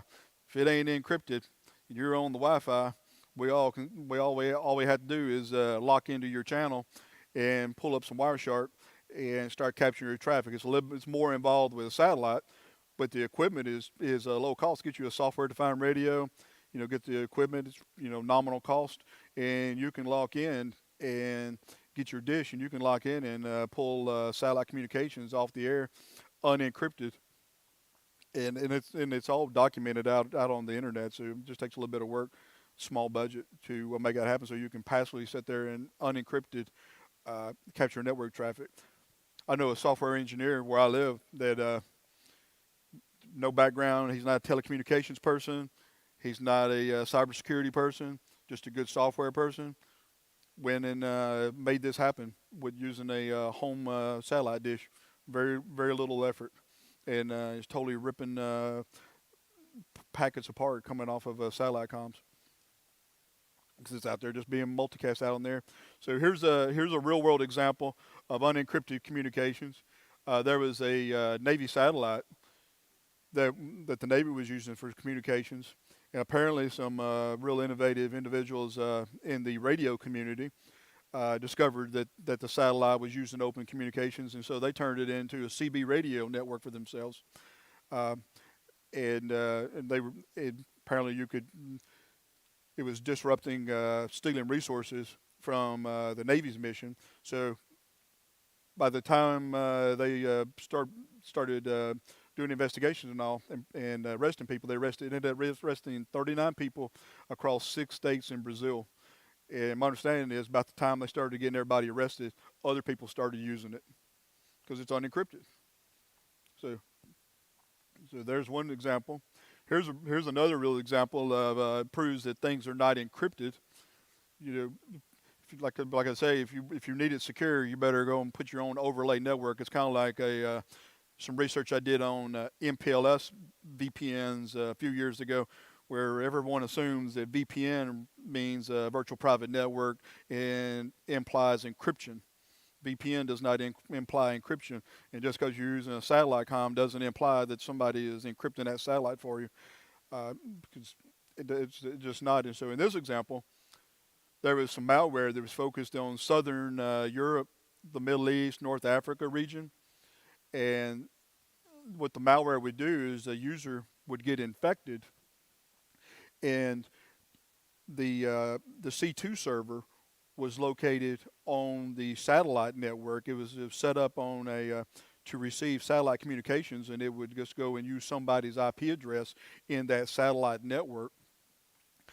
And so an end user would get infected, and when they got infected and it phoned home, it would go and send its phone home message to the C2 server on the satellite network. And then the C2 server would send a response back to that infected device over a fixed wire line.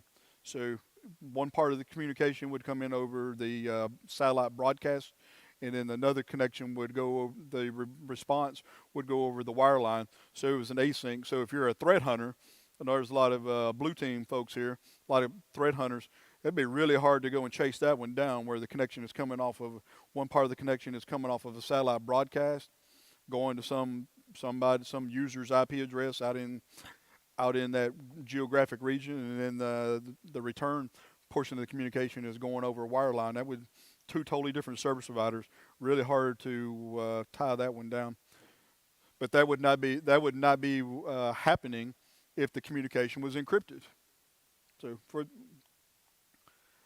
another example was that was proven out, was in the news back in 2009, was with satellite video communication in the Gulf War in Iraq was captured unencrypted. Now, I mentioned this earlier. At some point, with all the satellites being put up in space and everybody's doing internet, all the internet in space and things right now, majority of the satellites are using proprietary or specialized protocols, legacy satellite protocols that have been in place for many years. They're trusted, but things are quickly moving the IP. IPv4 and IPv6 are being used in space, and things move more and more to IP, and all this new infrastructure is moving to space with all the CubeSats and nanosats and all the other satellite services that are being deployed in space. At some point, someone is going to figure out how to do a satellite-to-satellite hack. Like right now, it's totally theoretical, but what I found really interesting is most of the communications right now are RF, radio frequency communications from the spacecraft to the ground, and satellite to satellite is over radio frequency, but it's moving to optical, which is going to be a whole lot harder to intercept when things start going to free space optics for communication. So it's going to be interesting to see how this all evolves. But I want to put it on your radar. So for some examples of real-world hacks that have happened, I was really surprised as I started doing this research. I had no idea so much had actually really happened real world. In 1998, there's the U.S.-German satellite, ROSAT, that was the ground station. It got hacked. And from that ground station, the satellite was hacked through that trust relationship. Since it's kind of like a network management system, somebody's going to break into your router. Easiest way to hack the router is to hack the network management system first. Well, the ground station in this case that controls the satellite got attacked, and they were able to take control of the satellite and then turn the satellite so that it pointed toward the sun and burned up the capability for that satellite. Then in 2007 and 2008, there was the Landsat satellite that someone hacked. Most likely they got through a trusted ground station, and they had control of it for 12 minutes in this case. And what was published is the attackers had total control of the satellite, but they apparently didn't know how to manage the satellite. And one of the things I've discovered doing some other research is there is a really long list of space protocols, satellite command languages, and satellite operating systems. There's a really long list of each one of those, of the protocols, the operating systems, and the interface languages. So my thought is whoever the adversary was that got onto those satellites, maybe they got the access to the ground station, but once they got on the spacecraft, they didn't know the language syntax. Kind of like me, being a Windows Unix person, getting on an old VAX VMS or a mainframe system. I may have gotten access, but I have no idea what I'm doing with an AS400 or mainframe or VMS box. That's why, because I don't know the language, the CLI, the command language. So that's my thoughts on what probably happened here with this Landsat 7. Similar was the Terra satellite. The adversary had complete control of the satellite. They had the access. They had the access to do whatever they wanted on two different occasions in 2008. But they apparently, again, similarly to the Landsat satellite, though they had the access, they were not able to execute commands to do anything like deorbit it or something, or turn it toward the sun in this case. So security by obscurity worked in those cases. And here's in this case, there was a NOAA weather satellite. In this case, it was attributed to the Chinese that they were actually able to take full control of the satellite, but then the access was taken back, control of the satellite was taken back, and they were removed from the satellite. But in this case, they had control of it, from what I understand. Now, this one was really interesting. Everybody's talking about ransomware. Well, there was apparently back in '99 a satellite for Skynet in the UK. The military, they have 4 satellites that are comprised. They build the Skynet constellation, and one of the 4 apparently was hacked and held for ransom. So I found that really interesting with everyone talking about ransomware these days in the news. Back in '99, a satellite was held for ransom. So, and with all of the satellites that are being launched into space, a lot of the new satellites are Linux-based, running Raspberry Pis, BeagleBones.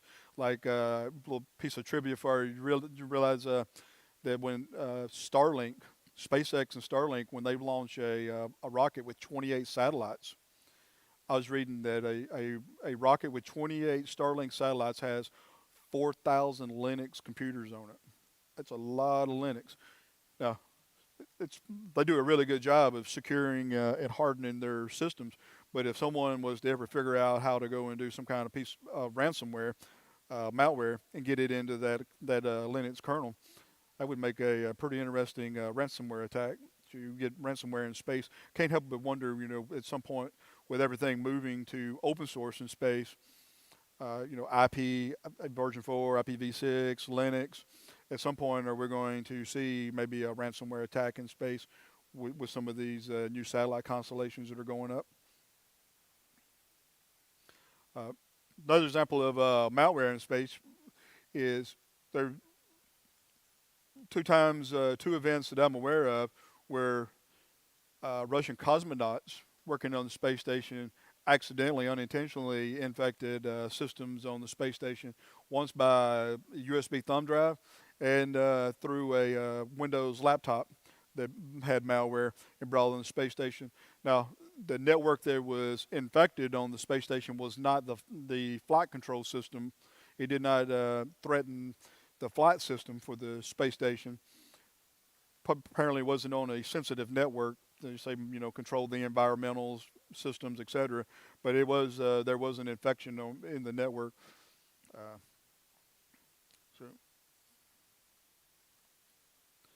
Now, there's a great deal of work being done in the field of cybersecurity for space. There's an international organization, the Consultative Committee for Space Data Systems. It's an international organization. Lots of countries contribute to it. The standards and best practices for security and protocols, encryption are published, just like it is for our enterprise and service provider telecommunications networks. But like everything else, it's out there. We got to go and use it and implement it and do the systems engineering. But a lot of times the systems engineering trade studies have been done, and the risk has been assumed because in radiation hardening to protect the encryption costs money. So it just isn't implemented. But the standards, the best practices are published, but somebody's got to use it, build it into the budget. Don't try to read this slide, but I wanted to make sure it's available in case anyone wants the slide. These are the current best practices that I'm aware of. They're out there. NIST in the last year has pushed out a couple new standards for commercial satellites and for ground stations. There's NIST 8270 and 8401 from NIST. If you're interested in this, I would check out. There's Aerospace Corporation, MITRE, MIT, Lincoln Labs, NOAA, and also recently CISA and NSA have put out best practices for securing satellite communications. So the standards are being put out there, And there's the Orbital Alliance that's put out some best practices for commercial space.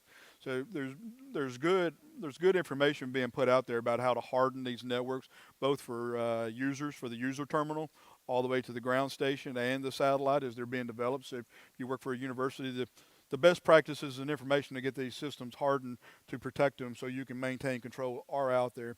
And if you want the slides with all these links and everything, I'll be happy to provide it to you. Just hit me up and I'll give it to you.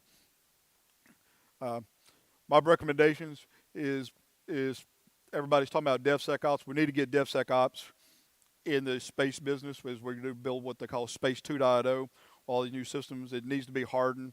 It's great that we're using all the open source tools and we're getting away from old proprietary obscure protocols and operating systems.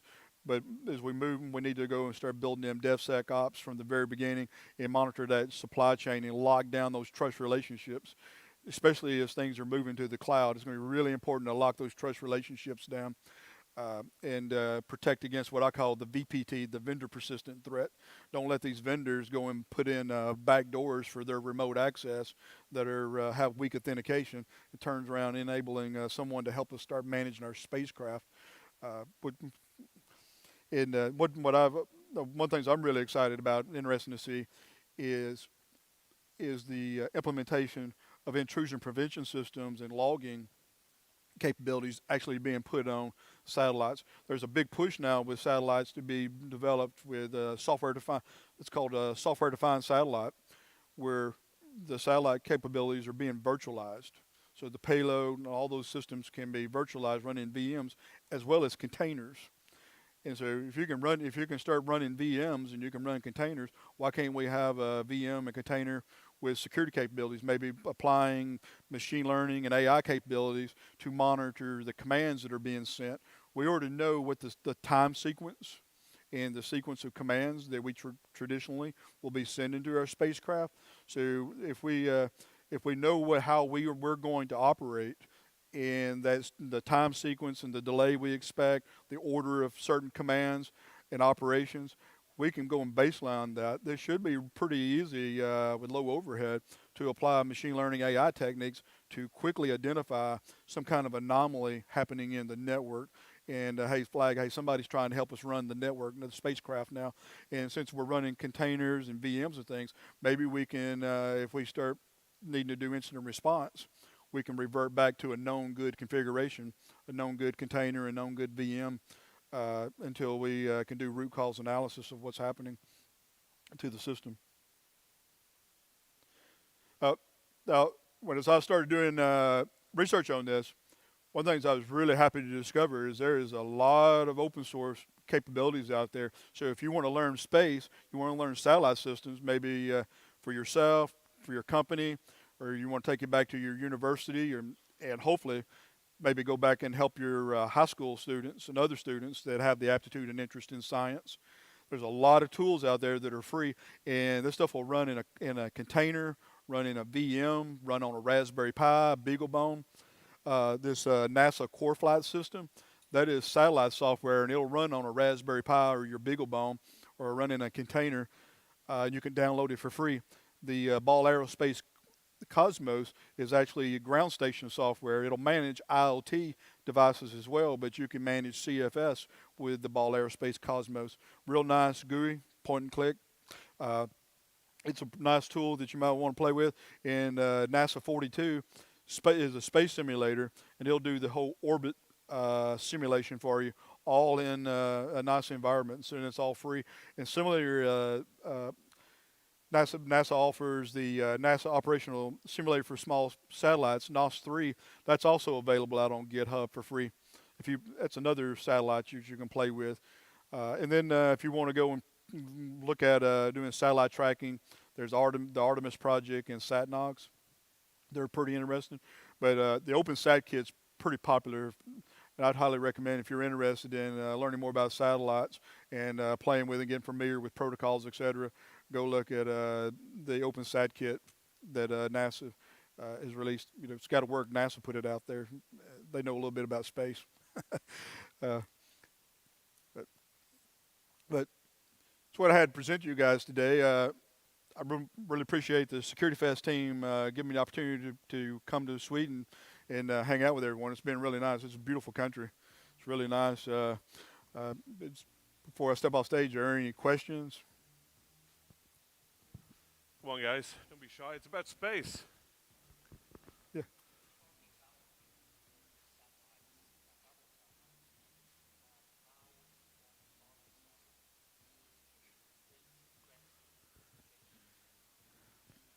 Repeat the question, please. Oh, you're talking about satellite to satellite? Yeah. Well, the satellite he's asking is the threat changing? Like with Starlink, with all the large constellations that are going up with satellites. There's a lot of large constellations going up, not just Starlink. Space is really huge. So if a satellite got attacked, if someone was to take control of a satellite that had propulsion capability, theoretically, you could drive that satellite that's been taken control of and try to go and drive it into debris or to another satellite. But the vacuum of space is really huge, so it's going to have the fuel and be in the right orbit, right place where it can get to that point.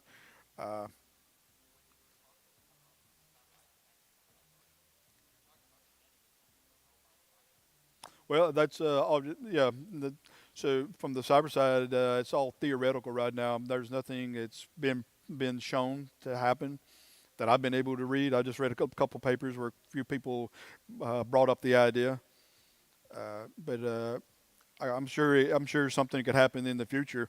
Maybe especially if they're trusted. Maybe if there's a satellite, there's a couple satellites that are talking to each other. They're part of the same constellation. They have that trust relationship where they're talking over optical free space laser communication, which is being talked about a lot right now, or RF comms. Maybe through that trust relationship, a satellite could be used to exploit another satellite. But it's right now it's all theoretical. But it's certainly something that could possibly happen if someone has the knowledge of that constellation and how it's orchestrated. It's like I said, it's theoretical, but it's probably possible. How much of what we deal with every day was theoretical, months ago. Now it's happening. All right, anyone else? Don't be shy. He's putting the cyber back in cyberspace. Come on, guys. All right. Looks like that's it for questions. Please join me in thanking Paul again. Thank you. And it looks like we have about 20 minutes until our last talk of the day. So go grab some coffee, grab some air. Meet back here in about 20 minutes. All right. Thank you.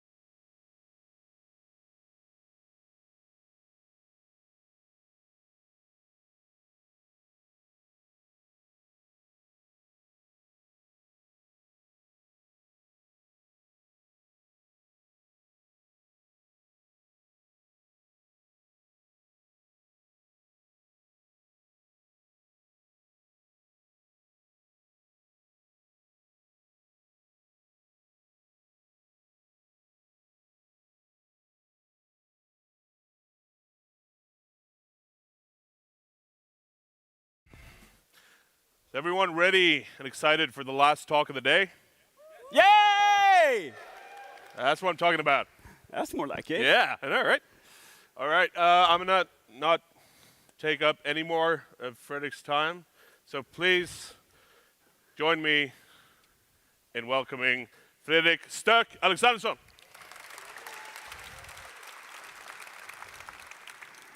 Such a pleasure being here, and yay! It's gonna be fun. I'm not gonna do the thing that all the other cool people did, like space hacking and shit. None of that. But I'm gonna show you some neat stuff that's probably gonna, change the way you think about your research, because all of you do cool fucking stuff, and that stuff needs to be viewed by people. And a way to do that is simply to make sure that it gets available and find. That's why we're going to have it. Today's topic is how to write a banger blog post and the importance of having a personal brand. So this is my name. Hi. This is my friend Stefan. He's from Germany, and he has this really cool website where he puts articles around hacking and stuff. That's what he does. And he has somewhere around 70 to sometimes 100,000 views every month on the content that he creates, which is pretty sweet. And that's not a fluke, because he understands the value of keyword research. So as we can see here, SEOsec, which is his domain, he's ranking on these positions like 1, 2, 2, 1, 2, 2, 1 on these different topics here on Google search. And that is everywhere, internationally. So he gets on Hackbook, books on hacking, hacking books, best hacking books, and then eventually Hack WordPress website. Not that many people looks at that, but hey, people are still interested in doing that. So he drives that traffic. And you can see here, these are the estimates of amount of searches every month that's being made. 11,300 on Hackbooks, and he gets an average around 4,000 on that. Pretty sweet, right? Because the thing is that all these different keywords that he ranks on, he's driving into this blog post that he runs ads on. So he can kick back and relax and have a really good time while people purchase stuff online on the internet, and he's getting a good side hustle income. Not bad for writing a blog, right? In the meantime, I'm over here, 100,000 subscribers on my YouTube, a couple of looks, and I earn about less what you guys charge an hour. So I'm a bit jealous there. And the reason why this is working out for Stefan is that he understands SEO, which is search engine optimization. But he also understands search engine result pages, which is this SERP thing. This is marketing baba, but you'll get used to it after a while. And when we're talking about ranking SERP, it's this: getting the #1 spot on your keyword that you're searching for on a particular topic, and then adapting accordingly. To rank on #1, there's over 100 factors. And to be really fair, Google don't really talk about it. They don't tell anyone, and most people just guess around.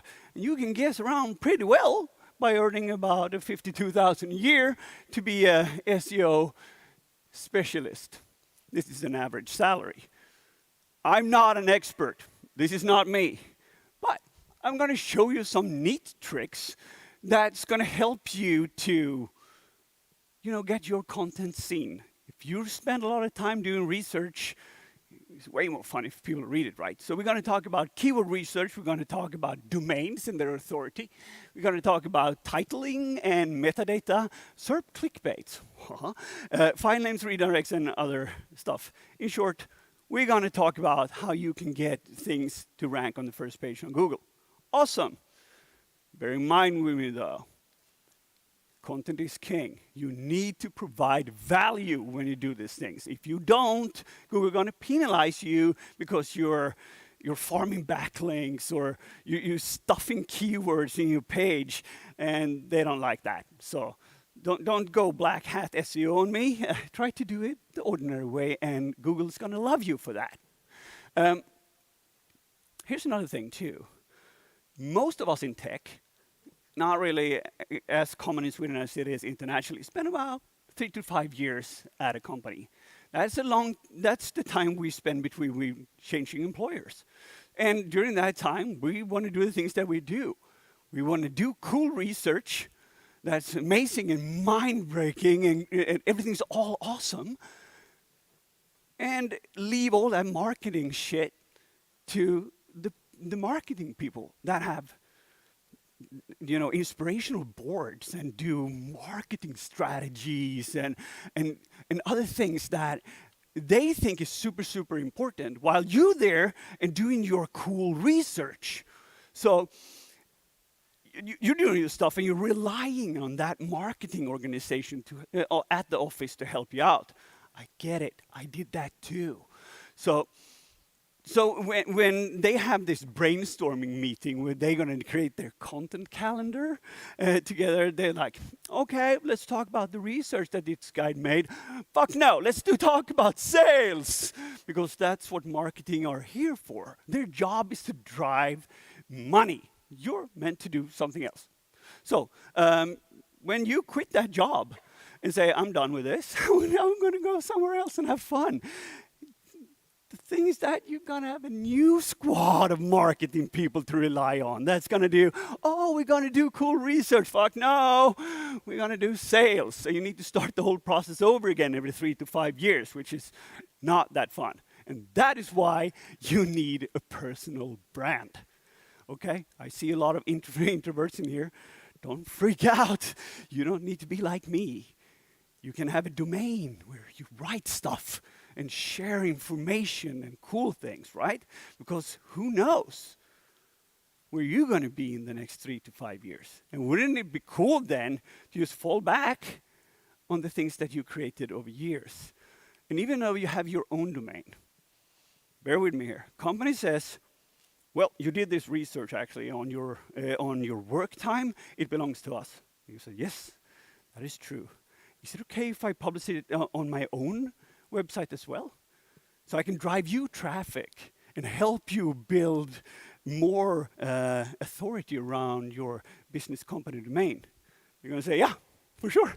I mean, that's a win-win, right? You drive traffic to them, they drive traffic to you, everybody's happy. So owning your own brand is quite interesting. Let's do a case study for the fun of it. I mean, why not do practical things? This is my friend, Christopher. Coog. Coog likes to do barbecue, but he also likes to hack a lot of things. I took that picture, quite happy about that, by the way. He used to work at F-Secure, which is now named something else that I don't know what it is.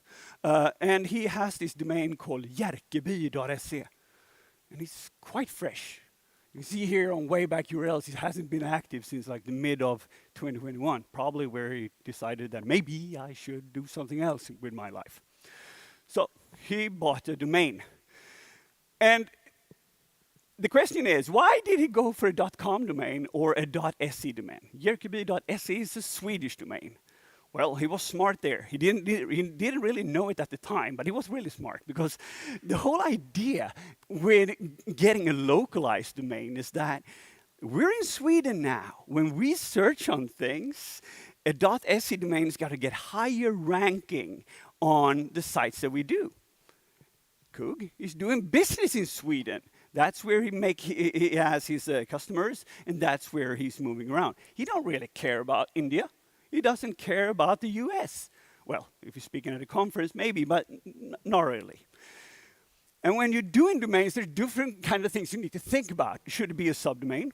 Which is cool, that kind of works, but you need to deal with it SEO-based as different sites. Just like a .se domain, a .de domain needs to be treated differently. Because if I change, let's say, blog.example.com to www.example.com, all those backlinks that I created earlier go down the drain. So all the reputation you built up over the years, That's going to be gone since you're greedy and want another domain. So think about it first. Right. So he has his domain. You have that too now, right? Because all of you need domains. I'm not affiliated with GoDaddy. I probably should. But so you write your code and you put it up there and you're all happy. The next step is to make Google aware of the things that you actually do. This is called indexing. There's a great tool called Google Search Console, which is mandatory for you to use if you use a website. Because this is where you register your domain, show your proof that you own it by using all these fancy authentication things. That means Google's going to pick it up and know that you're doing stuff. And that's also where you can look what kind of keywords people are searching for that hits your domain. You can also adapt to it. It's really important. And a way to identify if the domain you have is actually indexed is doing like a Google dork. Cite your site. Things show up, congratulations, you've been indexed. Things doesn't show up, sucks being you. And that can take up to 6 months. These ones are super boring. Nobody really cares about robots.txt and sitemap.xml. It's just annoying stuff, unless you're a crawler. And unless you're Google and Bing and whatever, because robot.txt kind of means, please don't look at these, while sitemap.xml is, wow, you can index all this stuff that comes here. And I actually updated things for you right now, Google crawler, so please upload that information inside the index. This is crucial if you are releasing blogs and whatever, because you want to rank up. Coggin, on the other hand, decided he didn't need those. So he got a 404 on both of those, which means that Jerkeby.se has a quite low domain authority. It's not really trusted. Like a sitemap.xml would make a difference, but that's the whole thing. And if you see, he has no traffic and everything, 14 referring IPs. But if we take Centaur instead, they're good at their stuff they do. They're currently ranking somewhere around Alexa ranking 6 million or so. That could be better, but domain authority is good, and they get a lot of reference. This is what is defined as a trusted domain. 33 is cool. Then we have my friend Daniel Miesler. He has a podcast, he has a newsletter, he do a lot of cool stuff. He's currently ranking on about 100,000 on the Alexa top 1 million websites. That's a good number. He has a domain authority of 65. And people are very actively helping him push, which means that if I get feature on his domain and he links me, I get the authority of Daniel Miesler hitting my site. Because that is what is defined as domain authority. That's why you need a lot of backlinks and relevant content, so these crawlers and engines and everyone else can do the things that they say they don't do, rank you. Because everything, according to Google, there's no thing named domain authority. There's no thing named something else, because they want to rewrite the thing all the time. So, of course, they don't want to do that. But like I mentioned, it's really important to remember that. If you link people, or people link you, that's a good thing, because that's going to give you a chance to, level up your game a bit and gain more authority. Like Stefan's website, for instance, we talked about that earlier. 2,000 websites is linking him, and he has about 16,000 backlinks referring to his domain. That's good. That's strengthening his domain, and that's why he gets a higher ranking. Because if you're doing that well, you're all good. But remember when I said that your website, if it's cool, your authority strengthening someone else. Like I would say, authority strengthening in this case would be, this is a great hacker. I'm currently now authority strengthening this. Or I could say, Jayson is a great hacker there as well, and Coggin is a fraud. That is something else. Like you'll figure things out how it works. But for me personally, I don't care, but Google cares about the authority and how that works.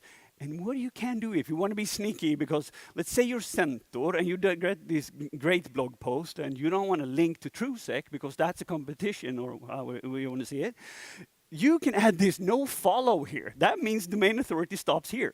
So they can link our really, really cool blog post that we do and say no follow, no creds for you, which is great. if you don't want to dabble with your competitor.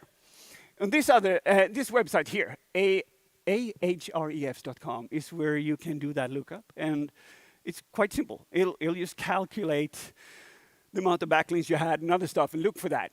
My site, for instance, has 239 website links. My site, 1,200 backlinks, a domain rating of 13. And SecurityFest, on the other hand, has 29, which is pretty decent.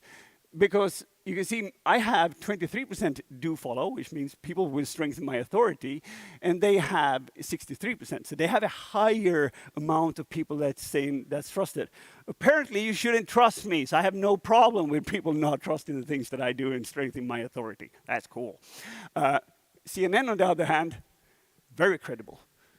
93% in the domain rating. That's sick. But they also have about 500 million links pointing to their domain. And a lot of those are pointing back. Coggin, on the other hand, he has some work to do. He has not that much. Domain rating is quite low.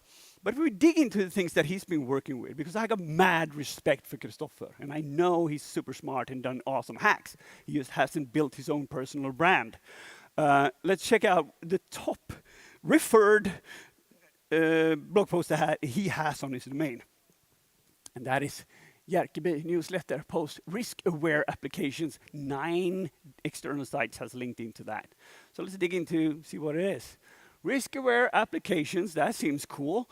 Let's do some search engine analysis of this, and we can realize that he has mentioned, first off, the title is risk-aware applications. You can see also in the URL there.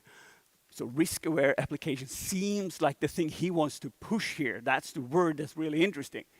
But he only mentioned it twice. That's a little bit too low for Google to think that is super cool. He mentioned risk a bunch of times, and also application. So those he probably could rank on. But risk, that's going to be very, very hard because risk is so wide. And most people, when they search, they don't search for risk, cyber. They will search for something similar like the one that he did. So let's identify that. Risk-aware application. That seems like, okay, we have something here, right? But nobody's actually searching for it. So he spent a lot of time writing this epic blog post. Banger. Nobody's searching for it. So I was like, okay, makes sense. Sweden, right? Because he's .se, and I was interested to see like what's the search traffic in Sweden. But I went global on Google Trends, and it doesn't even exist. Nobody cares about risk-aware applications. And that is why keyword research when you're writing stuff is crucial, because otherwise your blog post might just be very, very lonely on a part of the internet that nobody will ever find. So let's imagine Coggin saw this talk, right? And now he's ready to do another banger. You know, this is going to be great. So he ponders a bit and thinks that security chaos engineering, tasty. I'm going to see what that does. So he types it in and he checks it out and see, oh, chaos engineering? Seriously, 11,000 searches every month. That seems really cool. And it's absolutely trending as well. This one is an up-and-comer. Problem is, chaos engineering, in this case, is a more generic term. And it's quite hard for us to rank on because you see, the keyword result possibility to rank among the behemoths that's mentioned this is going to be quite hard. 46 on this scoring is a challenge for him with 1.5. So it's going to be tricky. So, but Coggin is smart. He knows how to funnel and narrow down. So he goes for security chaos engineering, which is definitely within his niche, right? And you can see here about 240 searches a month. Still good. I mean, it's an up-and-comer. There's a chance for him to take a position here. And you can see that it's in the green here. That means 23, that's simple. That's you waking up in the morning, writing the things that I told you, and you're going to rank on this. But we are in a challenge, because you can see 23 here, and this went to something, has a domain ranking of 16, and takes position 5 with no links to it. So yeah, We're probably going to get that.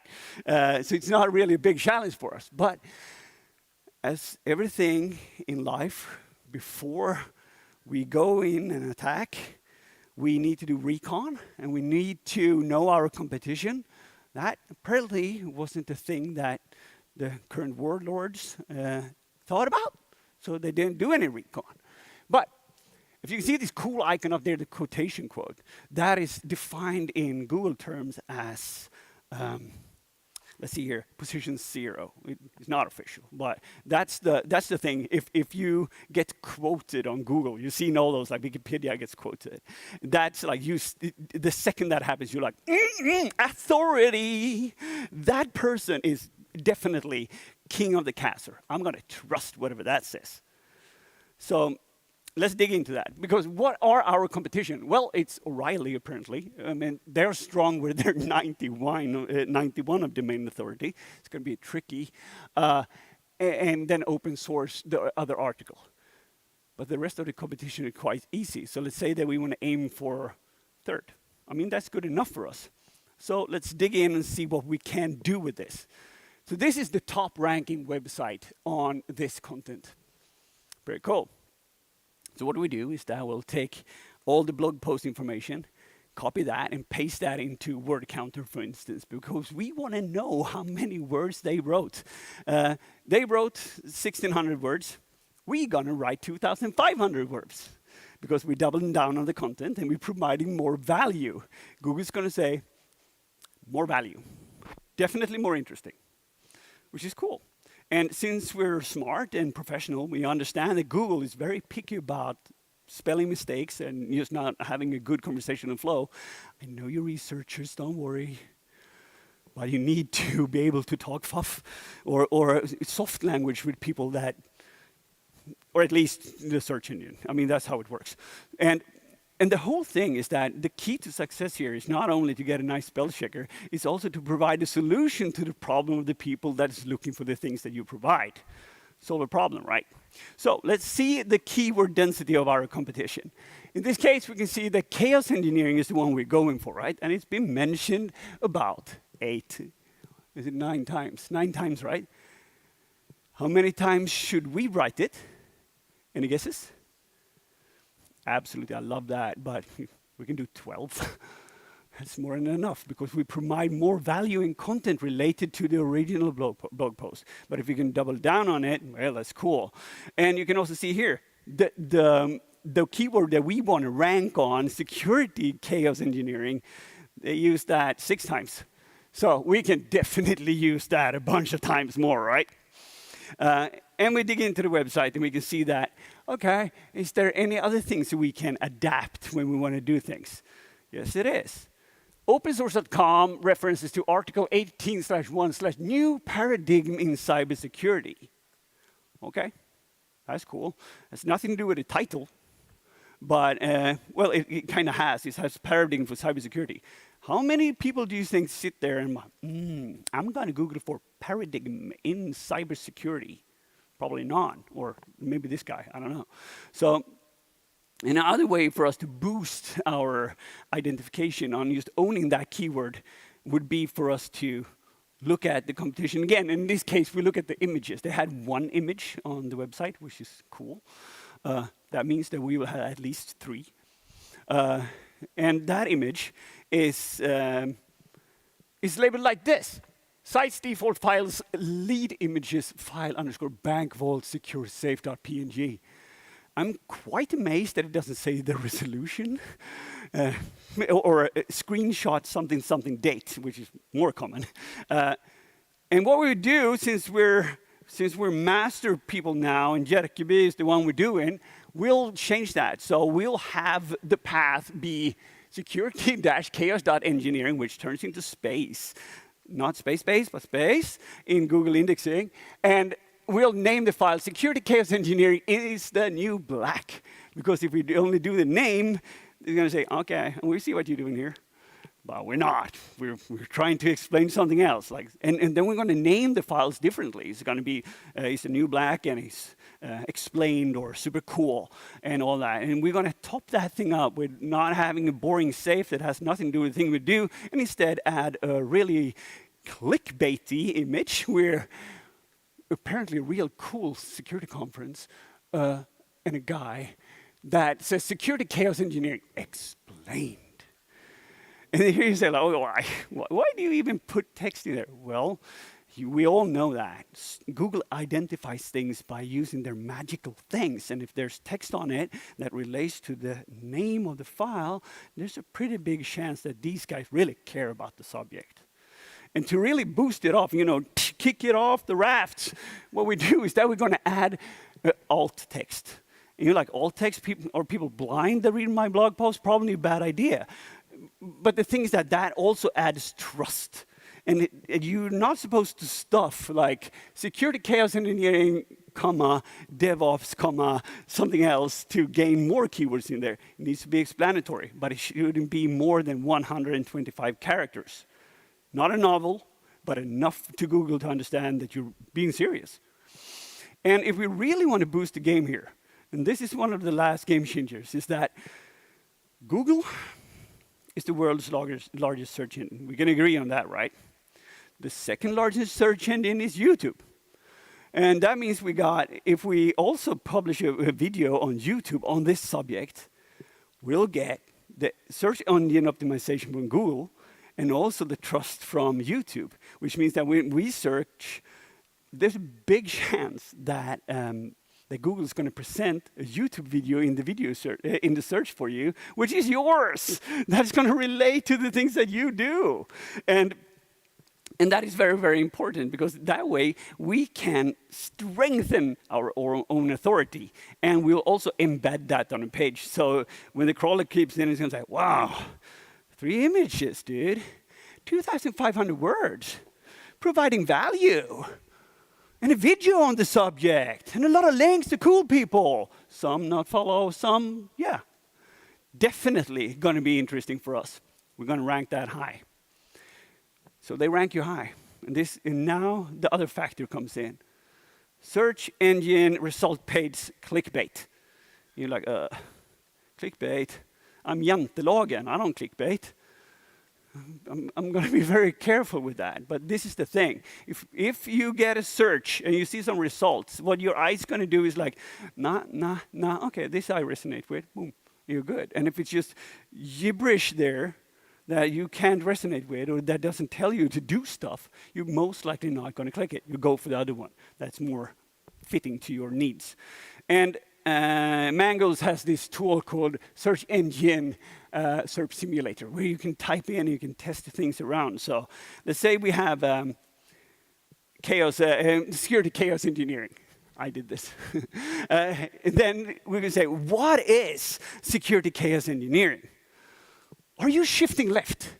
DevOps, all the things.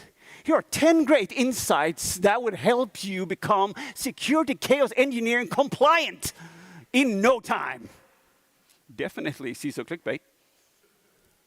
So, and if we compare that to the top ranking one, where it says, security chaos engineering, a new paradigm in cybersecurity, ... Too long, doesn't fit in. Look at mobile, it's going to cut half of it out. The second one is explore how the principles behind open source collaborations, transparency, and rapid prototyping are given catalyst for innovation. What? Too techy for me. I'm CISO.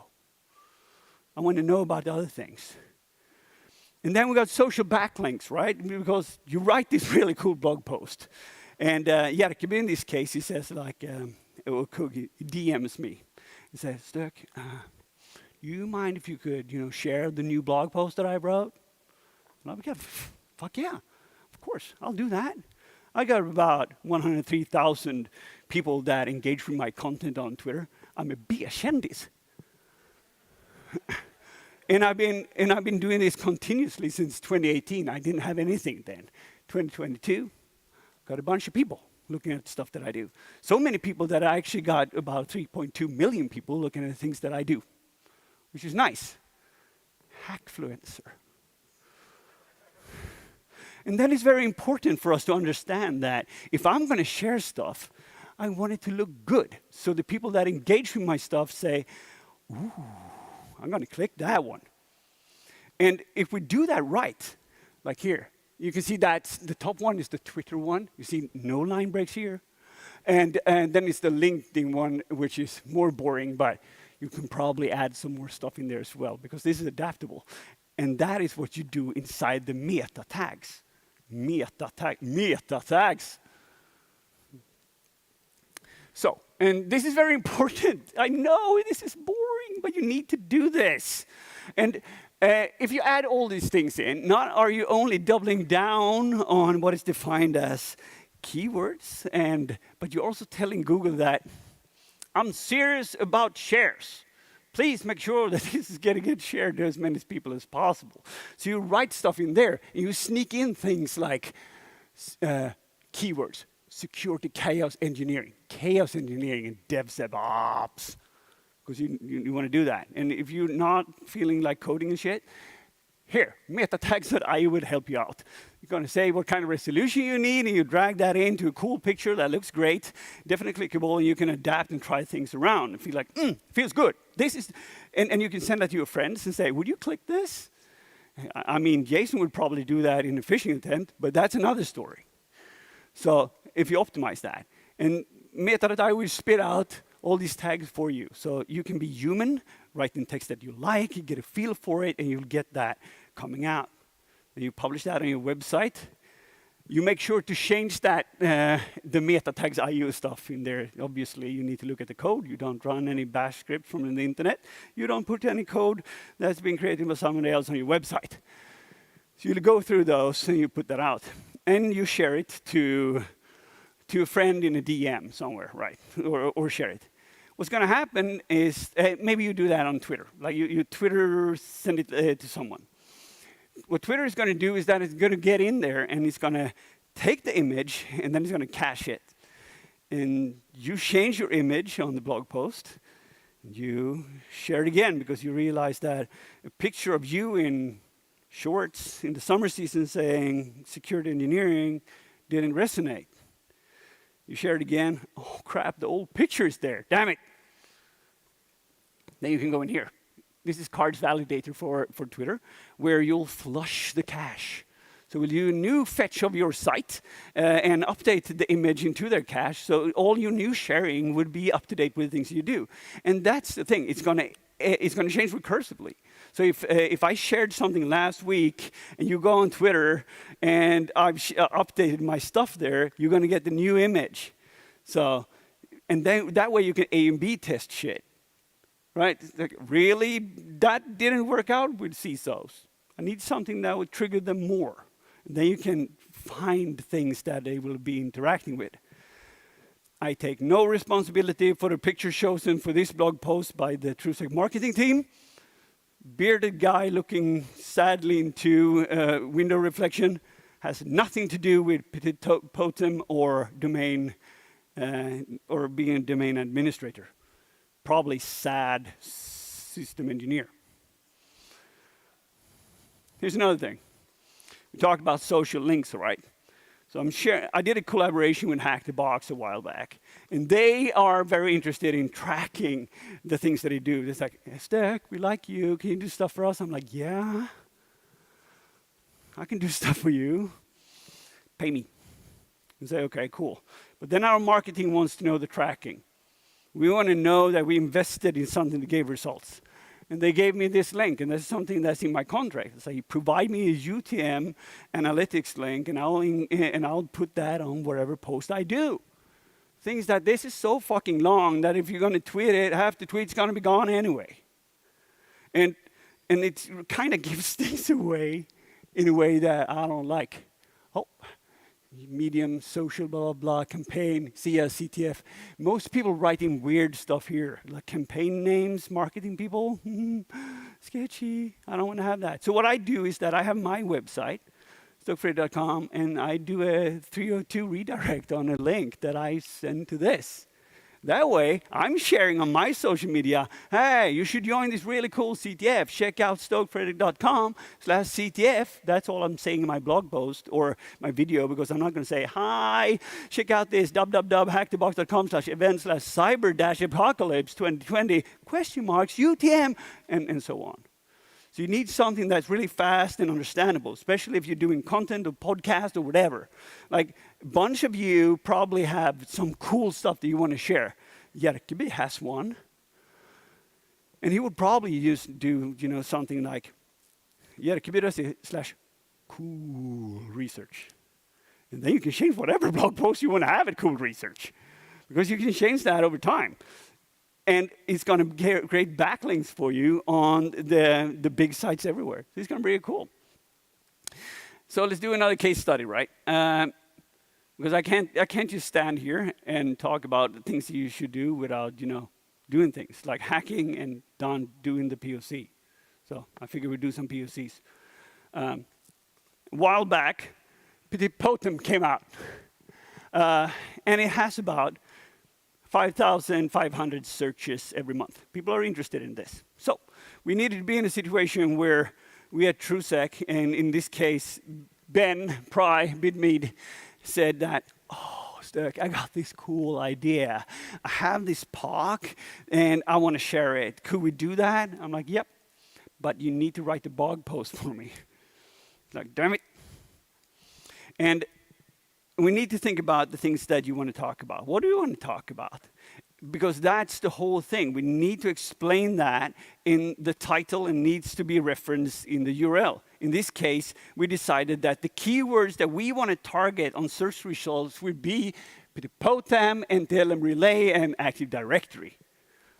We put those all together in one, right? So NTLM is being mentioned 19 times in the blog post, Pwned 16, and Pwned was our main target here. So we got that both in the headers, we got that in the title description, in the URL. You remember that one, right? And we also, we threw in some Active Directory there for good measure. I mean, why not 10 times? And then we started to break it down. Like having a good time here, we were explaining things, step-by-step procedure. This is how you do it. And this is very important because you can do all these things and eventually you'll do profit because you're a domain administrator. Very easy to follow. The next step with this would be not to implement an image, but a code snippet. So people can copy-paste stuff because you, like I, like everyone else, get really freaking annoyed when we're going to do hack stuff. And we have to type it. We want to copy-paste. So, and Google says, copy-paste, providing value. Good, so we do that too. Links to external parties. Some we send good traffic, some we don't. And then we have a solution to the problems in bullet points like this. Bam, bam, bold, H3 ones. Very cool. Images like this. Very boring image. But the naming of the file, Pwned NTLM Relay, Tiggity Ask, basics for, and then you had to push the damn resolution in there, but I'm okay with that. And that is also important because that's add to ranking. Then I told him, okay, you need to create a video for this. So, oh, how would I do that? Well, do it simple. Screenshot your image, your computer, run that through, and you're happy shiny, and when you're done with that, you'll take whatever information you have and we'll do voiceover. So he made his wife do voiceover for a 1-minute hack, right? But it got 6,000 views and we're now referencing our own information back. This is great. And that is why this one is ranking #1 on Google on Pwned. Doing the work, delivering results, providing value.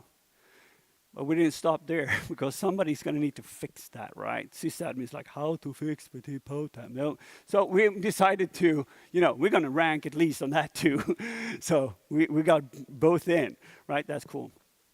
Another case study. I'm running over time a bit. Can I get some more minutes? Awesome. Boom. Another case study, so you don't think that I just do marketing stuff. This is my store, Thrive. I sell conscious fashion, all organic, sustainable. It's all cool.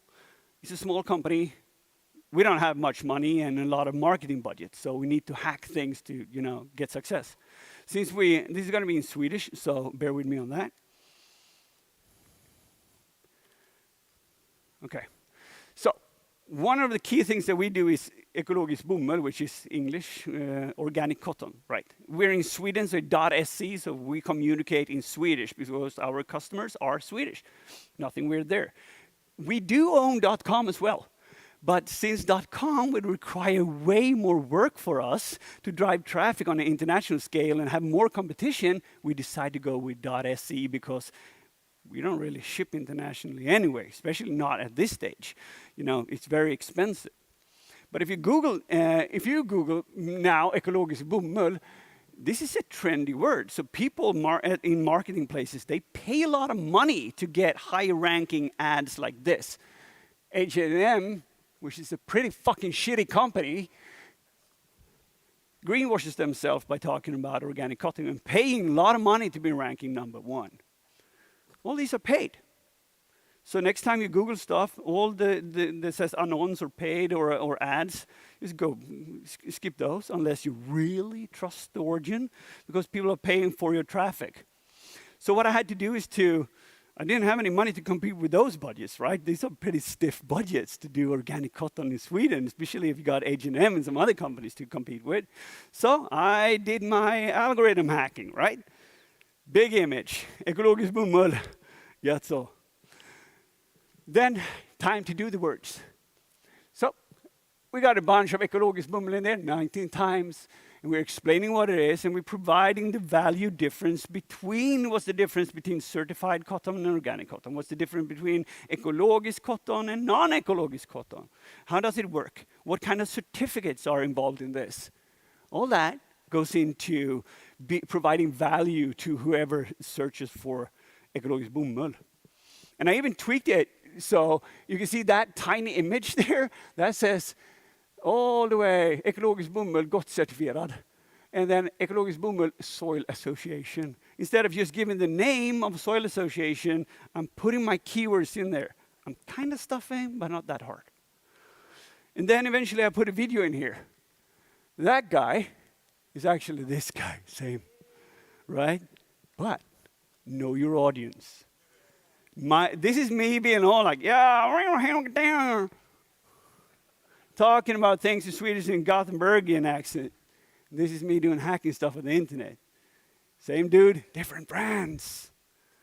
So that's why that is included there. And as you can see here, I'm ranking #1. It's that simple. It's not simple, it takes time and you need to write the blog post. And you will ask yourself, why would you go through all this? Like, why even bother? Because your research deserves views. You put a lot of hours in it. Why not tweak the last ones and make it different, make it stand out, deliver it. That way you're going to get shares. That way people are going to like and enjoy your reading. So proofread it once more time. Ask somebody else to help you out. And don't do those 600 words Medium posts where you talk about how cool you are. Provides no value. So all that is important. If you want to communicate with me, you can follow me on all social. I have a brand, STÖK Fredrik. And that's it. Thank you and welcome to Content Creation for Security Operations 101.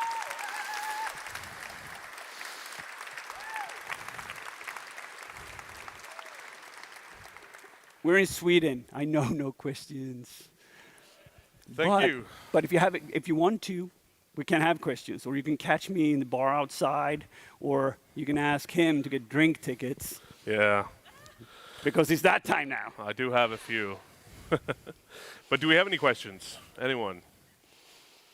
Raise your hands. You can. I got one in the back. I do.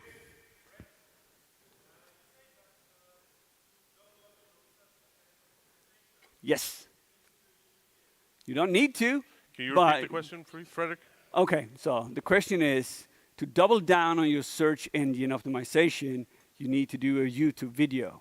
You don't have to, but it's preferred. Yes.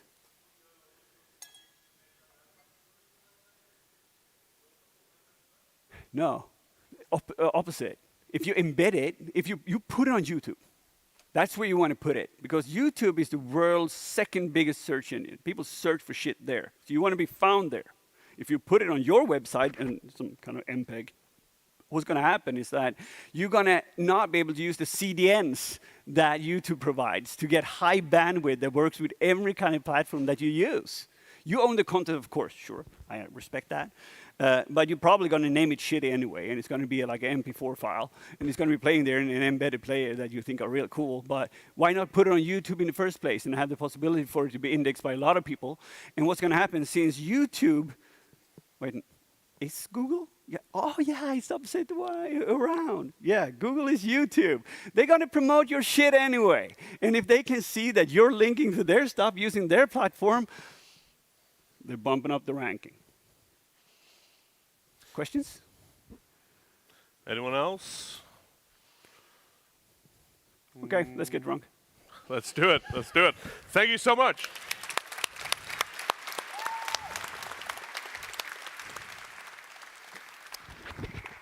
Fredrik, jag tar din mick.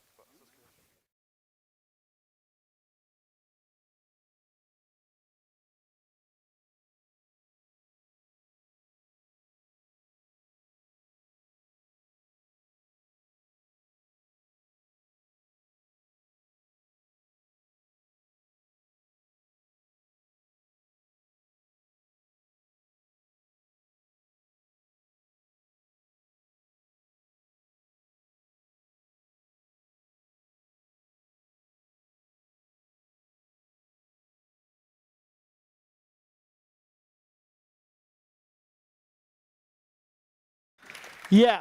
Yeah, so it's getting close to that time where we need to fill our stomachs again. Yep. With not only beer, but actual food this time. Yep. So now we're going to do another game of Tetris, because the other one was too easy. Yes. So now we're going to do it differently, because people told us that we should do it differently. Yes, we have instructions from on high. Yep. So what's going to happen now is that we're going to mingle, and we're going to do that in the sponsor area. We will open the doors to dinner around 6. And then everyone take a seat. You don't go to the food. You take a seat first. Sit down and chill. Yes. Until instructed to do something else. And those instructions will probably be that the table at the far end gets up, gets their food, and then we carry on. But so if you're really hungry, sit at the far end. Yep. Is what I'm saying. Yeah. So, but we want everyone to get seated first, and then we go in sections in order to have a pleasant dinner experience for everyone. Yes. And then there is a bunch of shenanigans going on. We just failed a fire inspection. More info will follow. So we rearranged that, but there will be fire.